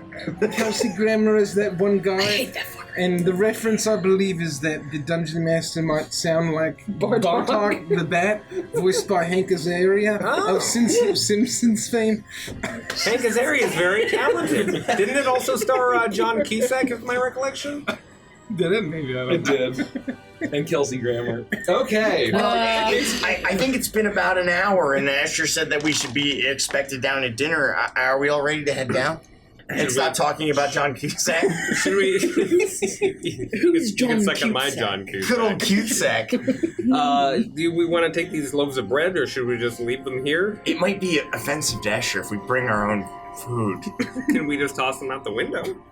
They do have Are there deals. windows? Is there a window? There's a window and there's a small window, Just yeah. leave it. It's gonna be gone in 24 hours anyway, apparently. Well, it won't be gone. It will be It's just rotten been- on the floor. Throw it out the window. I go over to the window and I start using like prestidigitation, like shovel. I'm using like mage hand to like shovel hard bread out the window. This is taking too long. I cast Destructive Wave. We've officially gone into fart on the skeleton territory. But I can target none of you. I can choose to go around you. It's just the bread that gets forced out the What about window. the water? The jars break. I'm using mage hand to try to like scoop water out the window. Very unsuccessfully. 45 pounds of bread rocket out the small window. They smash into the back of a gargoyle. What stuff? I'm doing the math. I'm gonna throw up. Anyway, we should go to the feast. Would you like to ride my shoulders down to the feast, little girl? Oh, you're very tall. That'd be very nice. Just don't bump my head on the door frame, please. I'm gonna pick her up and put her on my shoulders. What was your name again? Valeska. Valeska, yes, that is my name. Okay, I wrote it down correctly. Oh boy, I hope they have tossed salad and scrambled eggs at this feast. What? Tossed salad and scrambled eggs? Why that combination? Yeah, if you've never had... Oh, it's a traditional meal from I need scrambled eggs in the Makani Islands. That sounds like a setup to a joke. How do you scramble eggs in the Makani Island? Practice. I've officially lost control of my campaign. It's done and done. We're off the rails! That curry was too powerful. We couldn't handle it. He put something in that curry. I'm telling you. Yeah, I really think so. Fine if we just kept calling it buttered chicken like tomorrow, people. I watched the feast. Yeah, we got it. She happily sits on your shoulders and says, Wow, you all look so small from up here. I'm way up high. and she like ducks and Yeah, not I'm get like trying to smashed on duck so the- I don't like knock and you make your way as you open the door to leave and you duck out. Brutus is on his way and says, "Oh, dinner is almost served. The master's waiting for you in the dining room. Oh, what happened in here? Hurry, let's Oh go. my goodness, George! We hustle away and leave Brutus to like worry about the whole There's like breadcrumbs and bread sludge It's like all basically over just the like place. plaster made of bread. Yeah, the splattered on bed, the just wall. the bed sheets, the walls, the ceiling. Mostly the small window though has been like lots of bread has been forced through and out of it. It's a nightmare, an absolute nightmare. I'm not the DM, folks. Sorry, I apologize. Everything you said was true, though. Oh, God. Oh, it's just gonna take me all night, okay? And he starts to get to work to cleaning it up. Poor Brutus. Jesus Christ. He's not real, so. Yeah, he doesn't have real feelings like a sentient being would. He was programmed to feel that way. It's not real. Yikes. Oh my gosh. You make your way with Valeska on your The shoulders. wolf spider. That's Miska. And you make your way and you remember seeing the dining hall. The double doors had been closed every time that you pass it, but they are now open and a nice warm glow is lit within. Ooh. And as you enter, you see a grand dining table that is fully set with a beautiful tablecloth and chairs lining up with Escher sitting at the head in a grander chair than all of the others. As you see that the table is set with, you're already full on this, but baskets of rolls and bread. Please, I'm good. And bottles of wine and spirits are spread throughout. Each place is set, and with a number of forks, far more than you think are necessary.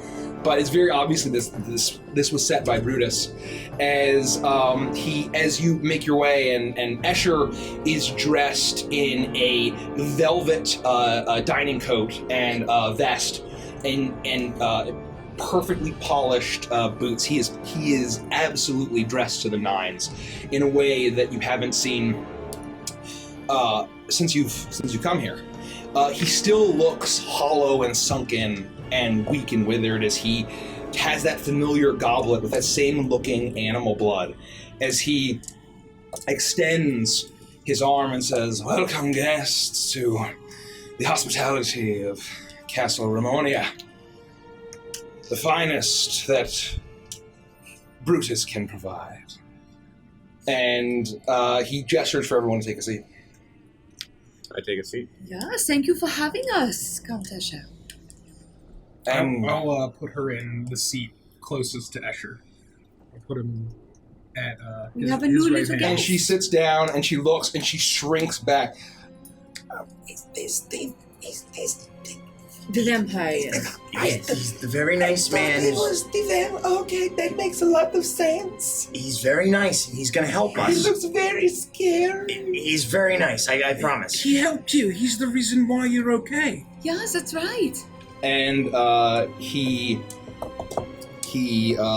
can't help but chuckle to himself as he says, "If you didn't have that response, I would be concerned for your self-preservation, child. Little one, are you well?" And she looks up at him still with wide eyes and just nods. Yes, I am, Mr. Vampire. Thank you for letting me stay at your castle and for introducing me to your friends and for the pony shoulder rides and for petting a big kitty that can talk.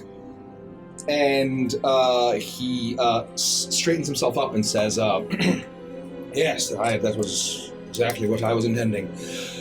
To welcome you as my honored guest. You are the guest of honor, isn't that right?" He looks at all of you. Absolutely. Valeska, you're one brave cookie. You're doing great.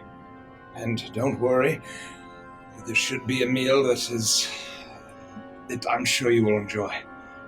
And he kind of shuffles awkwardly and just folds his hands over his goblet of blood and looks around at all of you as the doors open up and Brutus arrives with two massive trays that are way larger than a creature of his size should be carrying.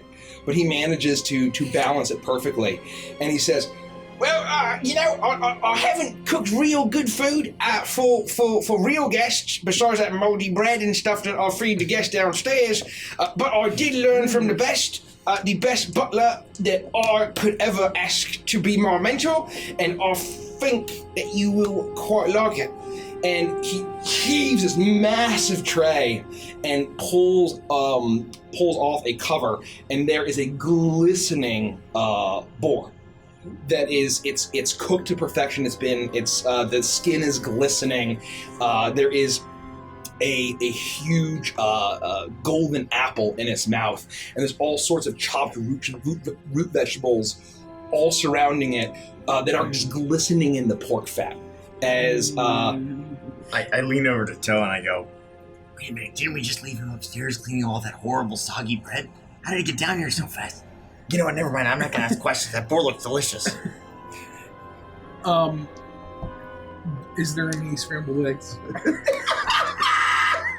there are no scrambled eggs. Oh, damn.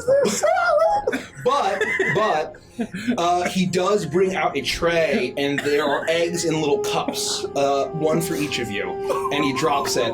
And there's also a very large salad plate that he drops. Oh, good. Close enough. How are we supposed to eat the egg? Do you not dine in our society? No. No.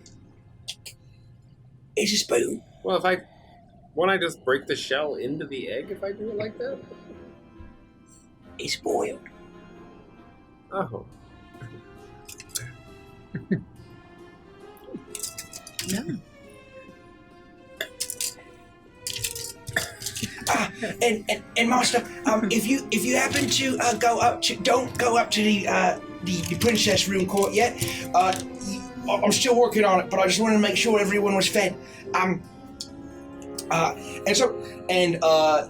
There's also a number of he goes back behind the doors and brings out another number of trays. There's actually some sort of roasted bird that has been placed down, a great number of pastries lining the table, and he keeps dropping all sorts of trays of all this very elegant food that seems to be way fancier than you would expect for a creature of a gargoyle to make. This looks incredibly delicious. Thank you so much, Brutus. Count Kreskov, we learned that this young girl, she's from Barovia. She is. Does that align with anything you might know about what he would want? Yeah, with the Raven Child. She appears to be from some sort of Vistani encampment, and I guess they were near the castle in the valley she mentioned. It sounds like it might be on our way to where we need to go next, and we could potentially return her to her family. Encampment? Are you a Vistani girl? Mm-hmm. Yes, I am. I am Vistani, and my mama before me, and my grandma before me. And he narrows his eyes and says, well, that's very interesting. I've never seen a Vistani that looks quite like you. Well, I'm always happy to be met with surprises, as I'm sure that you would not expect to have a fine feast This with a vampire. silverware is plastic. One side of it is painted Brutus! silver, and the other side is clearly plastic. Brutus! You look really Get in happy here! to see through it. Oh, did I lay out the wrong silverware? I am so sorry. It's been so long since we've had real guests. And he comes over. No, it's fine. Oh, this is fine, isn't it? No, I'm sorry, Brutus. No, he didn't do anything wrong. This is fine. I need a new spoon. I'll get you the right choices. My brain's all, well, I don't have a brain, but my head is all is all flustered because it's hard to reprogram myself. You know how it is. And he shambles back out and brings the appropriate silverware. And then he scuffles up and says, I'm going to go do a little bit of cleaning, and I will be back for dessert. and he makes his way up. And you actually see now that this is the first time that cheese has been served. There are a couple of blocks of cheese or wheels with I love cheese. with some knives in there as well, and some a wide variety of food, more than any of you could eat. Isha, And we're what do also you full mean? of bread. We are full of soggy bread, by the way. What do you mean she's different than other Vistani? Well, usually the Stani just have dark hair that I've met. I was going to ask the same thing. Yeah, but you've been around. You haven't seen a single in 200 years? Another blonde one? She's blonde, right? Not to my estimation, no, but there are people with all sorts of hair colors, just as new to me. Oh, okay. Well, I mean, maybe you're onto something.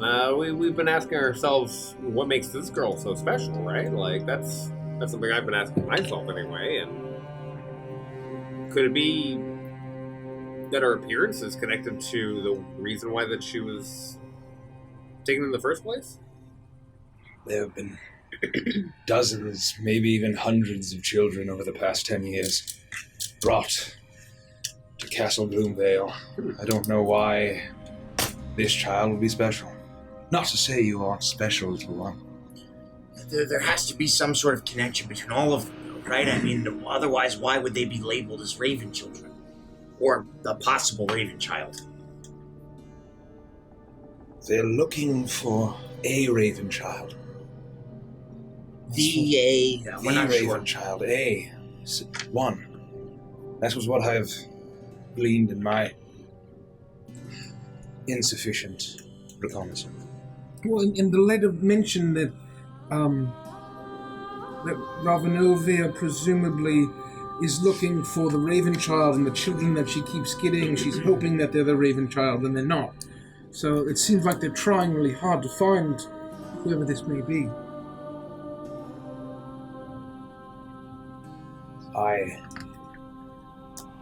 I fear that whatever it is my little bat is doing, and his face tenses up,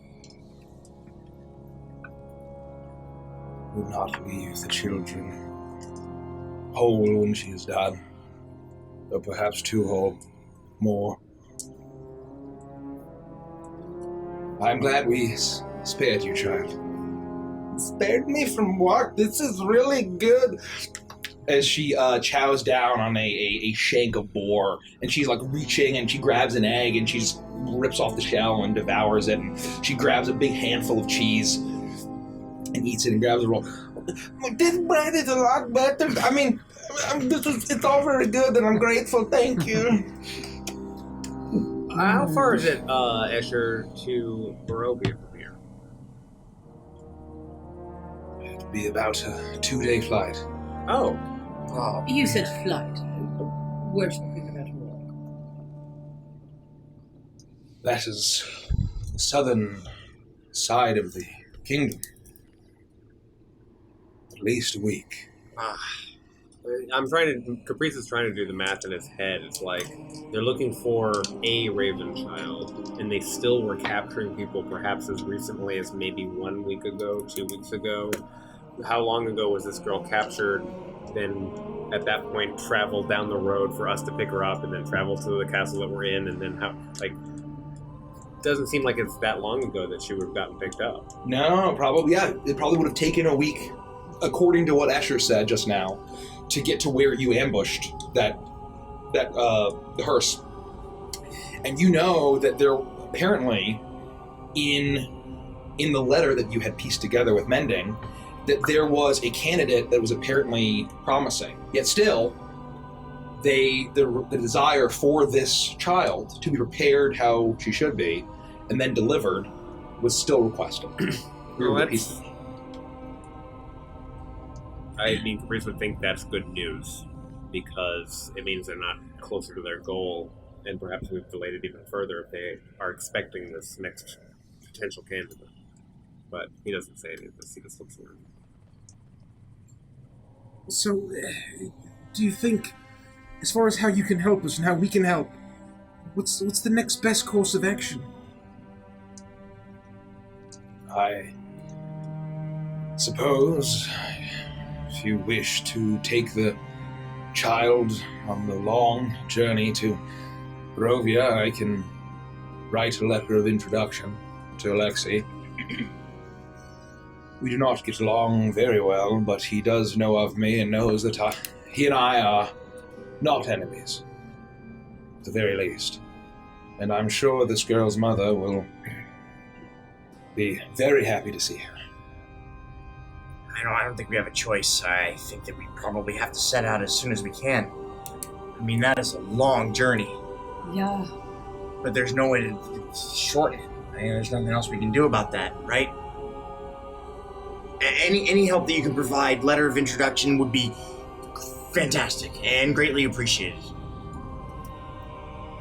I'll be happy to help how I can. I'll provide a care package of potions for you as well, to make sure you stay healthy. It's going to be a long road, danger around every ridge, the bend of every road. I regret that I cannot join you. Will you help us in the eventual conflict?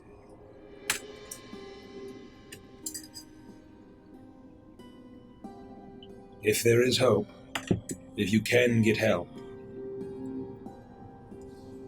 then I will do what I can, but I still do not think that I have the power needed that you all require. As much as today has encouraged me. Brutus brought me another plastic spoon. It's so hard to craft good health from stone and give it can life imagine. through alchemy. You were saying. I can stay here, and I am not needed in the front lines. I can help with alchemy and the tinkering machinery that was taught to me and that I've mastered. I can help, but I don't think that I'm so weary and old. But I can write a letter. You do look a little old. How did you get so old? How old are you? He kind of stops and covers a napkin to his face.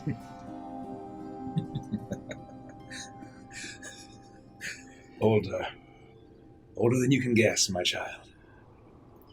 Too old. Oh, that's what my grandma says. And but my mom always said, stop asking grandma how old she is. And he looks at her and says, "What is your mother's name, if you don't mind me asking?" Yes, little one, tell the Dracula what your mother's name is. Oh, my mom's name is Ivana. And my name is Valeska. And the father's name is Rasputin. Oh no, I don't know my dad's name. Well, never mind, I take it back. No, it probably still is. I don't know. My mom doesn't. She never told me about my dad. If you're feeling so old, why don't you go, eat the guy in the basement? I'm sorry, Tobe. I mean, Are you going to eat the guy you keep locked in the basement like all of the bedtime nightmare stories I've heard? well, he's a bad guy in the basement, as far as we know, and it might make you feel You're better. going to eat a person? Well, at least you won't have to eat the person with a plastic spoon. He leans in and says, "Don't worry, child. I'm not going to eat him unless there's an emergency. Only in emergencies. Only in emergencies." You know that your servant guy said that same very thing. What is an emergency for you? How does that fall? Like what threshold? If I go and eat him and feel good for a week, I'm restored, and then that week passes and I wither away to what you see now. So an And emergency. then somehow, whatever the Carrion King, whatever power he is aligned with, Scratching my finger. finds a way to break through my defenses, I would be helpless. So it's a power thing. Strictly for defense of the castle. Yes. Well, I'm all out of coffee as well, so. There's a piping hot pot. You expect me to pour myself coffee? Allow me. Oh, So of rude. course, a count. He stands up and he glides over and he grabs and he refills your cup. Oh, thank you. I am, if nothing else, hospitable to the guests I welcome into my castle.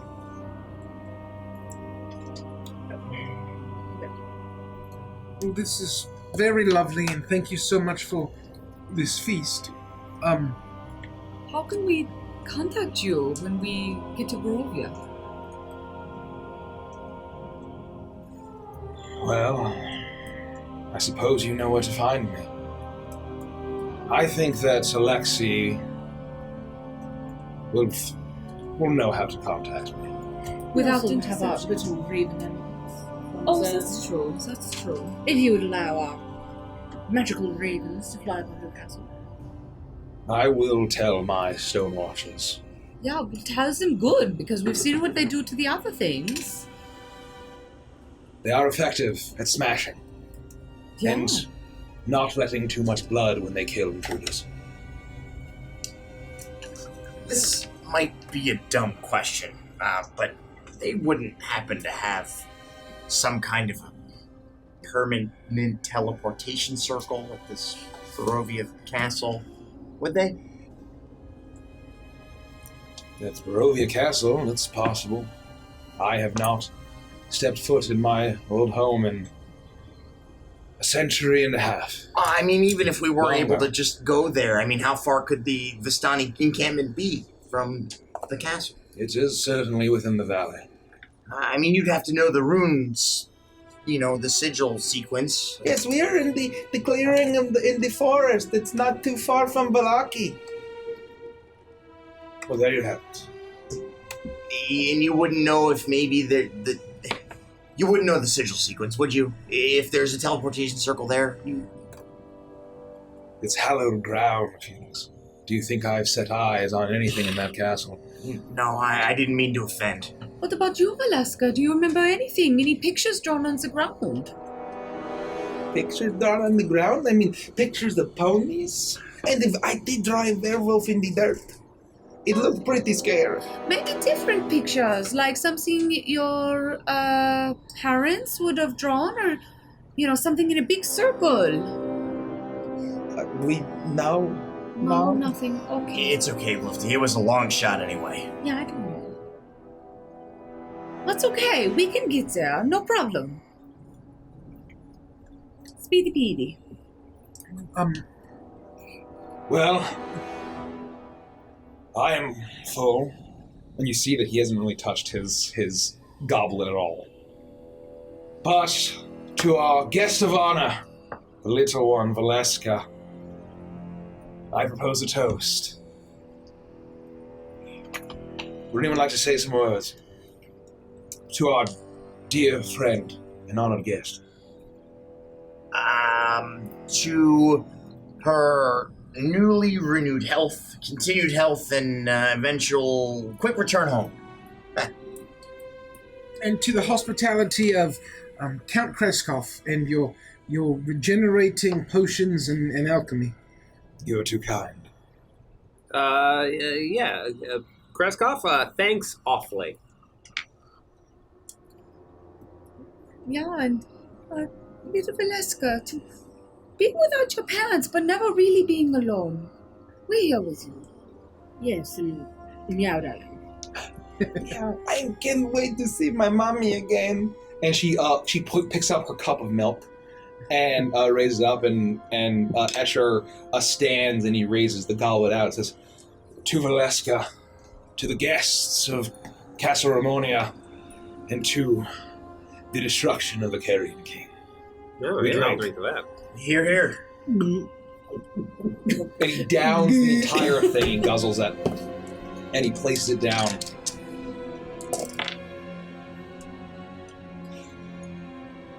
Well, after today's work and effort, it was very exhausting sitting on Bucephalus and guiding you all while you collected all of the reagents. I need to work and then sleep.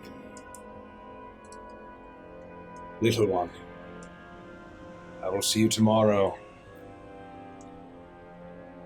I will do whatever it takes to keep you safe.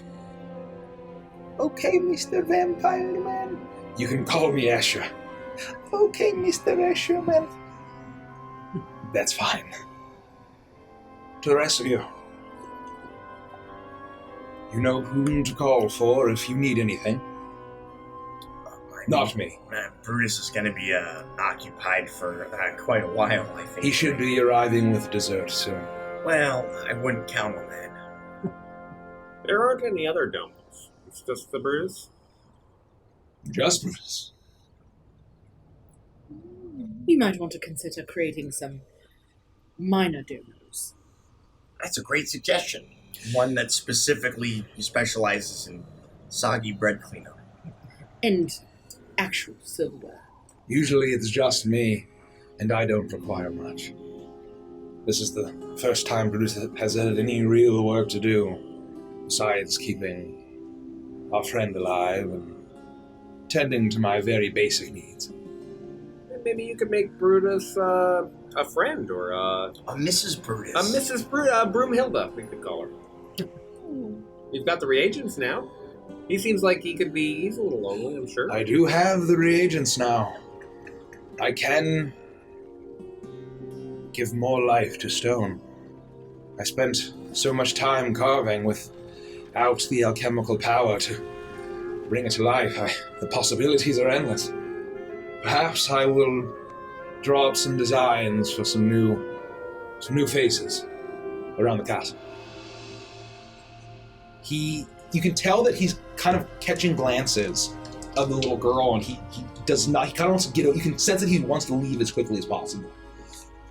Well, Brutus will be arriving with dessert. I do not have much of a sweet tooth, obviously. He places his goblet down. Sleep well, friends. Till tomorrow, then we'll say our goodbyes. Thank you. Thanks for everything. Sweet dreams. He turns and leaves, and as he leaves, he steps out of the way, and Brutus steps in. Oh, sorry, I'm like, there's still a lot of soggy bread up there. Don't go to the princess room, master. I'll get on in a jiffy. And he arrives with a huge pile of puff pastries, filled with cream. There's a great stack of toffee, and chocolate, and he lays it all down, and he says, "Hey, little one, try the toffee. That's me specialty, because I learned from the best. My mentor, his master, loved toffee, so he learned how to perfect it. So that's my specialty." Brutus, weren't you made from an alchemical process? And so your master was another alchemical being? My master's the master. Oh, you mean Escher? Master Greskov, yes. I can't And your imagine him master's- making buff pastry. He's your mentor to make for cooking. No, it was me butler buddy, Lucas. He's not around no more, but he taught me everything he knows. That's how I'm so good at cooking. And how I want to make some toffee. Here's an extra toffee, little one. I hope you like it. And he kind of walked back. No, don't mind me. I'm just going to watch. And then I'll get back to him. Well, real quick, Brutus, if there were a lady Brutus around, someone like yourself, but of the opposite persuasion, what kind of features Persuasion? What do you mean? would you be interested in on such a creature? I'm made of stone. Yeah. But you have you're short, and you're stout, and you have that particular voice that's very specifically you. Would you like exactly a duplicate of those waddling around, or would you? For what reason? Oh, I'm just making For conversation. companionship. I think what Caprice is trying to ask you is, while you've been maybe down in the valley looking for fresh flowers, have there ever been a particular rock that has caught your eye? Yeah. in a There have been some particular nice shiny manner? rocks that I've taken for the master, and especially for the princess. She loves shiny rocks, and well, she told me she liked shiny rocks. I wasn't really sure if she really liked them, but I always got them. But And I gave it to how her. do you feel about Any the of rocks? those rocks made your I think they're very as long as they make little Ravanovi or the master happy. That's all I care about. Well, Caprice, I think he's not really focused on himself. All right, we'll talk. Okay. We'll figure Now, something out. And you see as Valeska has her mouth full of toffee. This is the most amazing thing I had in my whole life.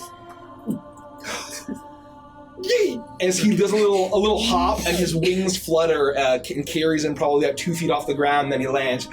I'm so happy to hear that. If I could cry, I would be doing it right now. And he scampers off. And says, back to work. You just leave the place there. I'll be back whenever you're done, and I'll clean it all up. And the door closes behind him. I'll be taking some toffee and eating it.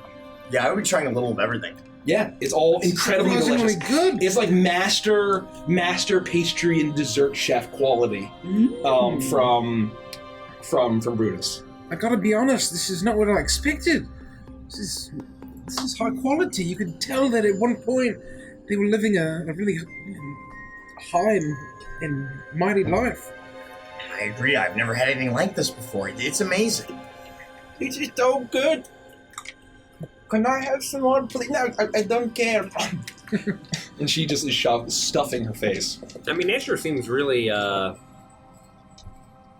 burdened by his immortality, but it also seems like he sometimes spends his time perfecting puff pastry. There's some good in there in terms of what you do with your time.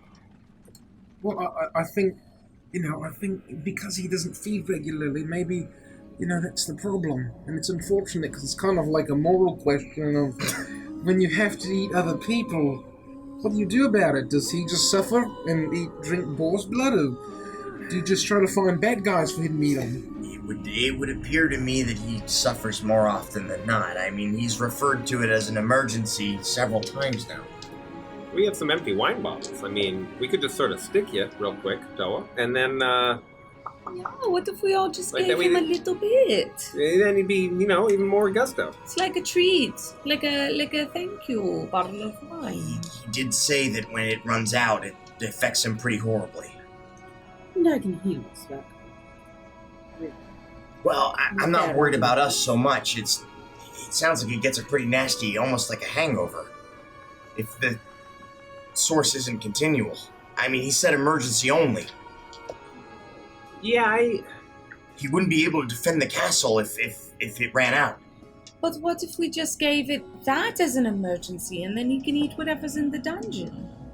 Valeska, earmuffs. I know what that means. My tummy hurts. Listen, I would be lying if I said the thought hadn't crossed my mind. I mean, if he wasn't gonna give up his secrets about alchemy, I was willing to give him some of my own blood. I mean, it seems like a fair exchange to me. Sure. But again, I didn't realize that it might have a horrible effect on him when it runs out. I don't know. I don't think it. I think what he was trying to say was that it's not like he has a horrible effect when it runs out. I think the point is that if he didn't have an emergency source when he really needed it, then he would be weak and defenseless. No. So basically, he needs a big shot of strength in case he gets attacked. If he ate the guy now, That was the sense of it. and that I then got. he got back to his current state in a week or two, and then he got attacked, he couldn't do anything. All right, well then we can fill up a couple bottles of blood. I mean, how many? I mean, you alone easily would be able to fill up a couple dozen. I mean, look at you. Well, as long as I don't die, I mean, I would be. You're not going to. Don't be such a baby. Well, I don't know. I've never just drawn blood just for the sake of it before. Lots of people do it for all kinds of religious reasons. Well, I will do it for the count. And Iris He's is a right. count, She could heal us back up. I mean, it shouldn't really. I mean, in theory, it really shouldn't be an issue. And we've got all night. We'll just take it easy. We'll have a nap, and then when we wake up, we'll feel all better. You won't even know. Okay, that's fine. I'm very sleepy now. Can I go back to my room?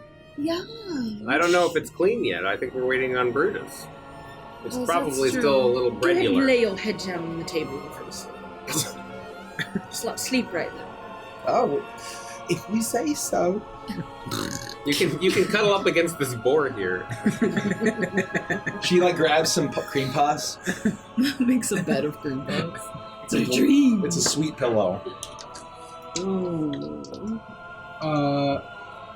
So I'm ready. I'm just tell me what to do. We're not gonna do it right here. Yeah, I we're mean, gonna. Why not? We've got the extra bottles from wine. Let's just get started. No, we should bring them back up to our room or something. We can't do this here at the dinner table. I mean, come on. Why? It's like the closest place to where he's going to enjoy this treat. No, it's fine. Let's just go back. Once the room is clean, we get the the young girl to bed, and then we can just, we'll take care of it. We'll figure it out. Okay. I'll gather up some of the empty wine bottles from dinner and bring them along with us. Okay. You do that. There's Alright. plenty. Let's get you in bed. And I'll gently pick her Oh, up. I and just put her on my felt this. shoulder. Okay. Let's go back to bed. Carry her like a baby. And I will. Burp her. I'll the 10-year-old. walk her back to her room, presuming it's You do that, you know exactly where to find it. As soon as you open the door, Brutus is walking out. He looks exhausted for that a stone man can. Okay. I cast create food. 45 more loaves of bread emerge from nothingness. Okay, How many times can you do that? Is all taken care of and clean and cozy and cuddly. You sleep well. I will make sure you have a nice warm cup of milk, and I will make sure that the blockheads are standing guard outside so no bumps in the night or monsters under the bed get to you. Thank you very much, Mr. Small Gargoyle Man. And he beams, and he's the happiest that you've seen him since you've entered this castle. And he does a little skip in his step as he shuffles off. And as you lay her down into bed, she snuggles up and says, Well, I guess I don't have my pajamas, but I guess I can wear this. This is very comfy still, and I'm very tired, so I can fall asleep. Just go to sleep. It was nice to meet you. We'll see you in the morning. It's nice to meet you. See you in the morning. I'm very much looking forward to traveling with you all, even though you're not fast as ponies, and I get to see my mom again. She would like to meet all of you. Let me tell you a bedtime story so you fall asleep. I love bedtime stories. Lovely. Once upon a time, there was a little girl who went out into the woods and almost got abducted by werewolves, but she didn't. They were evil people, and they put her in a coffin, and then she was taken away by a group of strangers and a Dracula, but they did not eat her, and they saved her, and now she's trying to go to sleep. The end. That sounds very specific. The moral of the story is don't talk to strangers and don't go out in the woods. Good night. Good night, kitty cat. Good night, little girl. Good night, all my new I'll friends. tuck her in. Don't let the bed bugs paralyze. Oh, God. Okay. she turns over, and you snuff out the candlelight that's lit, and you close the door gently behind you. And you see that there's two lumbering gargoyles making their way up the stairs. As you pass both of them as they then turn to stand watch. Are these like dire bed bugs that you're talking about? They're paralyzed?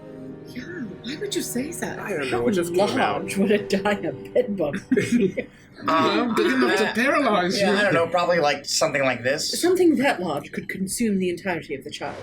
It's true. I mean, That would be a dire situation. dire anything is pretty severe. Caprice. Those exist. I'm confident that they exist somewhere. Well, just hopefully not in this castle, right? Right? Yeah. You'll be fine. You make your way back to your quarters, and the suite is all laid out. There's a lamp lit on the table. The three fireplaces are also lit. They're dying down. The embers are it's a nice, pleasant warmth. There is a nightcap laid out for everyone, and some after dinner mints, and you're able to enjoy the. My favourite part about coming back to the room is these tiny little Andy's chocolates. That's what I thought immediately where I was going with my fucking... Where the hell is Andy? How lovely is this? There's a towel wrapped up like a small pig. I just want to go on record and say that all of the transmutation spells are absolute fucking bullshit, okay? Because I had some really good idea and I can't do fucking any of it because all of the transmutation magic is bullshit. In like a bad way? Yeah, I can't do anything with it.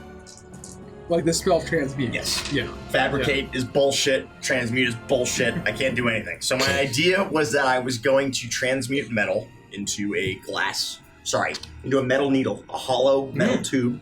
I was gonna have Toa break off some metal piece of bullshit, then try to find something that could be used as tubing to craft a makeshift needle and tube to draw blood like they would in war times. The medics might have done, right? I can't do any of that because it requires proficiency with the type of artisan's tools if you're trying to make something like a needle. You can't do that, right? It That's has fine. to be We like can a just rough- slice it. Yeah, we got cure wounds. We're just gonna cut him like a bullshit. stuck pig. We're just gonna hack your hand off. You know, drain it into a bottle. You and might then as well, regrow the because hand. trying to be a wizard is that painful. Okay. You want to just do cool shit, you might as well just cut my fucking hand off. So you die. Yeah, please, yes. Watch me So all of my cool transmutation ideas can suck a fat one. It's okay, Felix. No, It's I'm okay. mad. You I'm don't mad. have to feel like you've wasted your life studying for no reason. I'm sure later on you'll figure out how to make it less All bad. I'm trying to say is at a certain point you'd think after all of the work I put into this walk up that I once for wouldn't no also reason. need to be a fine craftsman of metal and glass and a blacksmith and a pottery maker and a tailor. It's bullshit! Well, I mean, it's not really a tool that you're trying to make. It's more just like a needle. So, I mean, there's not really like a, at least in the Dungeons and Dragons 5e rules, You're it's not like overcomplicating it. There's a needle and tube. It just says it can't be anything that would ordinarily require a high degree of craftsmanship, which in my opinion, a small metal Surgical needle? But it yeah, a has to be hollow hollow. metal tube that is the, you know what I mean? It's bullshit. I'm sorry. Now I'm mad. Okay, I'm gonna rant a little bit. But if we need like a crowbar, that'll come in really handy. You're overcomplicating it, Felix. Felix. Tola, where do you want His it? name is not Tola. Tola, I pull out my hand crossbow. I need to ask. Is that how you do this? Just make sure you get me in the meaty part of my thigh. Felix, I did not know that you could do this thing with metal. Well, I have a question to ask you. Sure. Could you create me an actual metal spoon? Unlike this disgusting plastic piece of shit. Oh yeah, that wouldn't be a problem at all. I mean, There it's you just a go. spoon. See, your The great part magic about is that, useful. If you could do that for me, I could keep it in my bag of holding, you see. And then anytime we're having a dinner where Well, other utensils are do provided. you have a small, just like cube of metal that I need? What? No. Why- You can just create it out of nothing? No, I mean you have to provide something to get something. You don't Could just you do make it things from out this of. plastic spoon? No, it has to be metal. It has to be equivalent. The exchange has to be even. It can't be an imbalance. It wouldn't work that way. What about gold? You can make a gold spoon. Could you make a ghost? Oh, maybe a silver spoon. Well, as long as gold isn't considered magic because it's used in certain reagents. Let's ask. It's not. Yeah, I mean, As if- much as Forgus Flamesider would say. I mean, if you had some silver pieces, yeah, I could turn them into a spoon, I suppose. How many golden pieces would you need to create me a golden spoon? You want a gold spoon? Well, look at me, of course I do. I don't know. I mean, how much does a spoon weigh? I mean, about the equivalent weight would be all I would need. I would really care for a very heavy spoon. Heavy? I don't know, 5 gold pieces? Well, here you go, Felix. I give you 5 gold pieces. I like catch them. All right. Well, I guess while you guys are figuring out the donation situation, I'll just work on this. I pull out some chalks from my bag and I begin to draw like an intricate. I take 10 minutes to draw a very intricate transmutation circle on the stone floor in white chalk. I shoot Toa.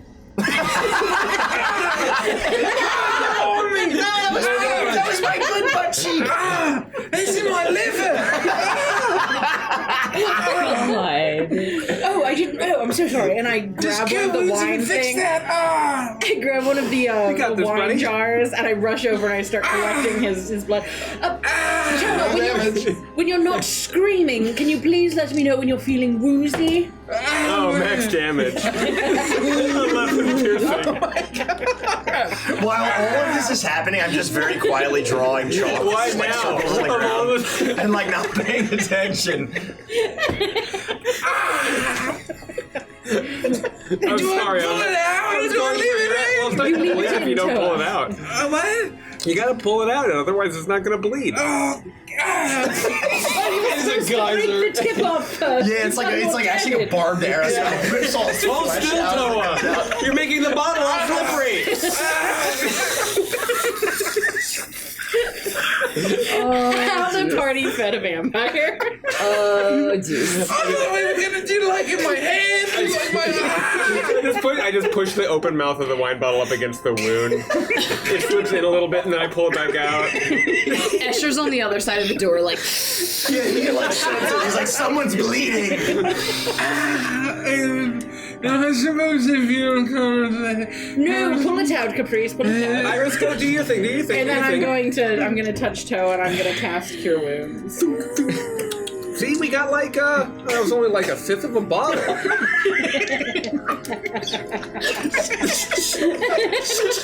I just like fall on the floor. You heal for 9 hit points. How much damage did you do? 11 piercing. Oh, okay. Almost healed him full. Almost full. Okay. The good news is you can blow all your spell slots because we're going to bed soon. I think my liver's okay. Oh yes, I've healed it. Would you like to shoot him again? No, please. Oh, no. This can be a team effort. Yeah. All right, I got it. What the hell happened? There's blood everywhere. Way more than in the bottle. You see a golden spoon, it is covered in blood. It is, the chalk and the spoon are covered in fucking Yeah, blood. there's a flash of light, and then I stand up, and I'm like, spoon! It's like in Community when he runs in with the pizza. How are we gonna clean this up? Can you make more bread? It's just like bloody, soppy bread. I really do. God. Goodbye, 3rd level spell slot. After 10 minutes, I use fabricate, and then look, I did it! It's a golden spoon! That's lovely. Felix, can you clean up all of this bloody bread? No, I don't have the ability to do Oh, that! thank you for the spoon. Is there a window nearby? There's actually 3 windows. I begin to try to get the mage hand Maybe pulls the Escher would blood like out the this. Just hold on to it. All right. I don't know. It's my turn. I know. I'll take my dagger and I'll just stab myself right in the hand. Ah! The hell? I'll take 7 of my own piercing damage, and I'll just hold my hand over the same wine bottle. You know, you got to take one for the team. Thank you, Toa. Why couldn't we have just done that for me? Huh. I turn my back for 10 minutes and you shoot, Toa? We were really moving slowly. You guys were talking about gold spoons. I got bored.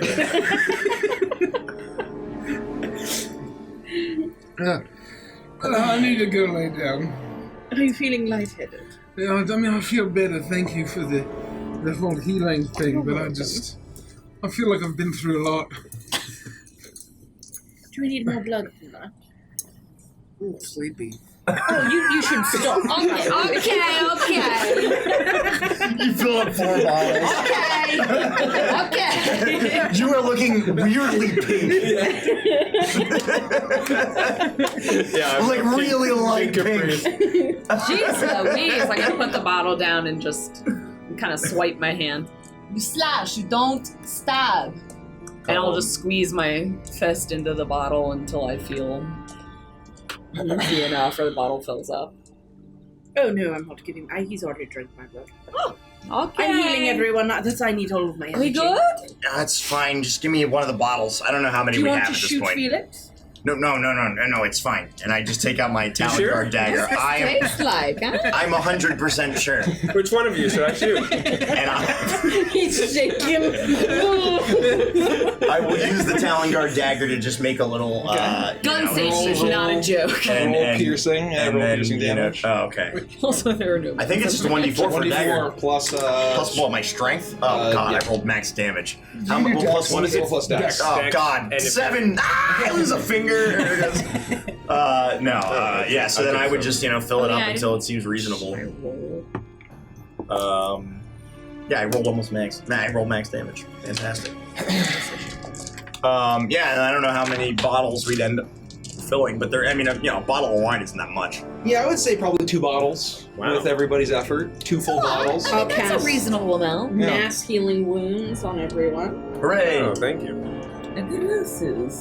And I'll spend some time taking some parchment. You making a gain label. 7 points of healing. Hooray! How much? 7, including Nuto. I'm fully healed. I'm back to where I was when I took the nightmare damage. Well, I'm going to sleep. Thank you for healing me. Thank you for letting me shoot you. Well, I didn't really let you, but it's and he was hospitable, so it's the least I can do, I guess. I think that we have a very nice vintage here. I think he'll appreciate this.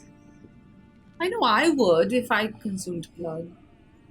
I guess. Well, should we give it to him before it gets cold? Oh, that's a good point. Yeah, probably. I'm going to go to bed, though. So. Brutus! Are you here? Brutus. Brutus! Yo, Brutus! The door opens. I don't even breathe. I don't know why I'm so tired. Oh, yes, what do you need, honored guest of the castle? We have drained ourselves of blood and put it into these bottles. Oh, do you need first aid or medical attention? No, I am trained in that. I'm speaking, Brutus. Oh. No, Yes. we've handled it. It is for your master to drink. Oh, the master would like that very much. We would like you to get it to him before it gets Especially cold. if it's got some of that soul juice in it. What? Soul juice. What? It's in the blood. It's not the blood. It's mostly the soul juice. You know what I mean? Anyway, please get it to him before I change my mind. Of course, yes. Do we want to talk about that and at all? grabs No, it, we and won't. he Says, you all sleep tight. The master's almost ready to lay down in his. Oh, and can you remove all of this bread and whatever? It's just like the room is a mess. Just before you reach I don't know. What happened here? I just finished cleaning up the It's bloody. We could explain, but we're all excited. Oh. If he would eat the bread with the blood in it, please take it as an appetizer. I don't think he so. would. Do you need me to clean it up before you all go to bed? I'm asleep on top of bloody soggy bread. I'm just I'm out. At any point that you can. Okay, I'll be very quiet. and he shuffles off, and with his tail whips around the door handle and closes it as he holds both. I bottles of imagine wine. Brutus as an anthropomorphized stone pug man. Like he seems like he would be a pug. There are like canine elements to him, yeah. He's definitely dog-like for sure. And you can all imagine what kind of dog, it's still humanoid, but you'd imagine whatever dog you want to imagine. Y'all are lucky he grabbed that for me. I was about to drop that bottle like crazy. I'm gonna go to sleep. And then I go to sleep. Okay. Night. See you in the morning. So we all better get some rest. We're going to have a long journey. Yeah, this is gonna be a tough week, but we'll make it. We'll get there. It's fine. We'll get there. Or we won't. I don't know. Iris, hold me. I take all of her blankets and push her to the edge of the bed.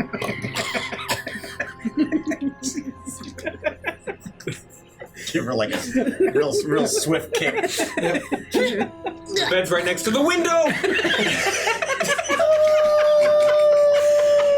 She just floats. If I'm unconscious, can She I just still floats float? on a little cloud all the way down. Yeah, No, she lands in a pile of bread. Bloody soggy Aim for the bread! Derek, your delivery sometimes is so obscenely good. Thank you. It gets me. It's right next to the window.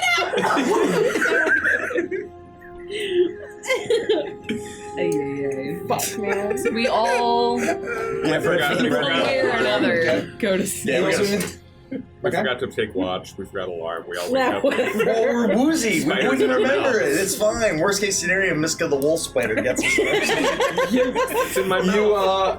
You all settle down to sleep. And you all drift off, especially extra woozy given what's happened. And Iris, you are suddenly awakened to your entire body being covered in a horrific, silky, sticky substance.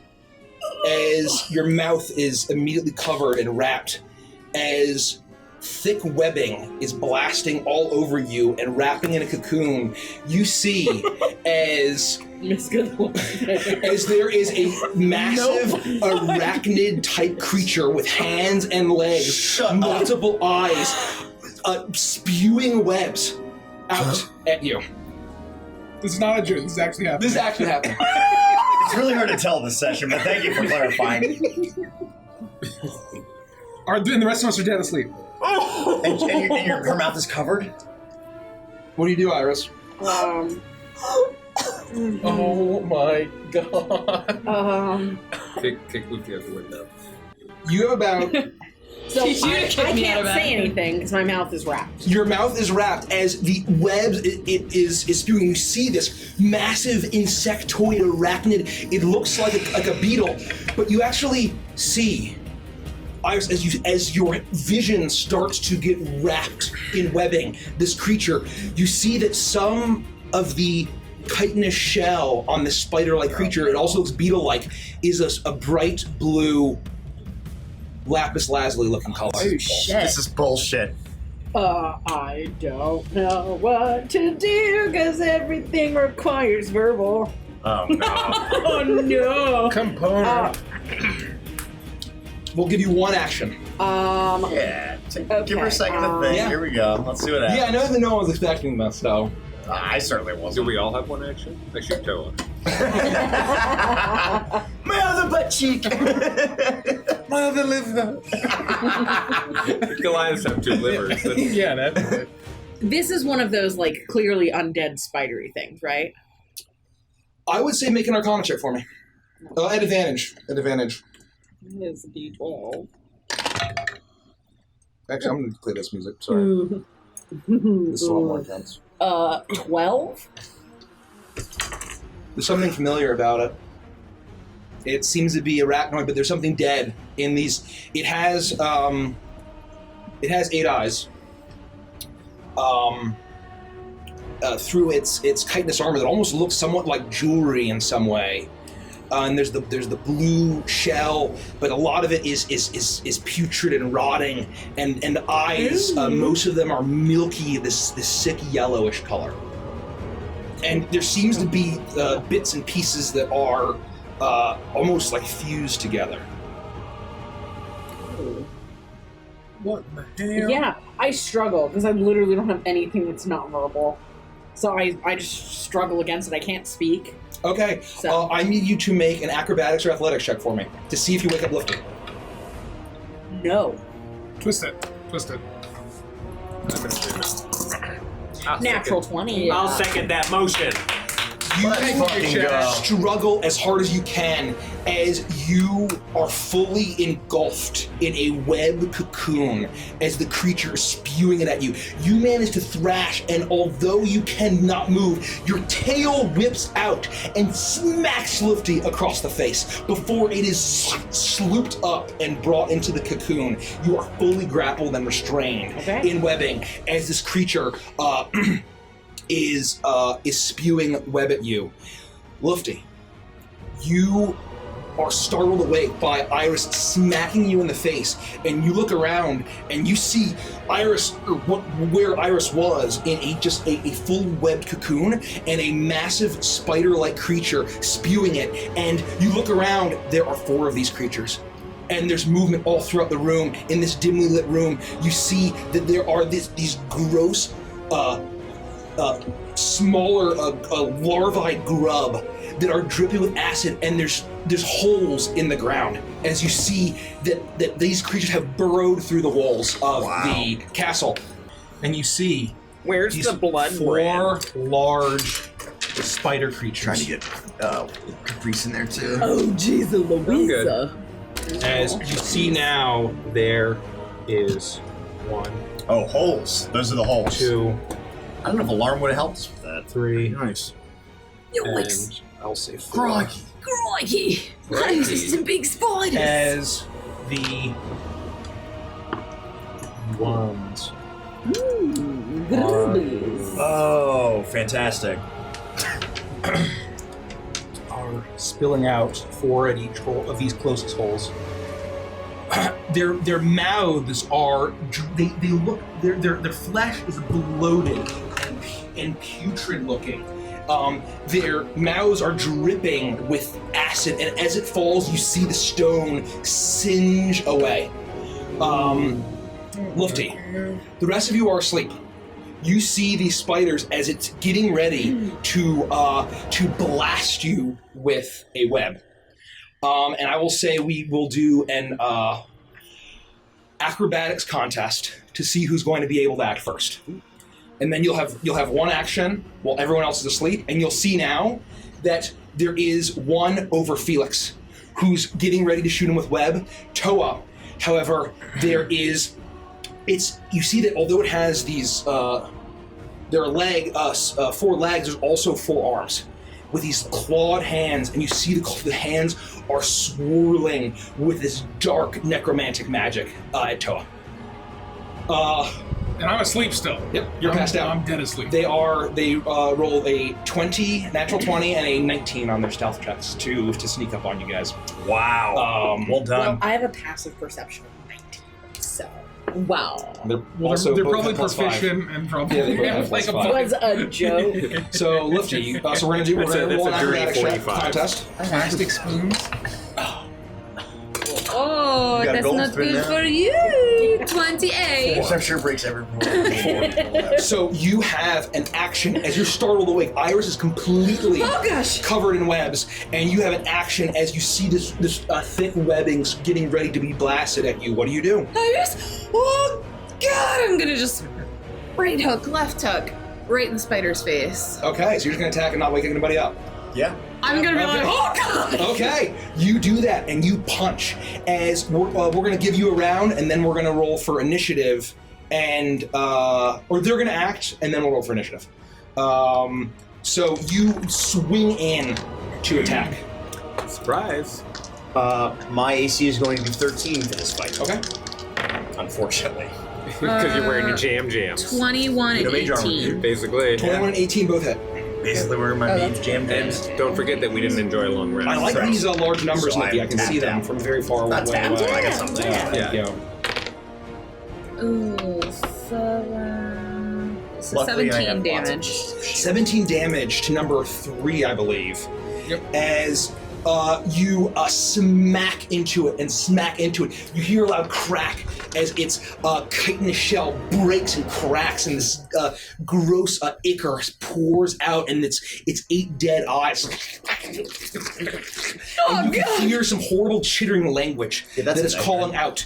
And they are going to all go. And because you are asleep, they are going to be advantaged. Yep. And I can't wait to get crit for 456 damage.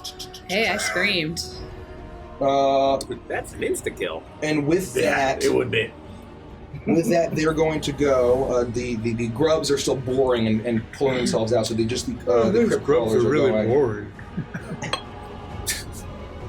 And the web shoots at you, Lufty, and we're going to do that.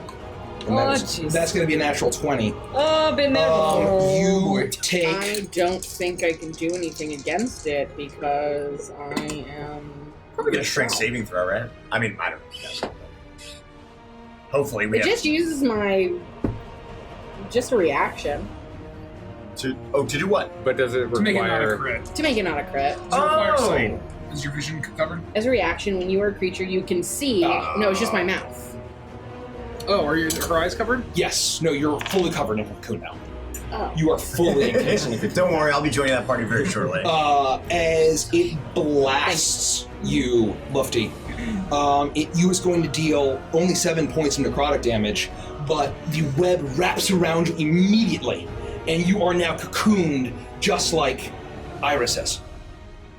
As the other one is going to channel its energy and blast it at you, Toa, and it's going to be advantaged.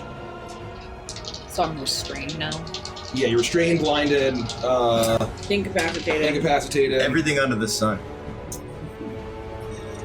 Poisoned. Paralyzed, Oh, yes. Incapacitated. on fire. A blast of dark magic hits you, Toa. You are shaken awake as you blast, and you feel your muscles start to atrophy as it casts Ray of Enfeeblement on you. As you are now do half damage on strength attacks for 1 minute. Toa got him chunder. Did it do any damage or anything? What? Nope. It's just you're like Hercules at the end of the movie when he's like swimming in the river Styx and he's like wasting away and turning into a stick thin. And with that, on Felix, the other one that's at you, the web is in its mouth and it's blasting at you. He's 13. 13. That is going to hit. It blasts at you. You're going to take 5 points of necrotic damage. Yep. And you are now grappled and restrained in a web cocoon. Understood. And that is all of their turns. Oh, okay.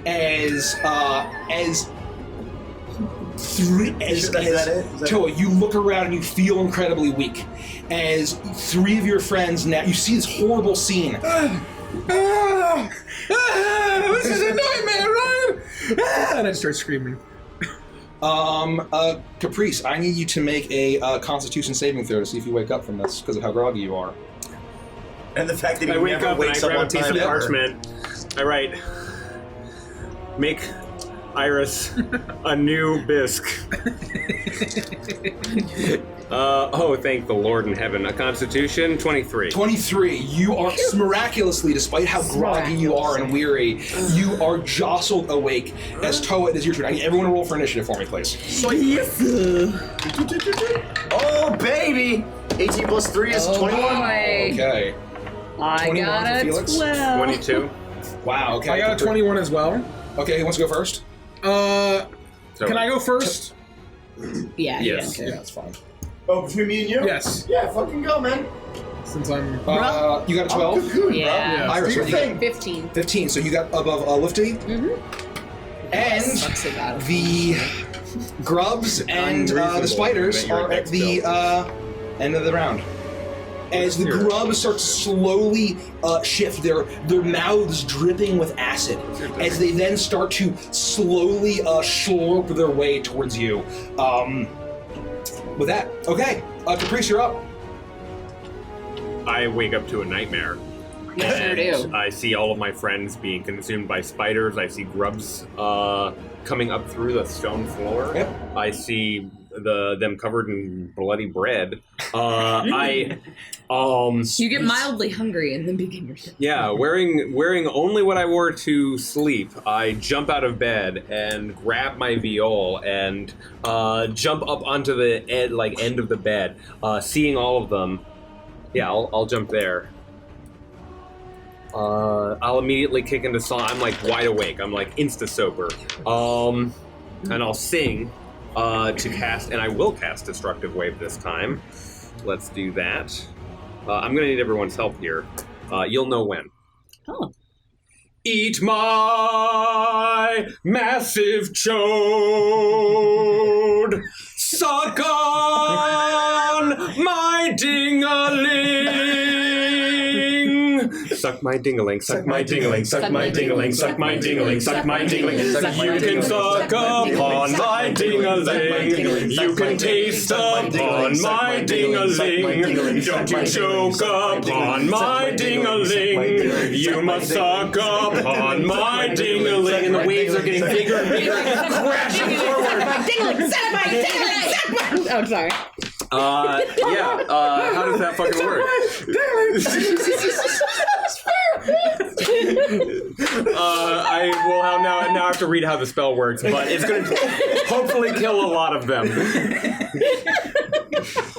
It's a 30-foot radius, so I think I hit all of them and can target all of them except for my friends. Yes. All of them have to make a Constitution saving throw, and then I'm going to roll a lot of dice. Wait, so you can place it here? You can... No, it's a self 30-foot radius. Oh, radius around you. So if you want to move into the middle of them, you can. Yeah. I will run into a place where I would hit the maximum number of because you're gonna fucking smoke us. Well, so no, I can go around you. Oh, then so getting up would already use half your movement. Okay. So you would only have like that, right? Yeah, but like how? If it's 30 feet from radius, yeah. It's a 30-foot radius. Massive. So, well, right, but if it's around you, it's like getting these guys, Yeah. maybe. Maybe this guy. Yes, And I'll this say guy. we'll give you number 2. You can all the grubs except for 8 and 7. So all of these guys, and then big number 2. big number 2. Yeah. Big number 2. I will send it. I jump into action and I will. They all have to make a Constitution saving throw. What's the DC? My DC is 17. We're going to do the worms first, okay? 17? Mm-hmm. 1 fails.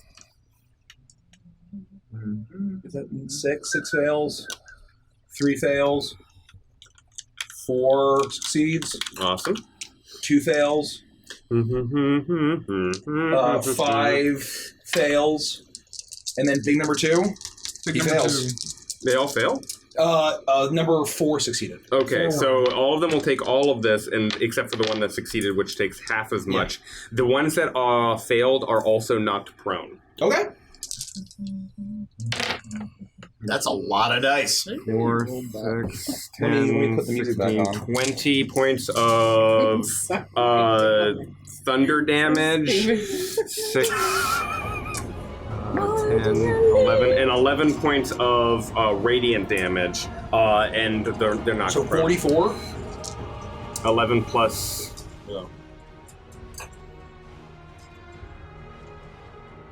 It's right here. 11 plus 20. 31 points of damage total. Oh, including radiant? 31? Yeah, yeah, 31.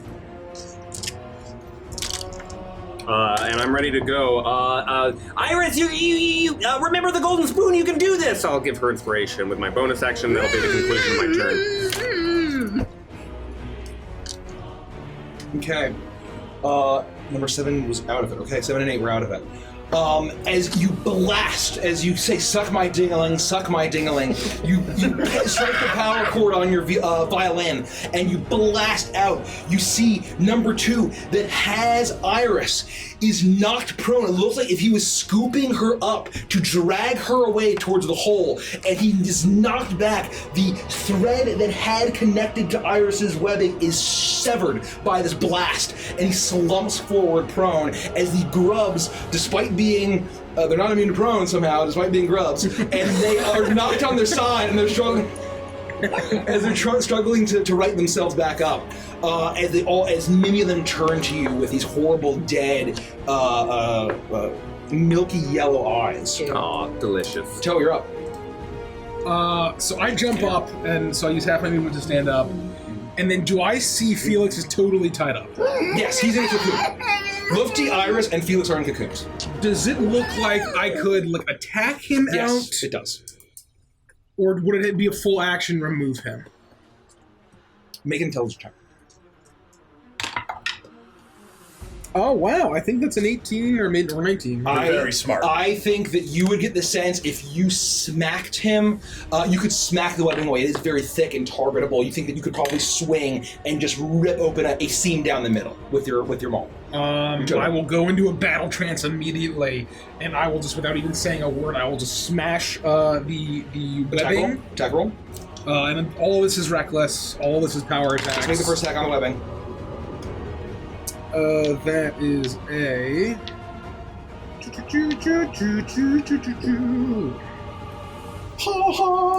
That is a 19 to hit. It hits. Roll damage, half. Because you that's feel right. the weakness of the enfeebling ray.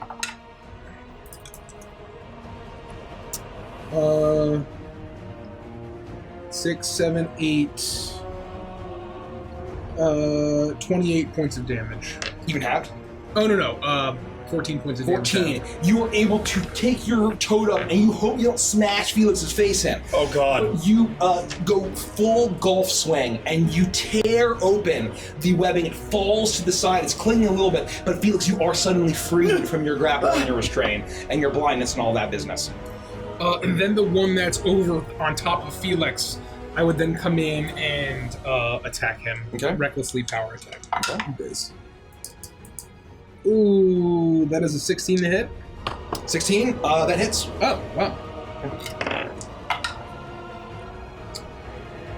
wow. 25. Oh, wait. 5, 6, 7, 8. 28 halves, another 14 points of damage. 14 points of damage to number... To number 1. To number 1, okay. You smack in, and you swing in, and although you hit, and it does break its undead chitinous armor with a crack, and there's that ichor pouring out, you just feel so much weaker than you normally would with each swing. Felix, you have been burst out, and now you see this horror scene of these strange beetle, arachnid-like creatures, and it almost like an amalgamated combination, and these acid-spewing beetles or grubs. What do you do? So I will have been in this cocoon trying to, thrash around or whatever, and all of a sudden I'm freed and I'm screaming and I'm like, oh God, Felix, help, burn! And as I come out of the cocoon, it's almost as if the fireball is released from the cocoon. Nice. And I cast fireball at a, we're gonna go with the 4th level, right there. That'll everyone except for 7. And it will not hurt my friends. Okay. So they need to make a dex saving throw of 17. Okay, I'm just going to go down the horn again. I get to re-roll 1s and 2s. 1 succeeds. 5 succeeds. Oh, that's pretty good. This is going to be 10, 20... 4 fails. 6 fails. 33. 2 fails. And then big fellas. 2 fails. 3 fails. 4 succeeds. 1 succeeds. Let me double check my things to make sure I'm not missing anything. So that is going to be 40 fire damage to anyone that failed, and half of that to anyone who passed. 40. So 40 and 20. So 2 is... And I don't have to get up to do that. So it literally happened like while I was on my back, and I just kind of burst into flame. And then I will use half my movement to stand up, but I'm not really going to go anywhere. And that's my turn. Okay, I'm just going to quickly do this real quick. So... 1...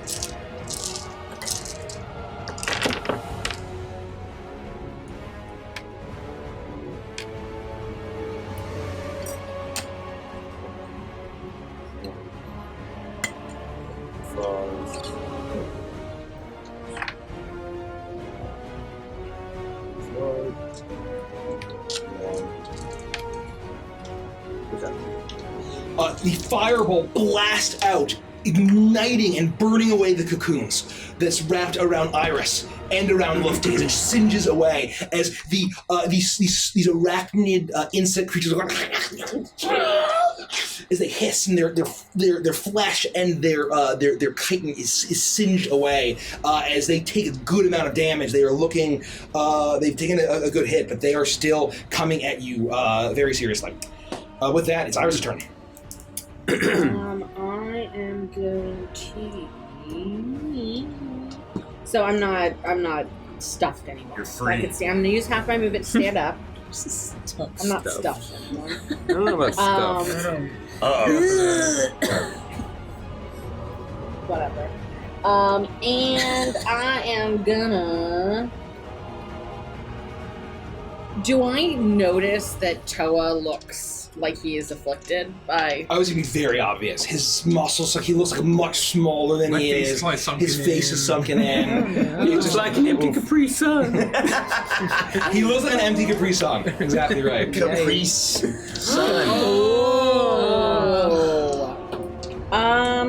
Is it something I would look at and think that one of the restoration spells would do anything about it? Or would it have to be dispel magic? Be her contract. Okay, that's pretty good. I rolled a natural 19. Boom. You would know it would be 21. required to spell magic. Okay. Or break the concentration of the spider. And unfortunately, I'm too far away, and I don't have dispel magic, so I guess I will just cast Bane. And so I'm gonna cast Bane on 2nd level, so I can get all 4 of the big guys. They have to make a charisma saving throw. Okay, well, yikes. Okay, I've got the one. charisma of paste, so we should Charisma. be okay. Wait, charisma. Not like paste. They're not very charismatic. They're bugs, 16. so they should fail. 16. I got it. 6. For all 4 of them? And 14. They all fail. They all fail. Boom! Let's go. As you channel the power of Anubis, and they let out a hiss, and they chatter as they feel the power of Anubis wash over them, and they are baned. And these bindings appear magically, and then suddenly wash over them, and they are cursed, so to speak. So which of those is that? All 4 of the All big of them. ones. Oh, wow, okay. Yeah. Lifty, you're up. So I'm still restrained. I'm going to use my action to try to, wiggle out and kind of punch through my restraints. The fireball burned them away. Oh, shit, I'm sorry. I misunderstood that. Okay. Right, pretty lady. Sorry. I'm gonna go first.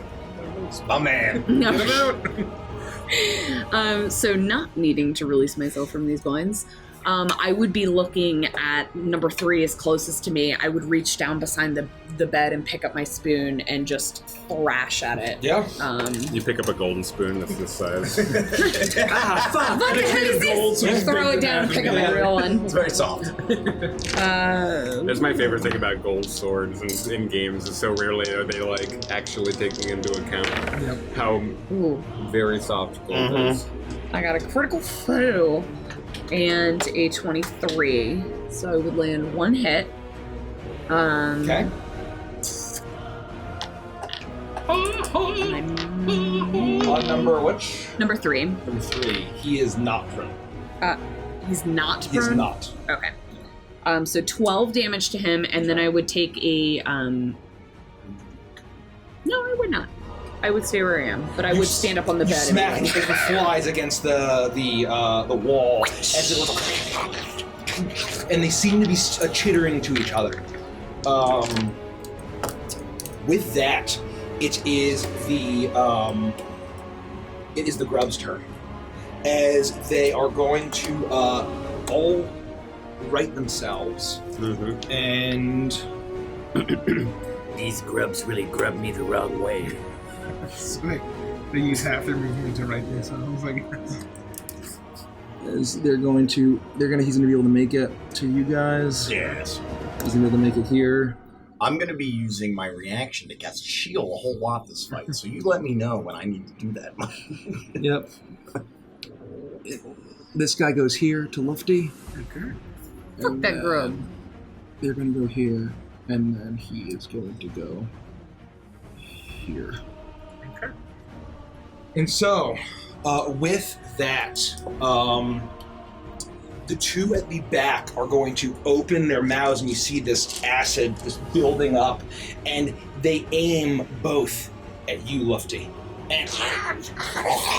And these eyeless grubs spew acid at you, and you need to make 2 dexterity saving throws for me. Hold on now. Hold on, there's something with that. Somebody knows what I'm talking about. Help me out. For monks? For Dungeon Something Master? with a dex saving throw. Do you have evasion? I do. Yeah. Dex saving. Do I? Yeah, so just make it. And what happens is that if you fail, you still take half, but if you succeed, you take nothing. Take nothing. Okay, that's what I'm I doing. gotta I thought that acid said sprays slap here. the wind. And they are also disadvantaged. If you haven't taken damage, if you have the albatross. Oh, since my last turn. If you took You damage, did take damage. if you took damage after your But last you just turn, went. I just went, No, so you're no, good. they're you're good. disadvantaged. So they're disadvantaged, but So this, it's not an attack. right, this should just be. Oh.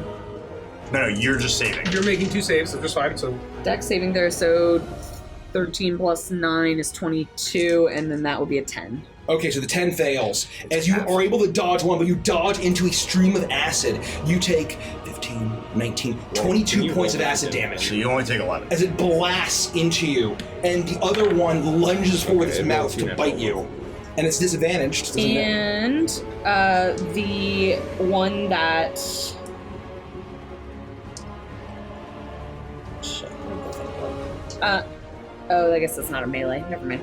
Nope. Nope. So you just take 11. Yeah, I did. One is going to lunge out and try to bite you, Caprice. Nah, I'm good. That's gonna be natural 20. Nah, bro. Fuck. It still chomps down on you, and it's going to acid versus piercing. The damage doesn't matter for you, right? Acid versus piercing? Oh no, I mean necrotic. Sorry. No, neither matter to me. I'm resistant acid. against a surprisingly large number of things. But so I'm gonna. So you're going to take the full amount of this, as it sinks. But it's not a crit. It's not a crit. It's not a crit. I rolled the wrong die. You're going to take 20 points of damage as one clamps down on you, and I need to make a con saving throw against poison, please. Those I have advantage against those. Oh yeah. Which 15? is great. Natural 18. So. Okay, 15 and a 10. Those miss. 15 and 10 both miss. Okay, you are able to dodge out of the way. And with that, you see both open their mouths and blast acid at both of you. So dexterity saving throws from each of you. Dex, you say? It's gonna be Felix. For two dex saving throws. Just one for you and one for Toa. Okay. Looked like it was good. Boy, Big that's money, gonna right? be oh boy, that's gonna be a 6 for young Felix. 6 fails, Toa. 12. 12, that fails. So Felix, you're going to take 15 points of acid damage. Yep. And Toa, you're going to take 13 plus 6 is 19, 22 points of acid damage. As they blast into you, and you see as it singes in your flesh, and you're still dodging most of it, and it is actually melting away the stone and the bed that you're on. As you start to see that the sides of these holes now are coated in this strange substance of this strange this slimy acidic substance as if it's like swirling and or undulating. And with that is the spider's turn. No, we're good. It is going to the one next to Iris is going to stand up and look around at the room and look down at Iris and say, obviously. And I would have said the same thing. And it's going to try to blast Iris with a web again. And it is baned, so... That's right, minus 1d4? Yeah. It fails catastrophically. Thank you, Wolfman, for the follow. Thank you, Wolfman. And that's all it can do. The one next to Lufty is going to swing around here as you see that their armor is flaking and cracking as they weren't expecting this kind of damage. He's going to walk away from you as he's going to stand here and try to shoot a web at We need to Iris. get you like a Baccarat pole. Yeah, right, like a craps. That's So what you I get mean, a opportunity craps attack. pole. I gotta wonder if my man, the Wolfman, is a Darkest Dungeon Lufty fan. can take an opportunity attack. Let me know. Yeah, and I do. Let me know. And he is also baned. Yep. There you going, spider? And I'll swack at him. You spank him in the ass. That's minus 4. You get the sense that as it's channeling this web, but you feel as it lets out this hiss, and his head is yanked down by some sort of force, and the web blasts across the room. 26 to hit it? 26 hits, yeah. Okay, and I cannot take an extra D8, but I will do this. Shabadoo! 10 damage. 10. You crack it as it goes to Iris. And with that, the other two are going to just look and make some sort of notion of understanding, and they raise their 4 claws and their mandibles and are going to lunge and to attack both Felix and Toa. They're also baned. All baned. And remember, the one attacking Felix is disadvantaged. What does Bane do? Just they're disadvantaged on They're attacks? they're disadvantaged. They have to subtract a d4 from their attacks and saving throws. But nothing when we do it to them. Do something to Correct. them. Okay. Just for making them make a saving throw. As you see both of them raise their hands, and they glow with this horrible necromantic magic as they reach in to touch both of you. Disadvantage. Advantage against me. Okay, I'll roll to Toa first. But still baned.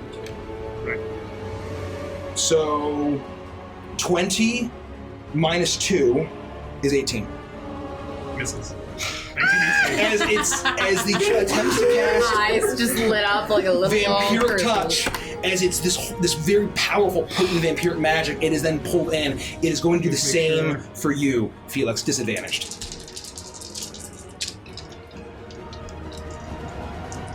There's no way this hits. That's going to be a 12 minus 1. So you manage to roll out of the way as it does that. Don't even need a shield. And that's because that's 2 spells. I can't remember. Did you say that they were undead? They looked familiar. Oh, so you're but not I don't 100% know. certain. Right. There's familiarity there.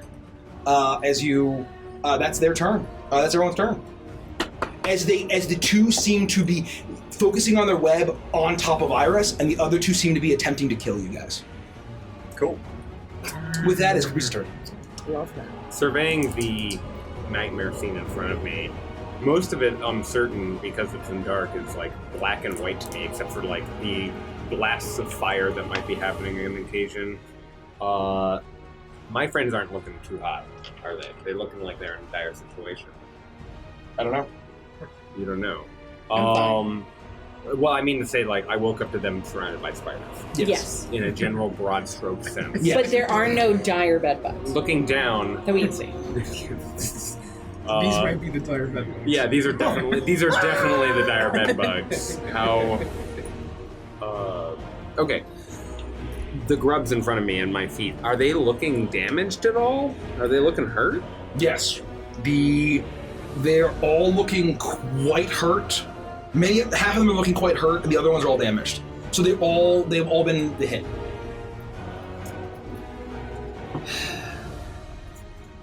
And the spiders that are actually like the big bads of this fight, they continue to be casting spells and trying to weave up my friends.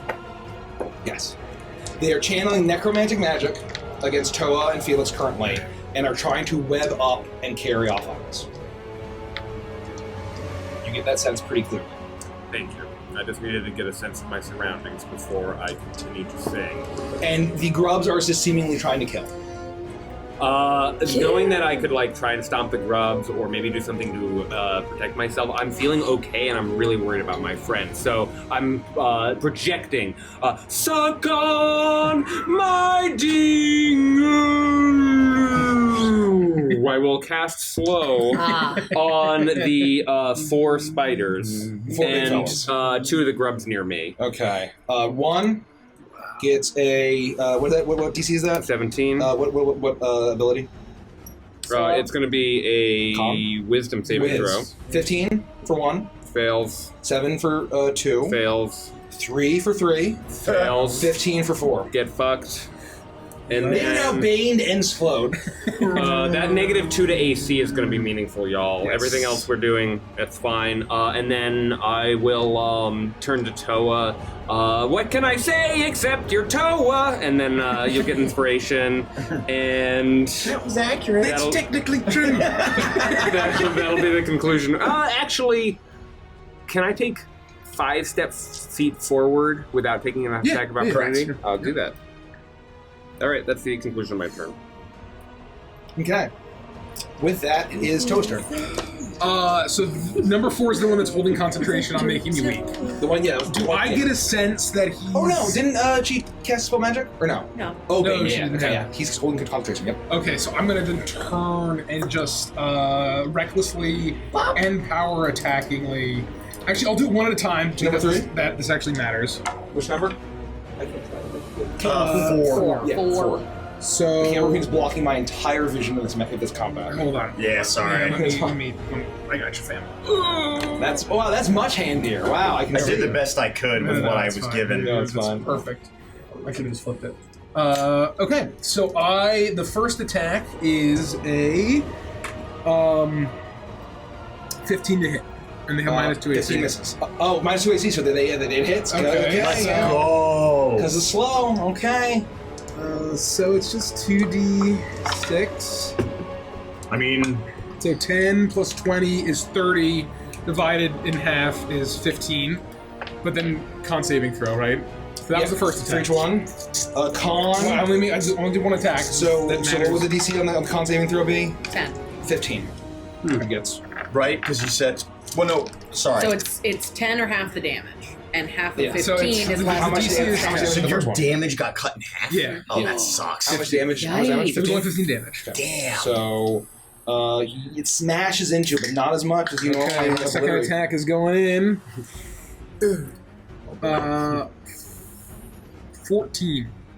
14. Within minus 2 AC. Minus 2 AC, that's enough. That's barely enough. Come on. That's barely. You see as they're trying to dodge out of the way, but the slow that they're under is making it impossible. What's the saving throw? It's another con save. Yeah, it's a 16 plus. Yeah. How much damage? 28 and half is 14. 14 damage. Okay. You thinking I have a let me check to see if it procs. Oh, and my Wind Fury procs. Let's go. So I will make another attack. Okay. Every time I ask what procs means, you explain it and then I forget. To proc means to trigger. It's like every time you ask trigger. if we can use That Switch trigger. or Fate on a death save. I believe it's Sure, short C100 procedural or Yeah. Yeah. procedural something or other. Yeah. 12 plus 20 is 32. Divided in half is 16 points of damage, and another con save. 16. So con save. Fails. Let's go. Okay. As the eyes, and although it's under slow, it's resisted by the bindings of the tomb. It now has lost concentration. Suddenly, you are a full Capri Sun. You were taking the Bane off of those, right? You D4 are for all their full saves. Because it's D4 off of saves and attacks. And that's it wouldn't matter. They were so high that the one was like 16 plus a bunch. Yeah, it was all. They never. There was no final that was below a. They got over 14 17. every so. And so I'm gonna know how much damage that was again. I'm sorry. The final one was 16. Okay. So it was. I think that would still be half because it was the damage that caused him to It was 16 drop, total. So Yeah. So I dealt. You crash into it. And finally, it's like fucking Popeye after he eats a spinach, and suddenly your muscles. You do one of these. Where like, and that happens, and it kind of stumbles back. And with that, it's Phoenix's turn. Having kind of regained my composure and surveying the area, I look around with knife in hand, and as I'm preparing to cast another fireball, I say, "Damn! Where did they come from? I really dropped the ball on alarm." I cast another fireball. Okay. To make sure I can see who I get here. I will roll with Bane very carefully for the big fellas. Everybody but like 5 and 6 and little 3 over here. What's the DC? So 5, 6, and 3. The DC is going to be 17 Dex, but minus the Bane. I guess. all 4 big guys, and then 1, 2. Number 3. 1 would have succeeded, but with Bane he fails.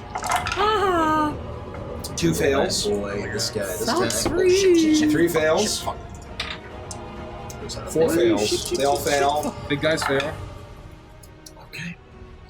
So that's going to be 6, 10, 20, 30, 37, plus 5 is 42.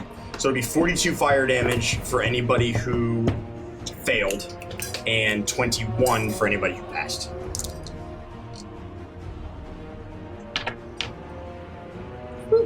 Yeah, so there are 4 grubs that are in it as well. Or no, 5 grubs. Number 2 and number 4 let out as the fireball incinerates them. Their undead flesh catches fire, their shells crack and singe, and they collapse to the ground. Big fellers? Big fellas. Number 2 and number 4. That's huge. So I need to roll for. So who else? So there's 4, 2, 8, and 7. How much damage do they take? 42 if they pass. 42 or 21 if they fail. I'm just writing it down. Reverse that. And if they're resistant to fire, they're not. Number 1 needs to roll. Just something new to roll for. It was these guys. No, not that guy. Yes, number 1 needs to roll. Yep. The little grub. Yeah, this one, and then number 1 is incinerated. Okay. Number 4 needs to roll. Number 4, 42. Is incinerated. Okay. Number 2 needs to roll. Number 2. That is going to succeed. How much is half? 21. Doesn't matter. He's still incinerated. Okay. And then 7 and 8. Oh. There was my 7. 7 fails, but he's alive somehow. 9. And then 40 is going to roll. That's going to fail. 40. And he's 8 is incinerated. Great. As the fireball blasts out, and you hear, And you now hear the rumbling of stone as these grubs are dying, as 3 of the holes in the room close up, sealed by some sort of just strange, sickly, gross stone. Does it matter which? Do you care? The back 3 will say. Okay. So just the So one just near the one us is closest to the relevant. With that, it is Luffy's turn. I think. Right? Or no, Iris' Sorry, turn. Iris. Iris! I am going to.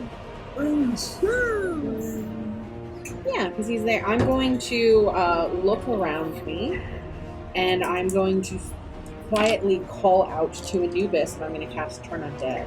Oh! And just see if it does anything. How does that work? That ability makes them undead, right? Yes. They're baned. Any undead that can see or hear you within 30 feet must make a wisdom saving throw. If it fails its saving throw, it is turned for 1 minute or until it takes any damage. In 30 feet, who could do the grubs? These 2. I mean, really, it's just The 2 spiders and that one 2 grub. spiders They all and one fail. grub. And you see now, as you blast out the power of Anubis, you feel warm sand, you hear that familiar gong, and you feel Anubis with you, and suddenly they are struggling to try to resist, but they turn, and they run away immediately, or when they act? On their turn. On their The turn. only thing they can do is flee. They have been turned. All I of just them. edited this episode of Shadanya where Sarnax turns all but one of the vampires. Wolfie, now you're up. Now I'm up. Oh yeah, that shit was fucking off the wall. So, I'm sorry, say that again. So the 3... What are they 3, doing 1, now and that 7 are turned. They're turning to run away. They're very scared of Iris, so they're gonna run away Okay, and do so they're everything like- they can to get away from her. And that is 3, 1, and 7. Yes, these 3 guys here. Okay. Oh, the other one didn't turn. You weren't in range. It's only They 30 weren't in feet, range. so you It's weren't the out 2 big range. ones and the 7. Okay. So I guess I would. Ooh, I don't know what I would do. Where are you going? And I would run after 3 and just be swiping after it with the spoon. You do that. I'd make 2 attacks on big Make an number attack roll? 3. Big boy. The big boy. He's still slow. 15 and 24. 15 with fucking slow. Yeah, it hits him. Got him. What a ridiculous move. 7 plus 12. 19. 19? Yes. Points of damage, number 3. Mm-hmm. You smack, and as it's trying to run, you see it's really slowed and baned, and you leap up and smack her on the head. It's whatever's inside its chitinous head splattered, its eyes fly across the room and collapses to the ground. Oh, jeez. Dead. Oh, you got ichor all over the blood bread. Oh, jeez. Blood bread. Iris, are you okay? Yes, I'm fine, darling. Just a nightmare. So then I would, after seeing that, I would chase after number 7. Okay, you run over, and the grubs are doing that. Are the grubs next to you, Caprice, under any kind of effect? No, they can grub it up. Natural 1 and natural 2. You managed to fucking dodge. Lufty, are you just... This has never happened before. That is going to be a 17 hit. Okay, you dodge out of the way. Why? 1 on Toa is advantage, right? 3. No, the little grubby guy. Yes, Yeah, number He's three. advantaged against me, and he's not turned. Correct. So he is going to get a... Oh, and 7's turned, so 7 would run, right? Oh, yes, you're right. It cannot make it. He can not do anything but run. So It's he is He missed going my to... attack anyway. He is going to run away. I guess his movement is 30, and so it's halved because he's slowed. Yes. And so it's 15 away, Yeah. and that hole is sealed up. So Yeah. he's just going to And run. you could use an opportunity attack to... Okay. Because that's what's so good about it is that they're using Yes, their you're own right. movement. Yeah. Okay. Yeah. So yeah, I would make Go ahead. my attack. Lufty. Why don't you? Uh-oh. 13? They're little guys. And that one is slowed. Yeah. No. Minus 2. That's enough to hit it. And I have Would not have hit it otherwise. Slow's busted. And I have not hit him before, love so I get slow. It's 2d8 great. plus whatever. Between haste and slow. Yep. So that's 11 What plus number is he? He's 6, number 17 Little grub damage. 7. 17 damage. to number 7. You, it's enough, and you smash into it, explodes into acid and gore as it crashes down dead. He's down here. Just, I mean,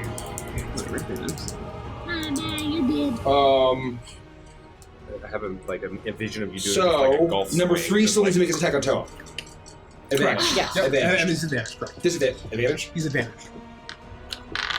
I'm so 20. Yes, that is. Yep. Insane. Very happy. Finally. He's Bane. No, he's not. Number 3 is not. Number 1 is. I did the 4 big guys, not any of the little ones. Almost. Sorry. 11 points of piercing damage That's all right. and So 10 points of acid Okay, damage. so I take 5 and then 10, so 15. Yeah, 15. And it is just attempting to kill you with a grim purpose. And with that, number 2 is going to look around. I mean, number 1. Number The 1. big number 1? It's going to look Yeah. around, and it is going to see what's happening. It should be turned because it's within 30 feet of me. It is turned. It is horrified. It is going to run into the corner, and it is going to try to just scrape at the walls. It looks with its undead eyes, all 8 of them looking in terror at So Iris. who wants the opportunity attack? Which corner is he going into? Just one of these? Did they Either way. both get one? Probably the one all I have closest is to it's a you. melee attack. I can't do Yeah, this shit. one. It would, So But the if thing is, it's- would he go in the hole? He can't go towards me, so he has No, to he go has towards to go us. that way. And that Which was means that you You both get get an opportunity. opportunity. Do you have attack. Warcaster, the feeder? Okay. I will take an opportunity. Is this hole also closed up? No, No. that's open. That's That the one's open. fuck. Okay. Okay. I didn't power attack, so let's Is see that one what slowed? that is. Yes, all of the Okay, big ones all are of them. slow. That is a 17 to hit. Oh, yeah. 17 to hit, Mike? Yep. Yeah. Okay. Their AC was 16 without slow, so their AC currently is 14. Ooh. 18 points of damage. Number 1. Number 1. Number 1. How do you want to do this? Nice.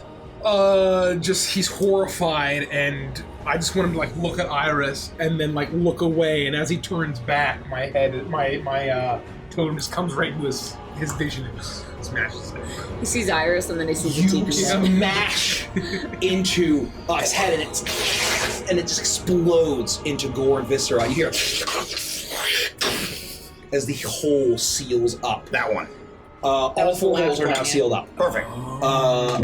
With this gross stone that seems to come from, but it's this weird magical fizz. With that, it is Felix's turn. Oh, I wasn't. Okay. Well, give me 1 second. Wait, no. Sorry, It's not- it's I'm not. panicking. I don't think so. No, it's I thought it was Reese's it was Reese's turn. turn. Oh, it's my turn? Because it was That was my there. reaction. Because yes. Yeah. There's 3 grubs left. They don't have eyes. They are just mindlessly trying to chomp and kill you. And the ones that are right next to me, left and right, they're not looking too hot, are they?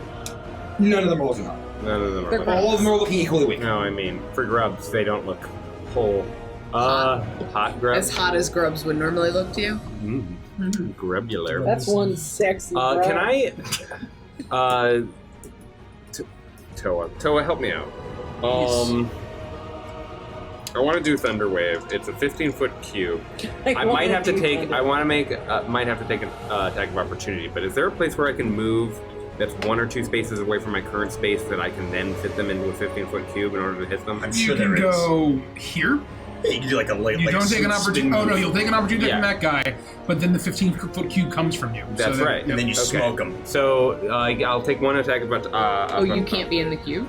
It comes It's- from. So when it's a cube, it's basically Yes, like you're pointed, yes. putting it in front of you. I will take that attack of opportunity, and then I will have them make. Natural 20. Okay, that's fine. Fuck! I crit Derek more than anyone else You in would any just campaign. crit. Do you have your reaction, and would you like to use it? Yes, I do have my reaction. Thank the but Lord. I don't. But I care don't about care. him, Okay. So. Now, of course, I'm going to use it. Okay, I'm going to take this away. 9 points of piercing damage and 7 points of acid damage. As he-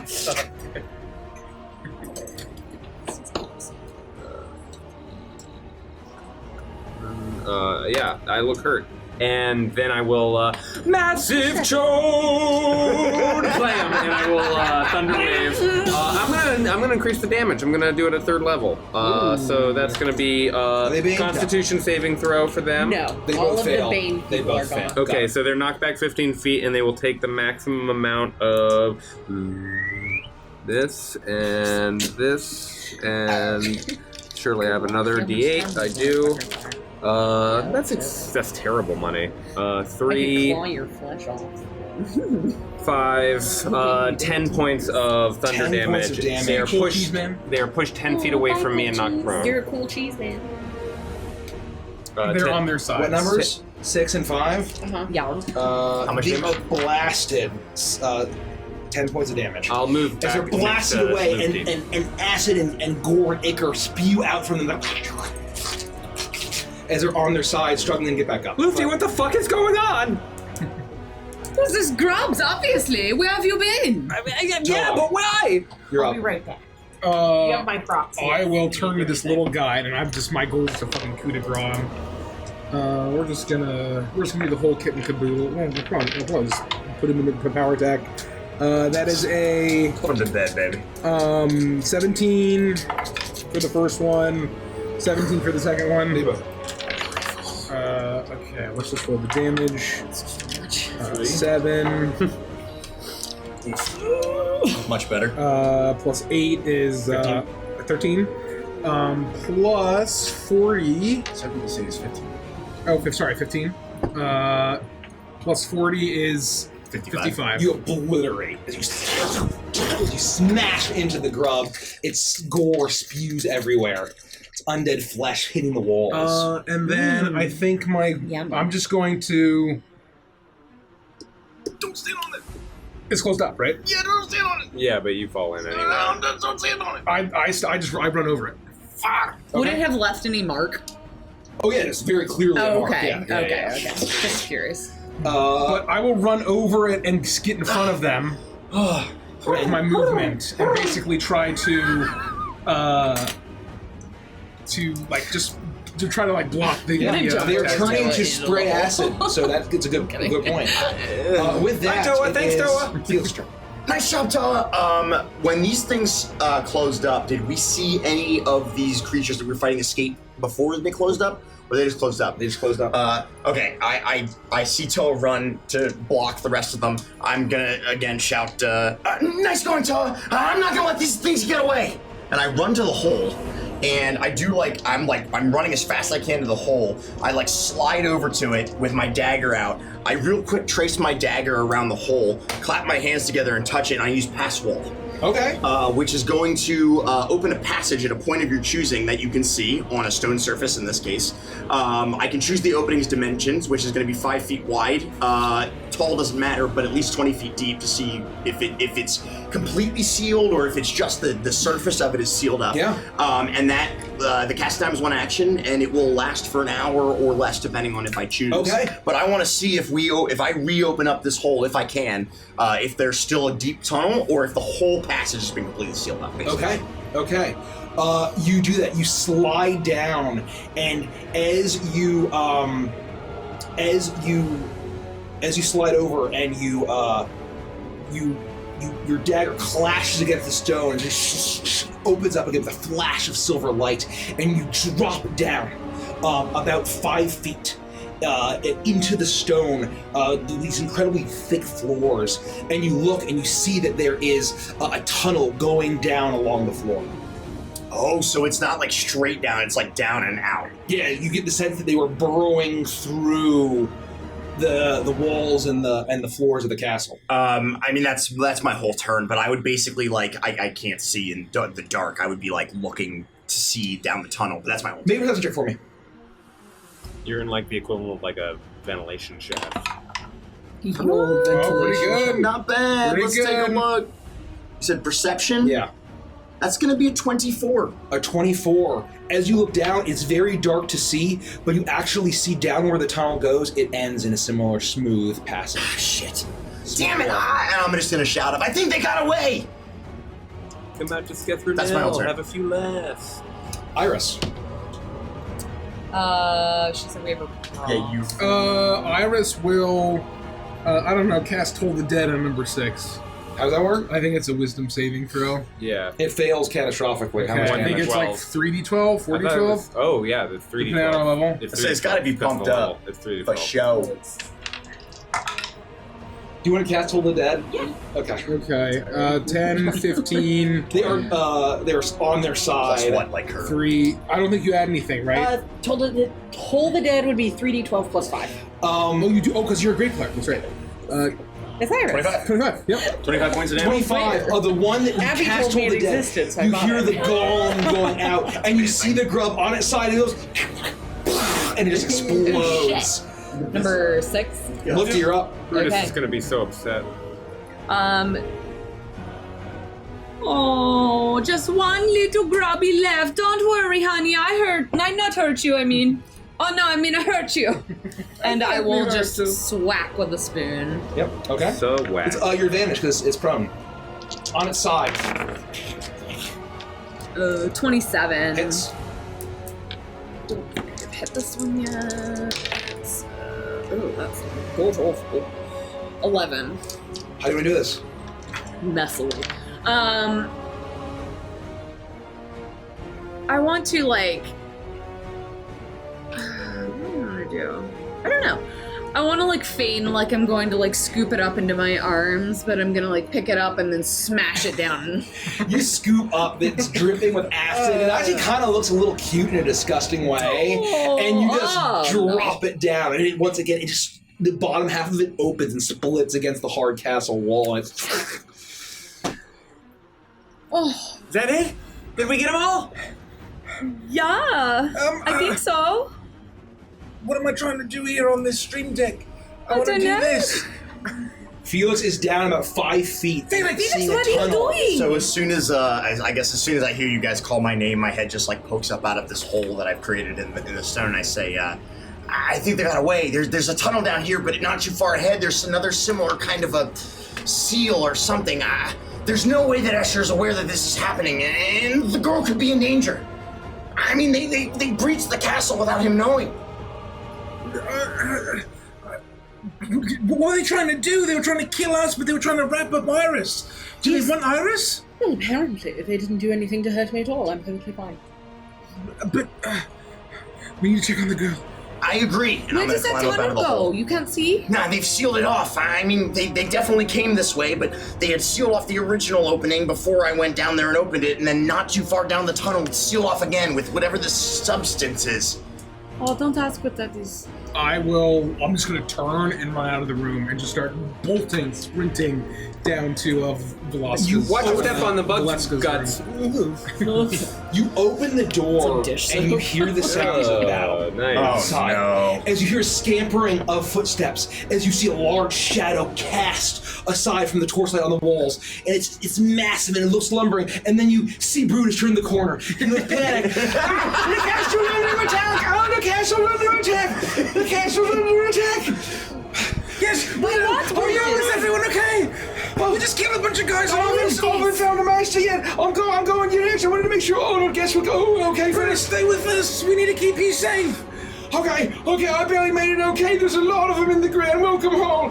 As he follows you, and as you turn around, you see the light casting the torchlight, and you see that there's at least a dozen of these spider creatures shit. and tons of grubs, holes on every all over the ground, some on the walls as they spilled out, and then you see as you get a little glimpse, you see that there is a stairwell with stairs going down with some flickering torchlight, and you see a figure silhouette as a shape. Thank God we fed him. I was gonna say, it's got a little spinach, you know? You see Escher step out. Hell yeah. He's in the same dinner gown that he had been wearing. His flesh that had once been sunken and gray and covered in dark veins is now supple. His hair is shimmering. It's almost flowing supernaturally. He steps out slowly and he looks. I don't think I gave you permission to enter my castle. And I don't know what you are, but I know you are connected to my little bat. I will kill you, and I will kill your master. And he lunges forward, and in an instant, from one to the other, he's slicing them, dismembering them, and he runs to the wall. He pulls a candlestick. You see a blast of alchemical fire blast down, singeing tons of these as he flies from the other side of the room, steps on a hidden switch, and a massive panel smashes half of them across, smearing them across the walls as he, in a flash, as you all run down, as he finally does a swirl and slices 1, 2, 3, and the 3 remaining spider creatures are all standing there with their hands channeling with necromantic energy, and they stop, and they just slide in half and fall to the ground.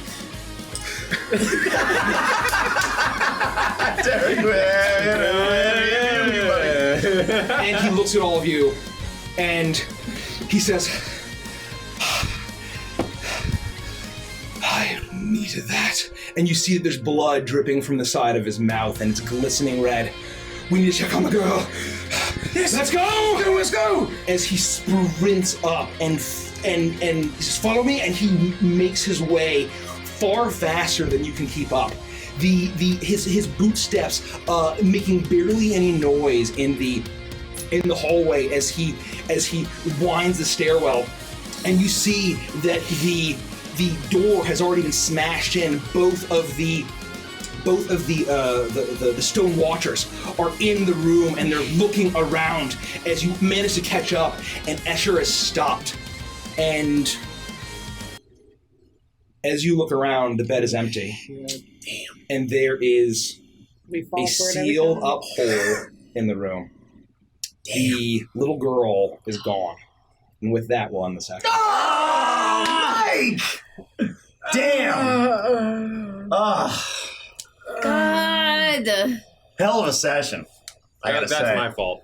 I was distracting everyone with my silly jokes, and we forgot to cast alarm on the very obvious places that need alarm. I do have a lot to say about that, but you'll have to wait to hear about it in Adventures in Chill. Yeah. What's Adventures in Chill, Andy? I'd be happy to tell you, Andy. Adventures in Chill, for anybody who may be a new subscriber or returning and thinking about subscribing, after every single stream session that we do, we turn the cameras over to a subscriber-only stream as one of the small ways that we like to give back to the people who are willing to support us month in and month out. All of the support that we receive goes to making the stream better, and it's just one of the small perks that you get for supporting us.